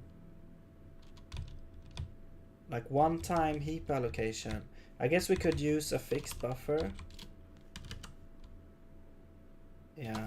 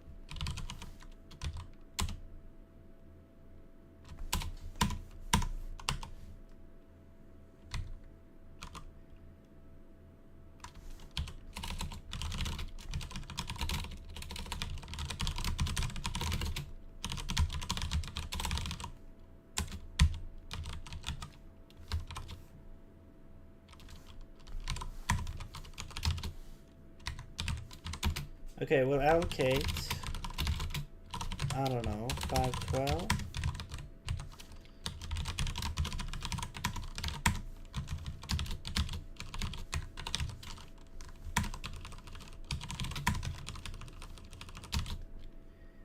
Okay.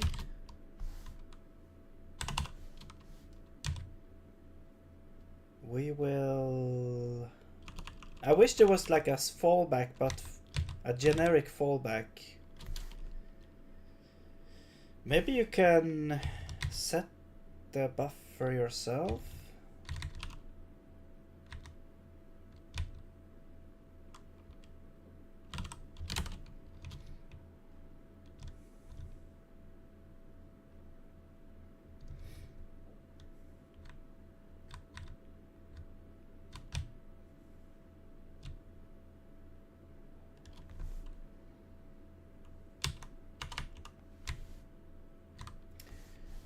yeah, like doing this, but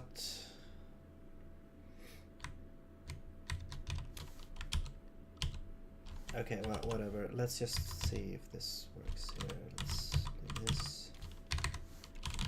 And then allocator is kind of a fixed upper allocator.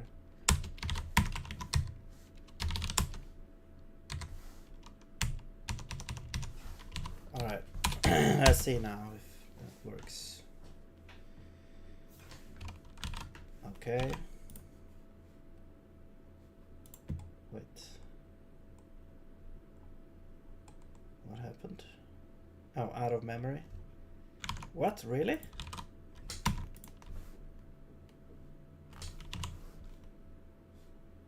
I can't imagine needing more than 512 megabytes.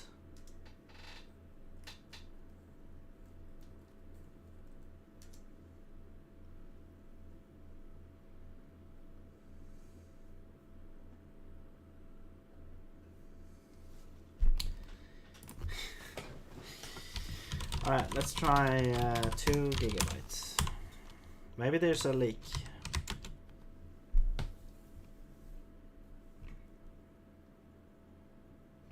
Or it's just really inefficient.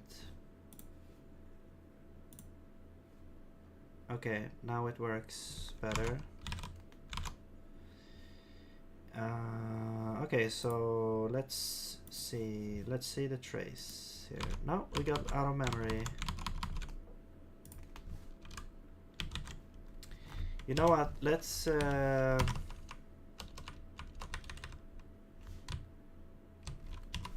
think I might have tried to put a lot more bodies in. Let's see. Okay, let's just do 8 gigabytes.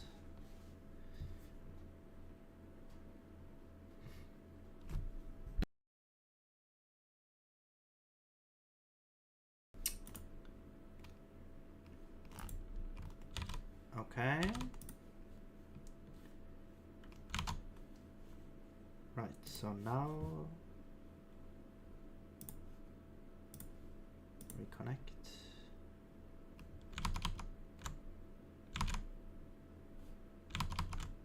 Waiting for connection. What?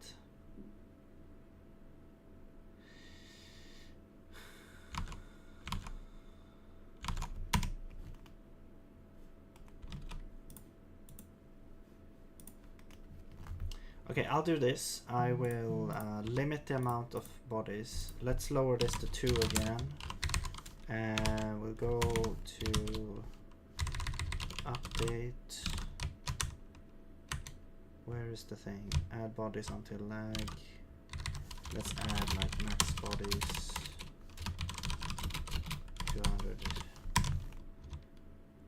202. If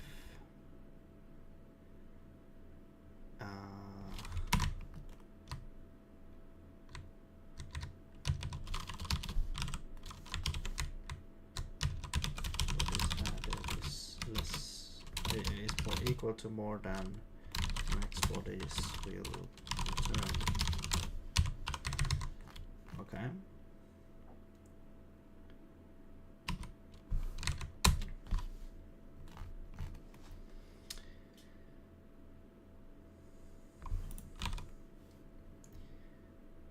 Okay, back to this. So let's try this here.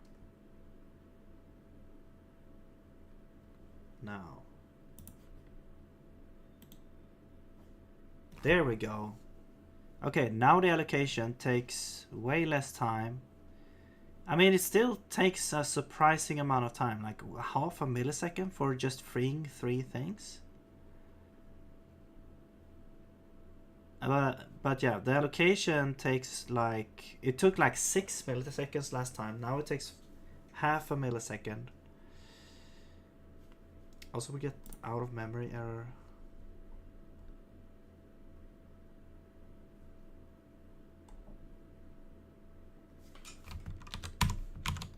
Okay, anyway, very, very nice. This is the whole physics update here. So now this takes like 4 milliseconds. Yeah, so now we're actually down to the same time, but I think probably the other algorithm will probably also be faster now when we have a faster allocator as well. But yeah, this is way faster. I think there might be a memory leak somewhere because it's like constantly crashing with out of memory errors. We shouldn't take up that much memory. Unless I'm miscalculated somewhere here. Maybe I'm allocating way more than I think.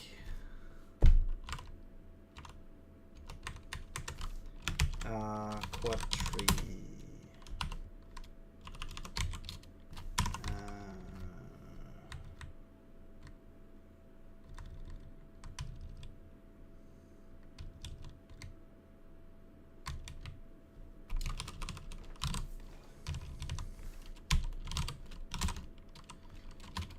Populate storage, allocating bytes.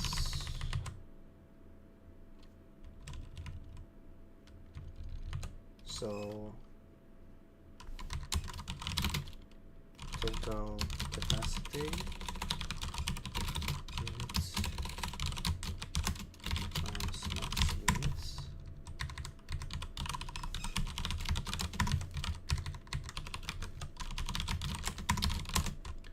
Total cap.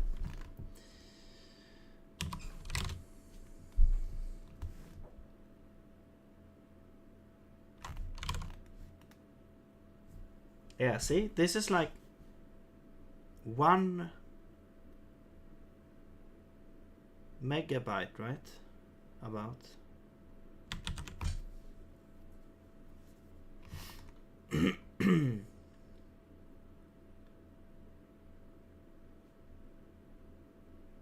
Yeah. Actually, okay, it's not entirely true, because we need to also we need to times this with unit size as well, which is gonna be like size of u size plus size of k. So this will be times unit size, but it's not gonna be, you know, super large. Okay, so now we can see like 13 megabytes.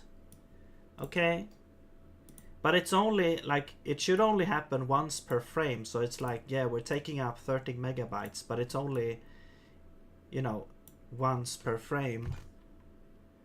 So it's like a static thing, but I think there might be some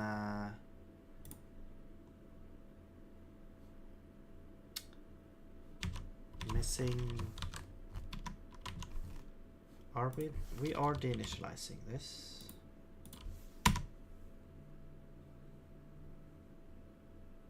And we're not exiting prematurely here.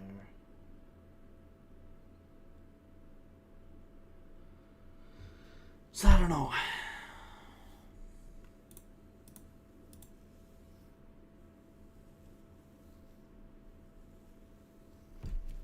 We could do this. We could go to main. We could turn on the GPA. Safety true. Now we can see what leaks we have.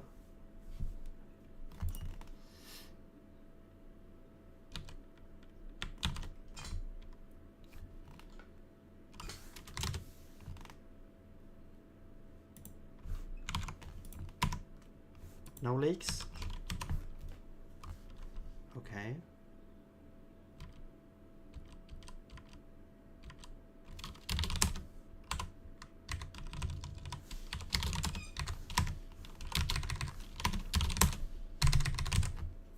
Well, that's interesting.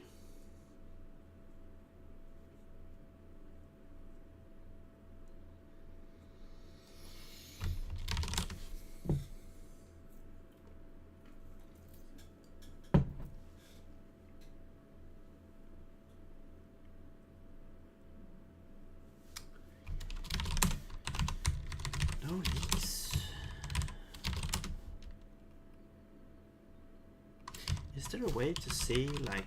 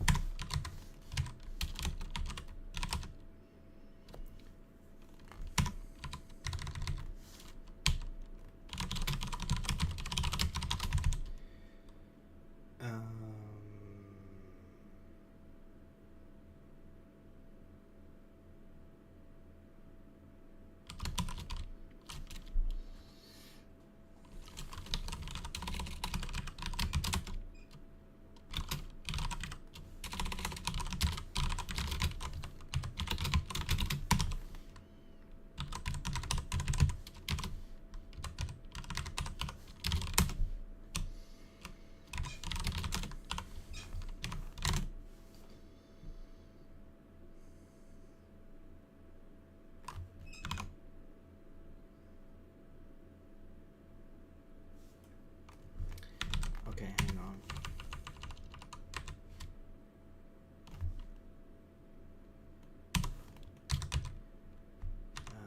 Where's that thing?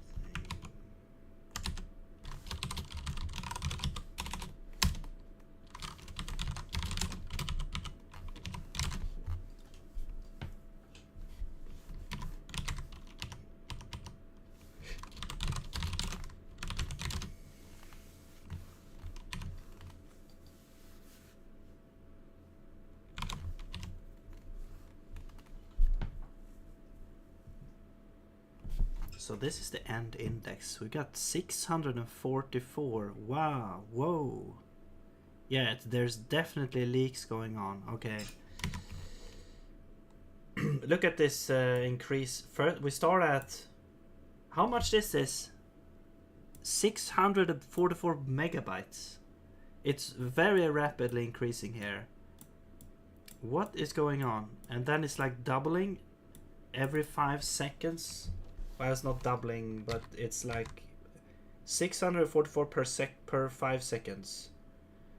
So like almost more than 100 megabytes per second it's like allocating. So what is going on? And there's no leaks? What's happening? Okay, I have to BRB 1 second here.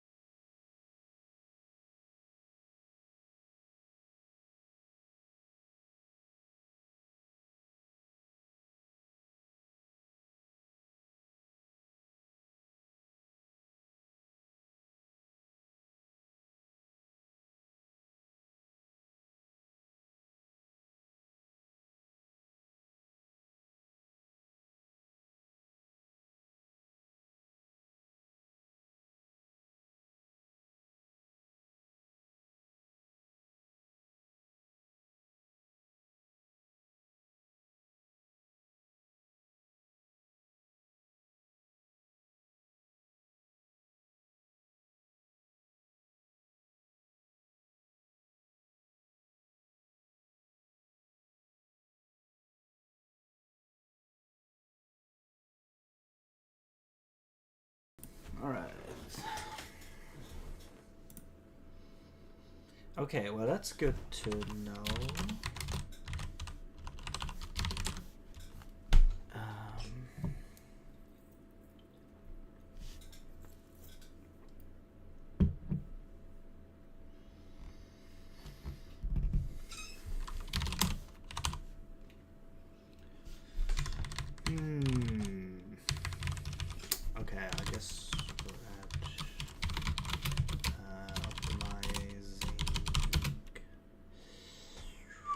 allocators. Actually, we've sort of done that. Now we are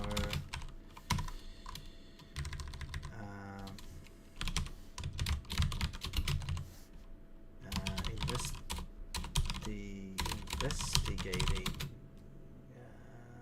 memory leaks.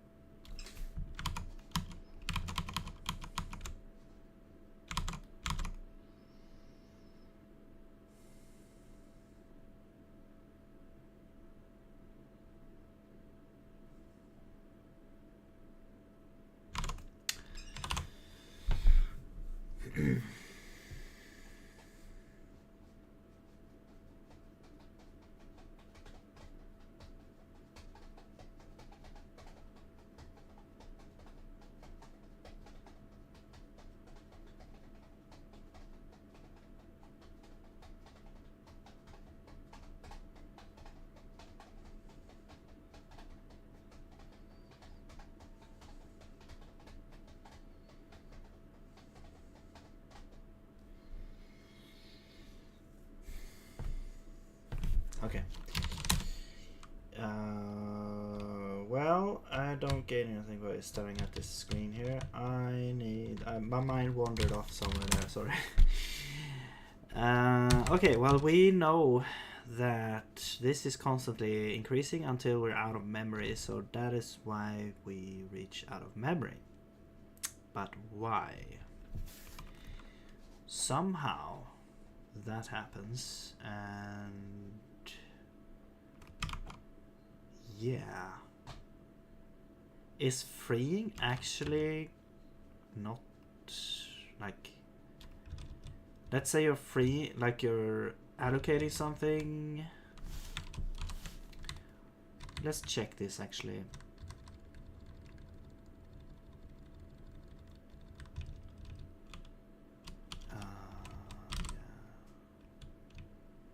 Here and free. Like, does it not free up? Okay, so only if it's the last allocation it's freeing up.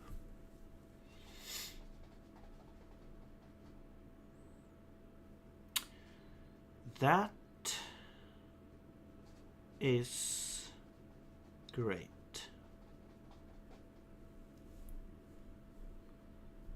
Okay, so if we change the order in which the freeze happens, so here we're allocating entries first and then indices. So if we free indices first and then entries, and then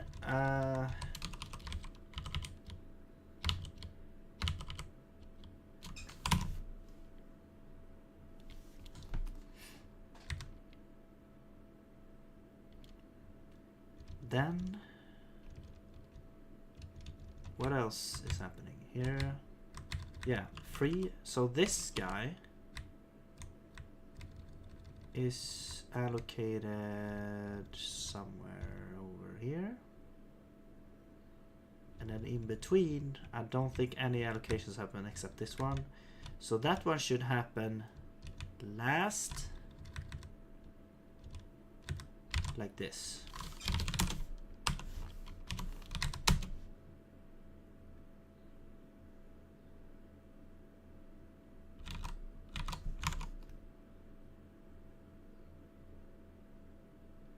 Okay. I mean, okay, now it's stable. So it's 24. Okay. That's also good, I guess, to know if you're using these things. Because it's going to be an out of memory error. otherwise. It's not keeping track of regions of... Yeah, it's not keeping track of regions of unused memory. I mean, I guess that's why it's fast as well. So 24 megabytes. Yeah, that makes sense. Okay.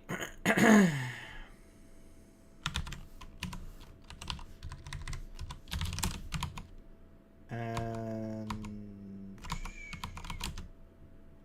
okay, so we don't need 2 gigabytes. That's for sure. Let's do like 128. We just needed a buffer there before it crashed with out of memory error. Okay, so I mean,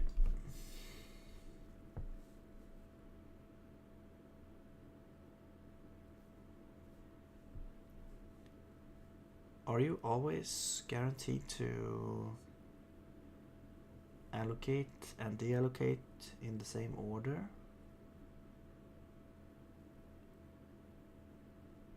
Well, apparently we are, but that's gonna be very interesting to a problem when if we want to use this like in a separate thing.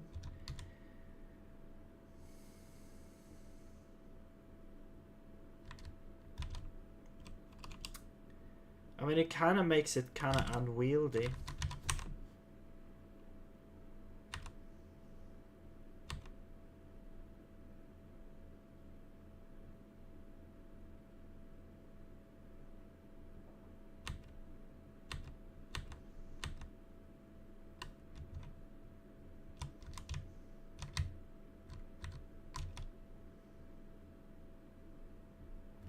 Actually, let's look at alloc.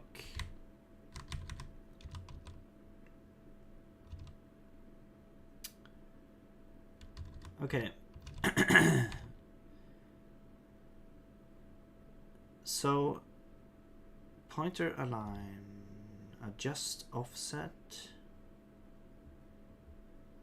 Okay.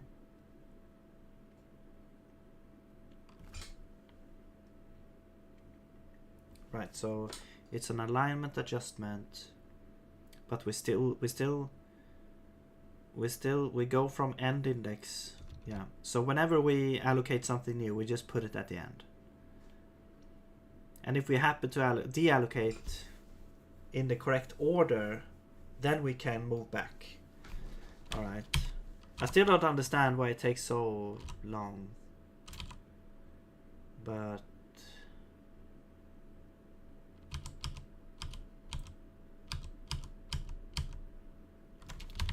I mean, maybe now it takes less time actually. Let's check it.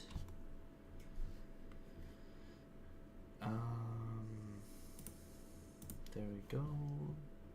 Let's do discard, yes.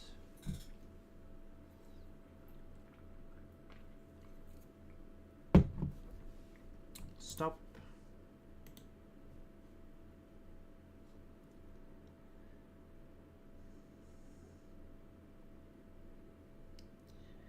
I mean, it might be because it's like out of cache or something. I don't know.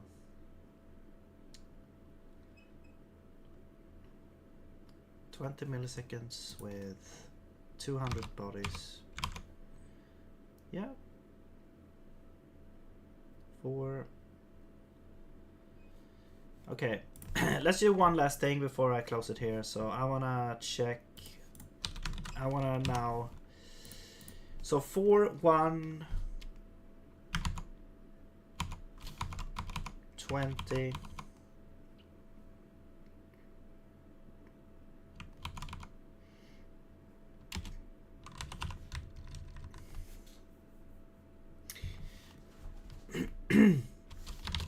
Yeah, I wanna check populate.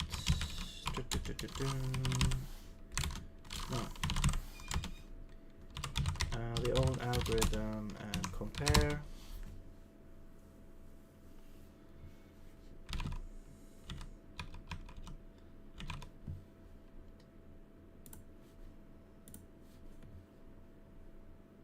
So the whole thing takes 23 milliseconds, 24 milliseconds with 200 bodies. This takes 4 milliseconds.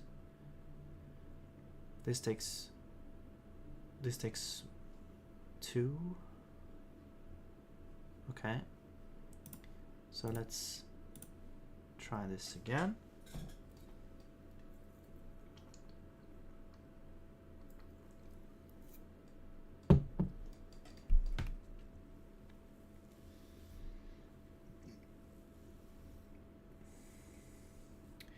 Where are the traces?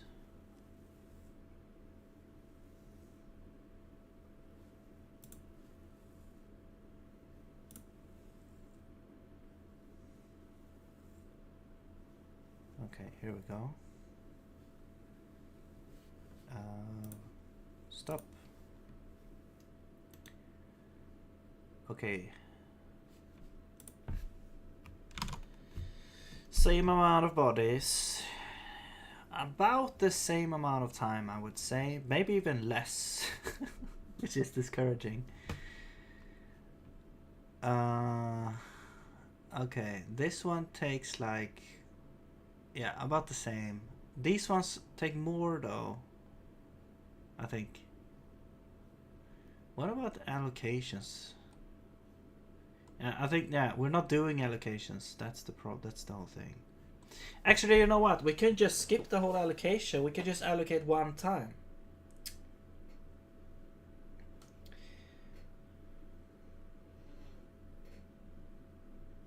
What the hell? Why didn't I think of that? Okay, I'll just do this one last time. That's what I've kept saying. Okay, memory leaks is down. Now we're back to this.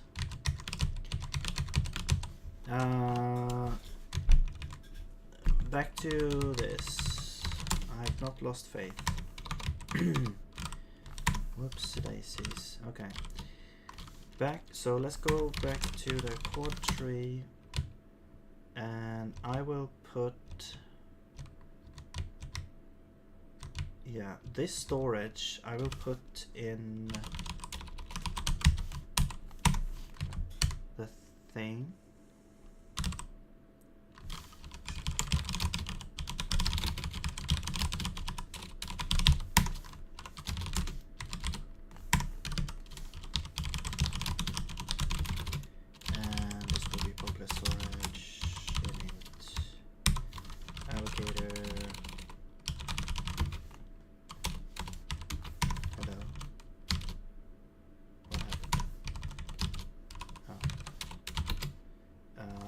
Capacity is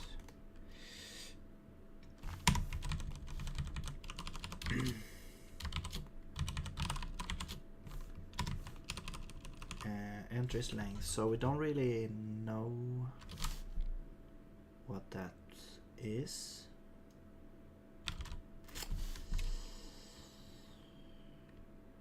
But what we could do,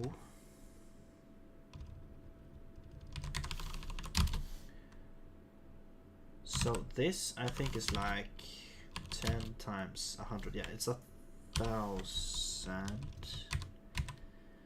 So if we say that this is initial entries and max units is like calc pages needed for initial entries.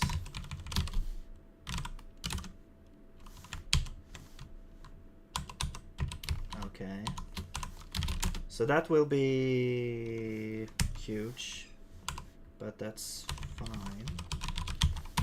Actually, now that we have self, we don't need to pass this either. But now we don't initialize this, we only need to ensure that we have the capacity. So I'm gonna say ensure capacity, ensure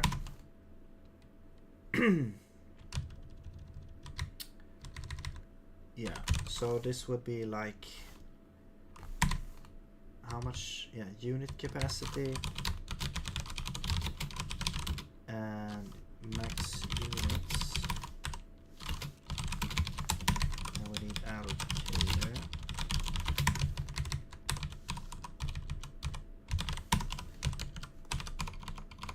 And we're gonna do unself. So entries.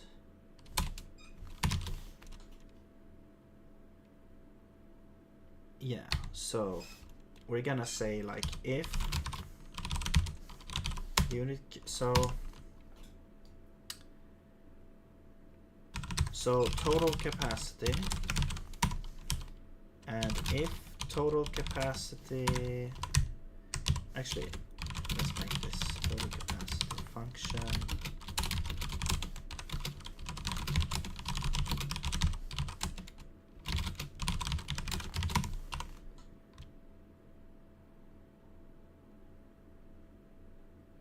No. So current total capacity is self unit capacity times self max units. Why is this not colored? Why is that colored differently? Oh, it doesn't exist. Okay. Max units. We need to store this as well.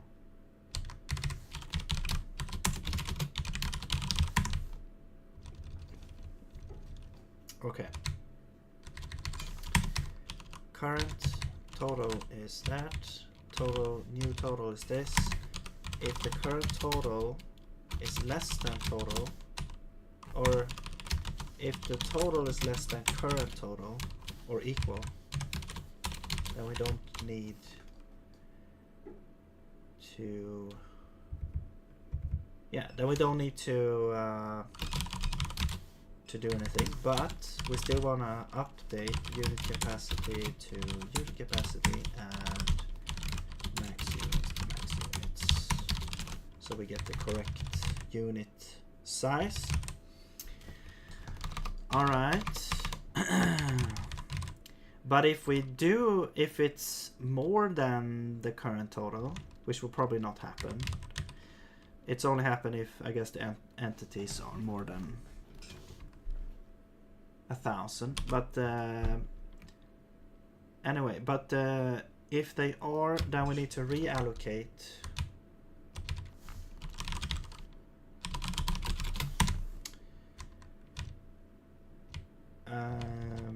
so let's do, how does this work? Remap? What is remap? Hello Polaris7, how's it going? Thank you, and have a nice day yourself. Currently optimizing the quad tree again. I can't seem to scratch this itch enough, so... But I think this is gonna be the last thing that I do, and then I'm gonna be done with it. I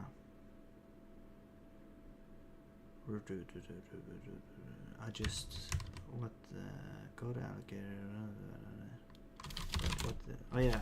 So I'm wondering what it does. Because basically I have an allocation already, but I just want to make it larger. Modify the size, allowing relocation. Okay.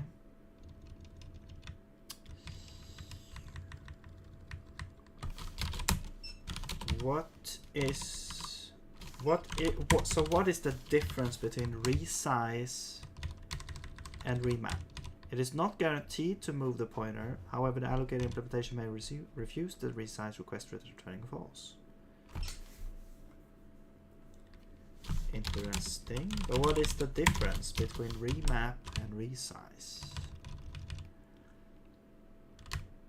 Like, to me, this is the exact same thing here. Allowing relocations. In both cases, relocation can happen. Maybe remap tries to keep the same if it's possible. I don't know. Non-null indicates the resize was successful. So this is also like, it's even calls it resize. The allocation may have same address or may ever be reallocated. In either case, the allocation now has size of new length. A null value return indicates the resize will be equivalent to allocating new memory. Okay. Copying the bytes from the old memory and then freeing the old memory. In such case, it's more efficient for the caller to perform those operations. What? So you're saying you don't want to use this function?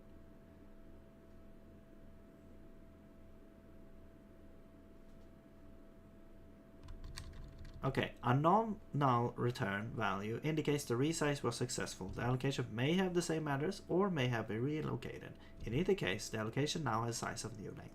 A null return value indicates that the resize would be equivalent to allocating new memory, copying the bytes from the old memory, and then freeing the old memory. In such case, it is more efficient for the caller to perform those operations.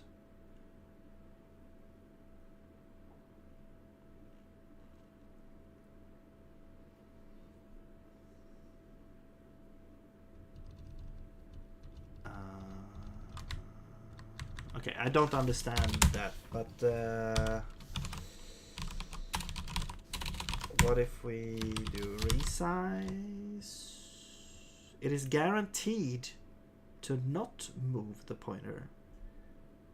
Okay, I read that wrong before. Okay. However, the allocator implementation may refuse the resize request by true and false. I read that as not guaranteed to move the pointer, but okay, my bad. Allocation may be an empty slice. Okay, so we basically, I think we want to do like a remap, but I'm not sure what they mean by returning null. It indicates that resize would be equivalent, and it is more efficient for the caller to perform those operations. Why can't you just do it? What the hell? I don't understand. So you're saying that if you return null, then nothing happens. New length is null, allocation length is null. With 0, I mean no, it's a kind of it's interesting because null is null, but noll in Swedish means 0. So so I said null here. It's actually null. It's the same thing. Okay. New memory allocation, new memory length, new memory, old memory.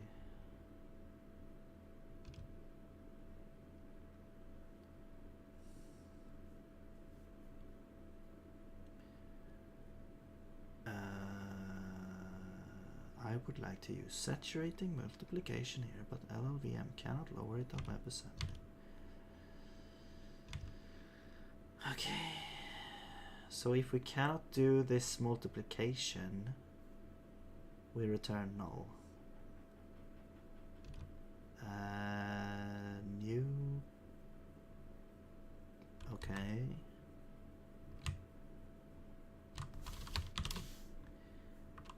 Turns error on overflow. If you try to okay, and then new pointer.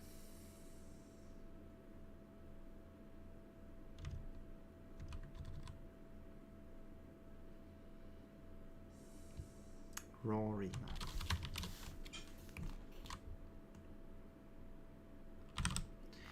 Okay, so bottom line is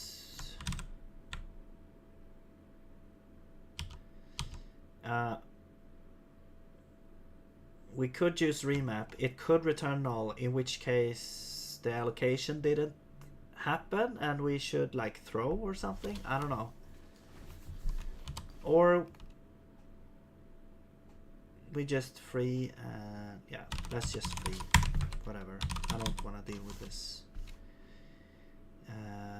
Free, because then we also, if we free in the correct order, we will make sure that the allocator doesn't like get out of memory. So so let's do that. Okay. Now we should allocate them in the same order, which is entries first.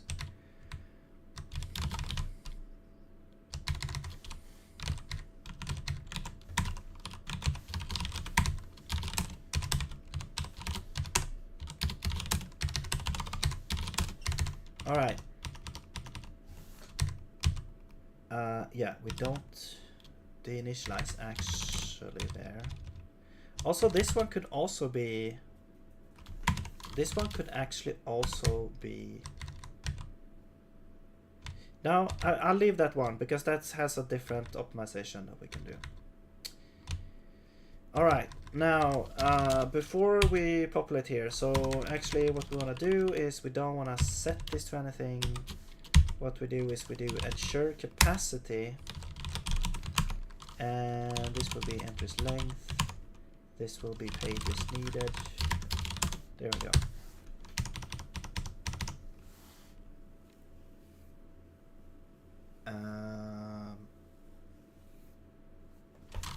Right. Now we don't need you. Oops.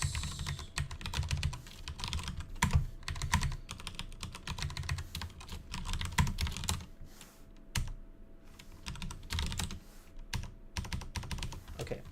One more thing. Populate storage. So when we ensure capacity, we should also reset index.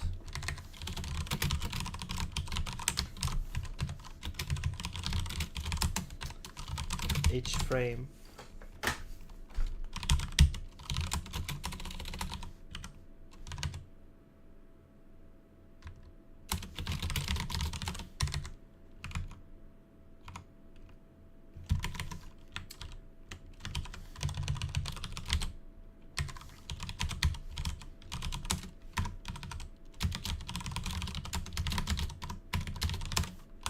All right.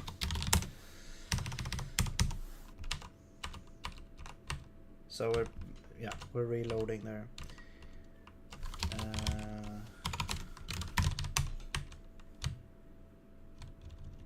Okay. Okay. The one thing that's left now is the indices. So this guy, this doesn't take long, but we could also optimize this away. If we could actually, we could do it pretty simple. We could make this. Yeah, we'll do first. When we do this, we pass an empty, and then we don't actually have a defer zone anymore, and we don't have this.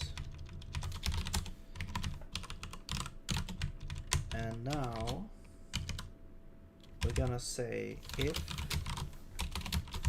indices length is 0, then we will use I, else this. There we go.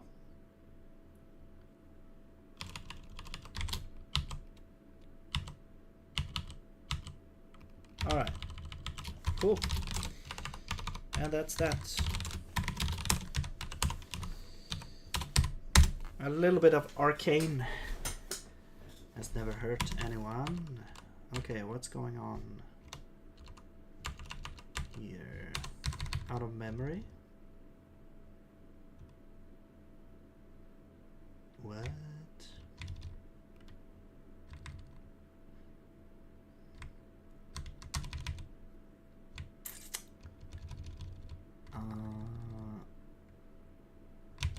Okay, so let's see. We could try and calculate this. Yeah, because we're basically taking what we had in times 10. So maybe 256 should be enough. Okay.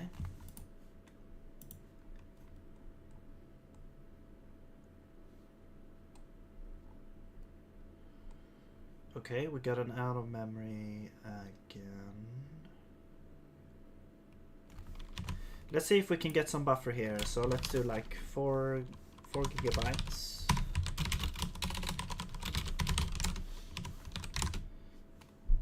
See if we can catch the error.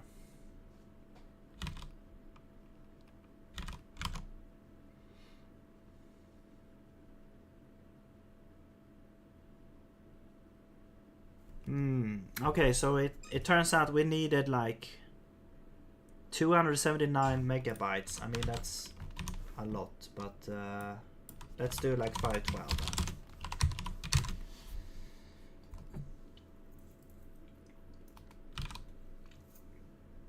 then. Okay. Nice. Also, yeah, now we can also tweak the parameter. We can tweak a parameter, but let's see now. Frame is around 20 milliseconds. 25, 20, 25, 4, 2, 4. Yeah.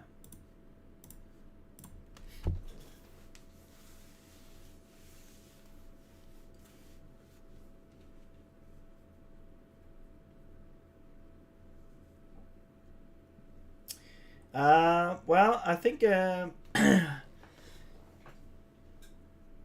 like most of the optimizations that I did haven't actually done that much, but I will. I think they've done a little bit, but I will do some tweaking as well, because there's one parameter, like how many bodies are required before we do a subdivision. That can be tweaked, so I can increase that number, which will reduce the amount of branches. Stop, please. Yeah, okay. So there's no real improvement here. I mean, we did remove this. It has improved. We did remove the... Yeah. I think this is more efficient now. I had to...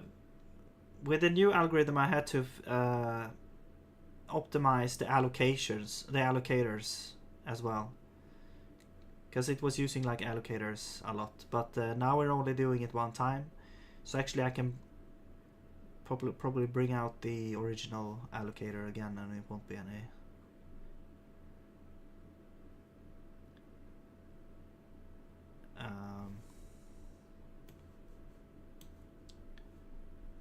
so now the thing that takes most time. So if you look at this, this is the building of the tree. This takes like half a millisecond here. I guess if you can include this, it takes 700, like almost, okay, 1 millisecond, let's say. But then what takes time is the intersection, resolving collision, update position. It takes half a millisecond together. What's taking time is this.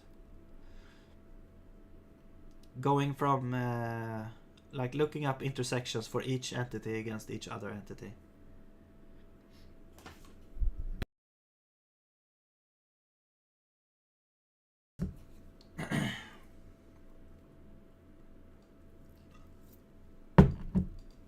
But I mean, each individual thing takes so little time. One thing that we may be able to do here is like, yeah, loop through this instead of recursively calling here. We might be able to like loop instead, but that would also require some kind of bookkeeping. I mean, I guess we have the population storage to do that actually. Oh wait, what kind of bookkeeping do we need actually?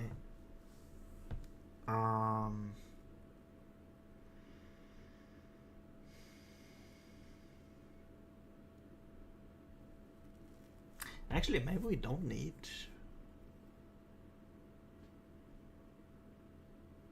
much bookkeeping there.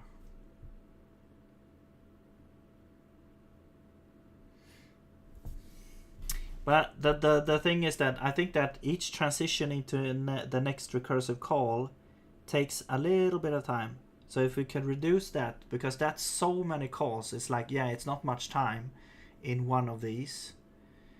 But it is almost like 30% maybe of the time in here that goes to actually transitioning into the next function call. So if we could do that for all of these, that would mean that we optimize like 30% in this whole thing, hopefully. I mean, it also depends on how deep each thing goes here, but yeah.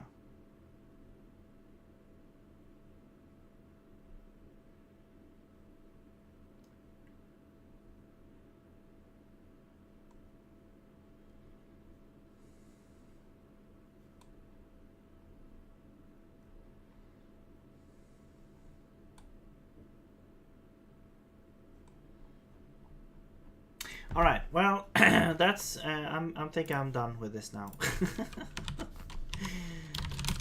We've done a whole bunch of optimizations. So basically, I don't think it matters which allocator I'm using. I'm just gonna try. This is the last thing I'll do before I send it off here. So I will turn back to the unoptimized allocator here and redo this because I think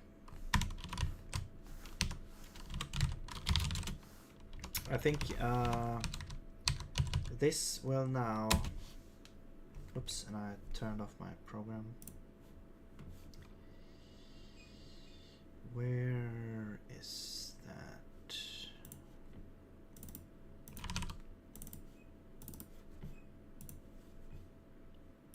Connect. Yeah, since we're only doing the allocation one time in the entire program, so this should be fine. And stop. So it should be no different here. Yeah.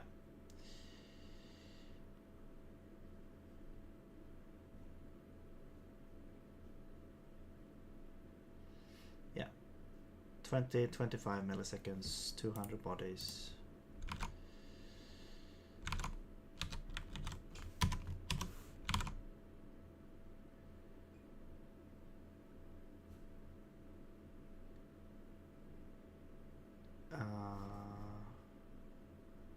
Yeah, and you have to remember this is also like debug mode. Okay, one last thing that we'll do. I know I'm saying this like, but how do you do this? I think you do like release. Wait, is it optimize release fast or something like that?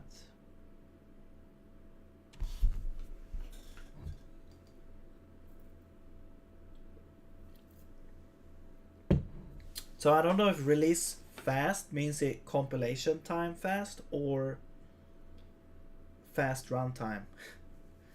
We'll see. Hopefully it's fast runtime because that's what I want.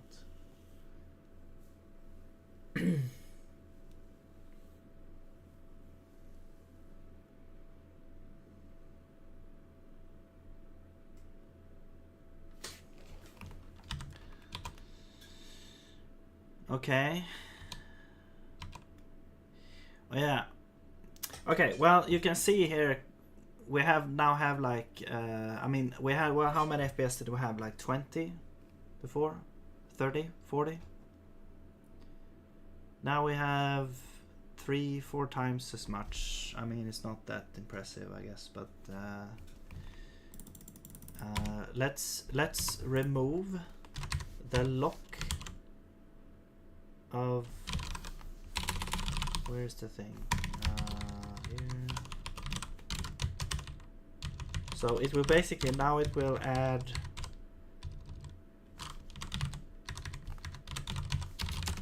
bodies into the scene until it starts to lag, basically.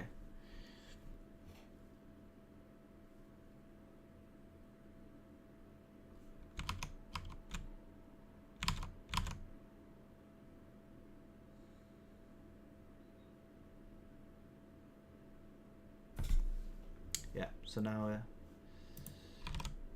holy crap. Okay, yeah, you can see now we have a lot more bodies here.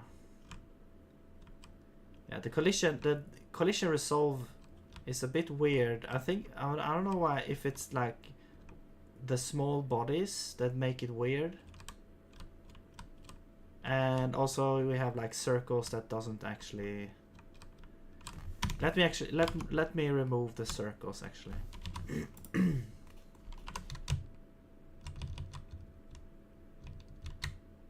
Out.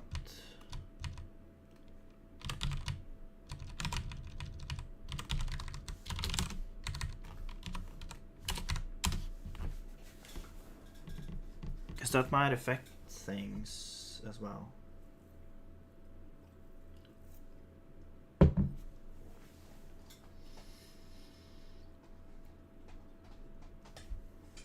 Oh, we got leaks. So I'll just look at how many bodies we have. So now we have 5,000 bodies.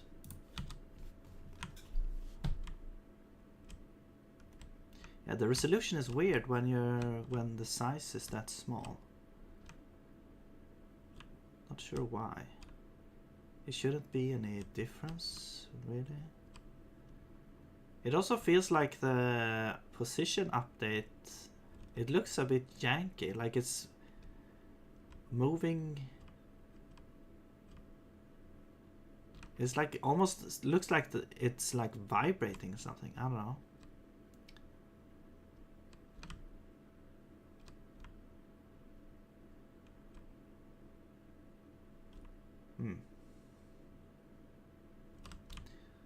Oh, and the small ones just go right through. It's like neutrinos or something.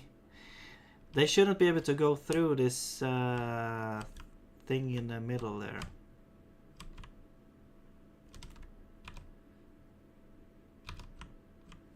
And here's the quad tree working.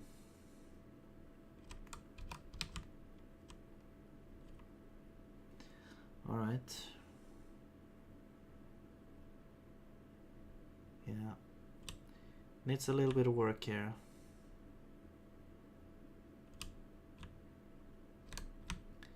Like the collision detection is kind of weird. I have a feeling that might sneak up on me in the game. I mean, I'm not gonna have bodies that are this small, but it's nice to know that it sort of works. I mean, at least the quad tree. What we could do is we could change the size. Where did I have max radius? Oh yeah, actually this.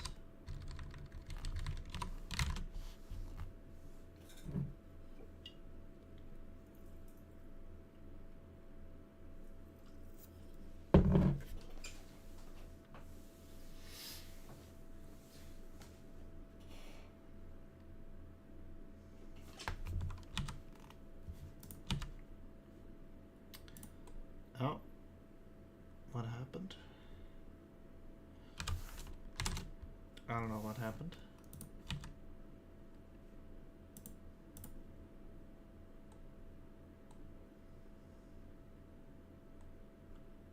Terminated unexpectedly. Okay. Why? Okay, let's try without.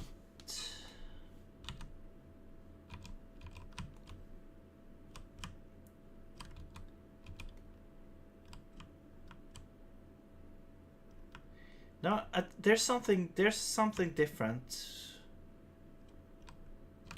You know what? Let me. Oh, we got leaks. Oh yeah. Okay, the quad tree. I know what's going on. I need to say populate storage initialize. Okay. I'm gonna go to the, because this is using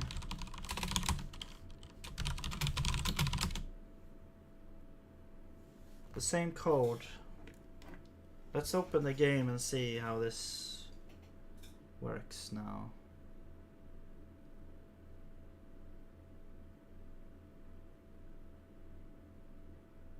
Oh, wait. No, what the hell?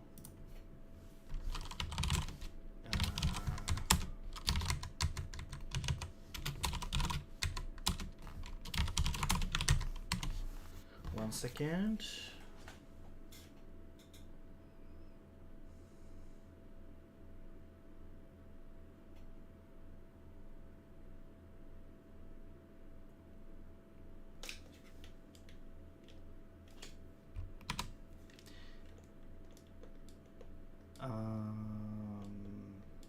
Okay, this doesn't use the latest version here. What?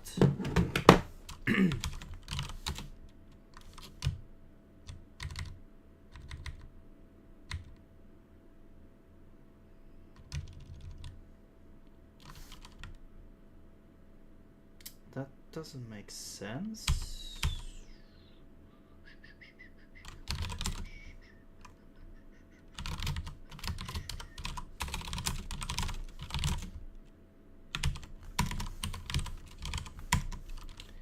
No. Populate and oops.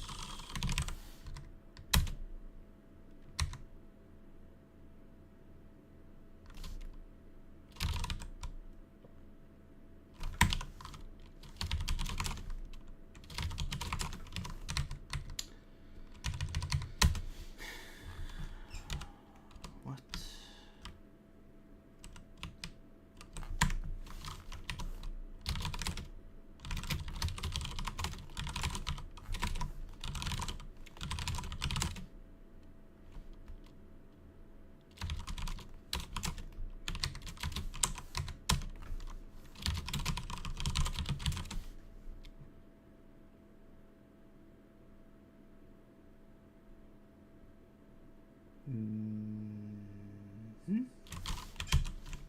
Okay, I don't understand why this is happening. It should use the latest version. Maybe I need to refetch or something. I don't know.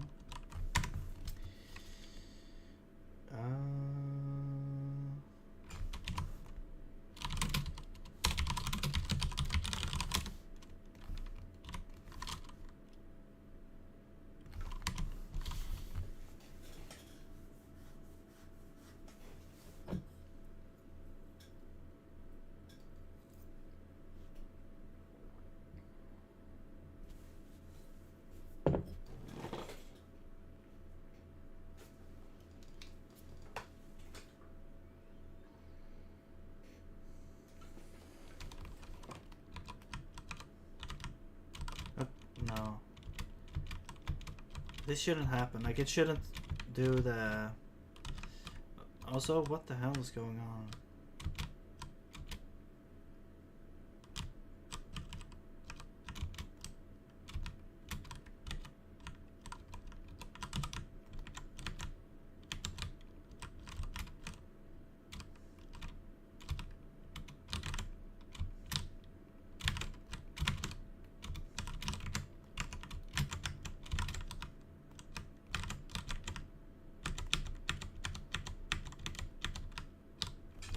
Okay, anyway.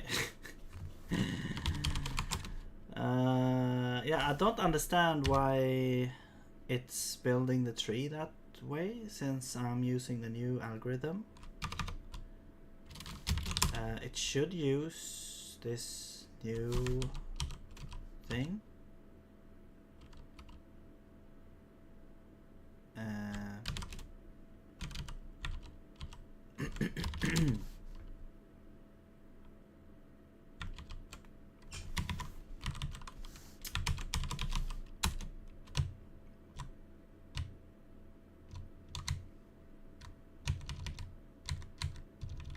Yeah. Okay, well, okay, well, yeah, that's gonna be it for this time. We'll figure things out. I have to go now. I am out of time. So, yeah, thank you very much for joining me here, and hope you have a nice day, and I'll see you later.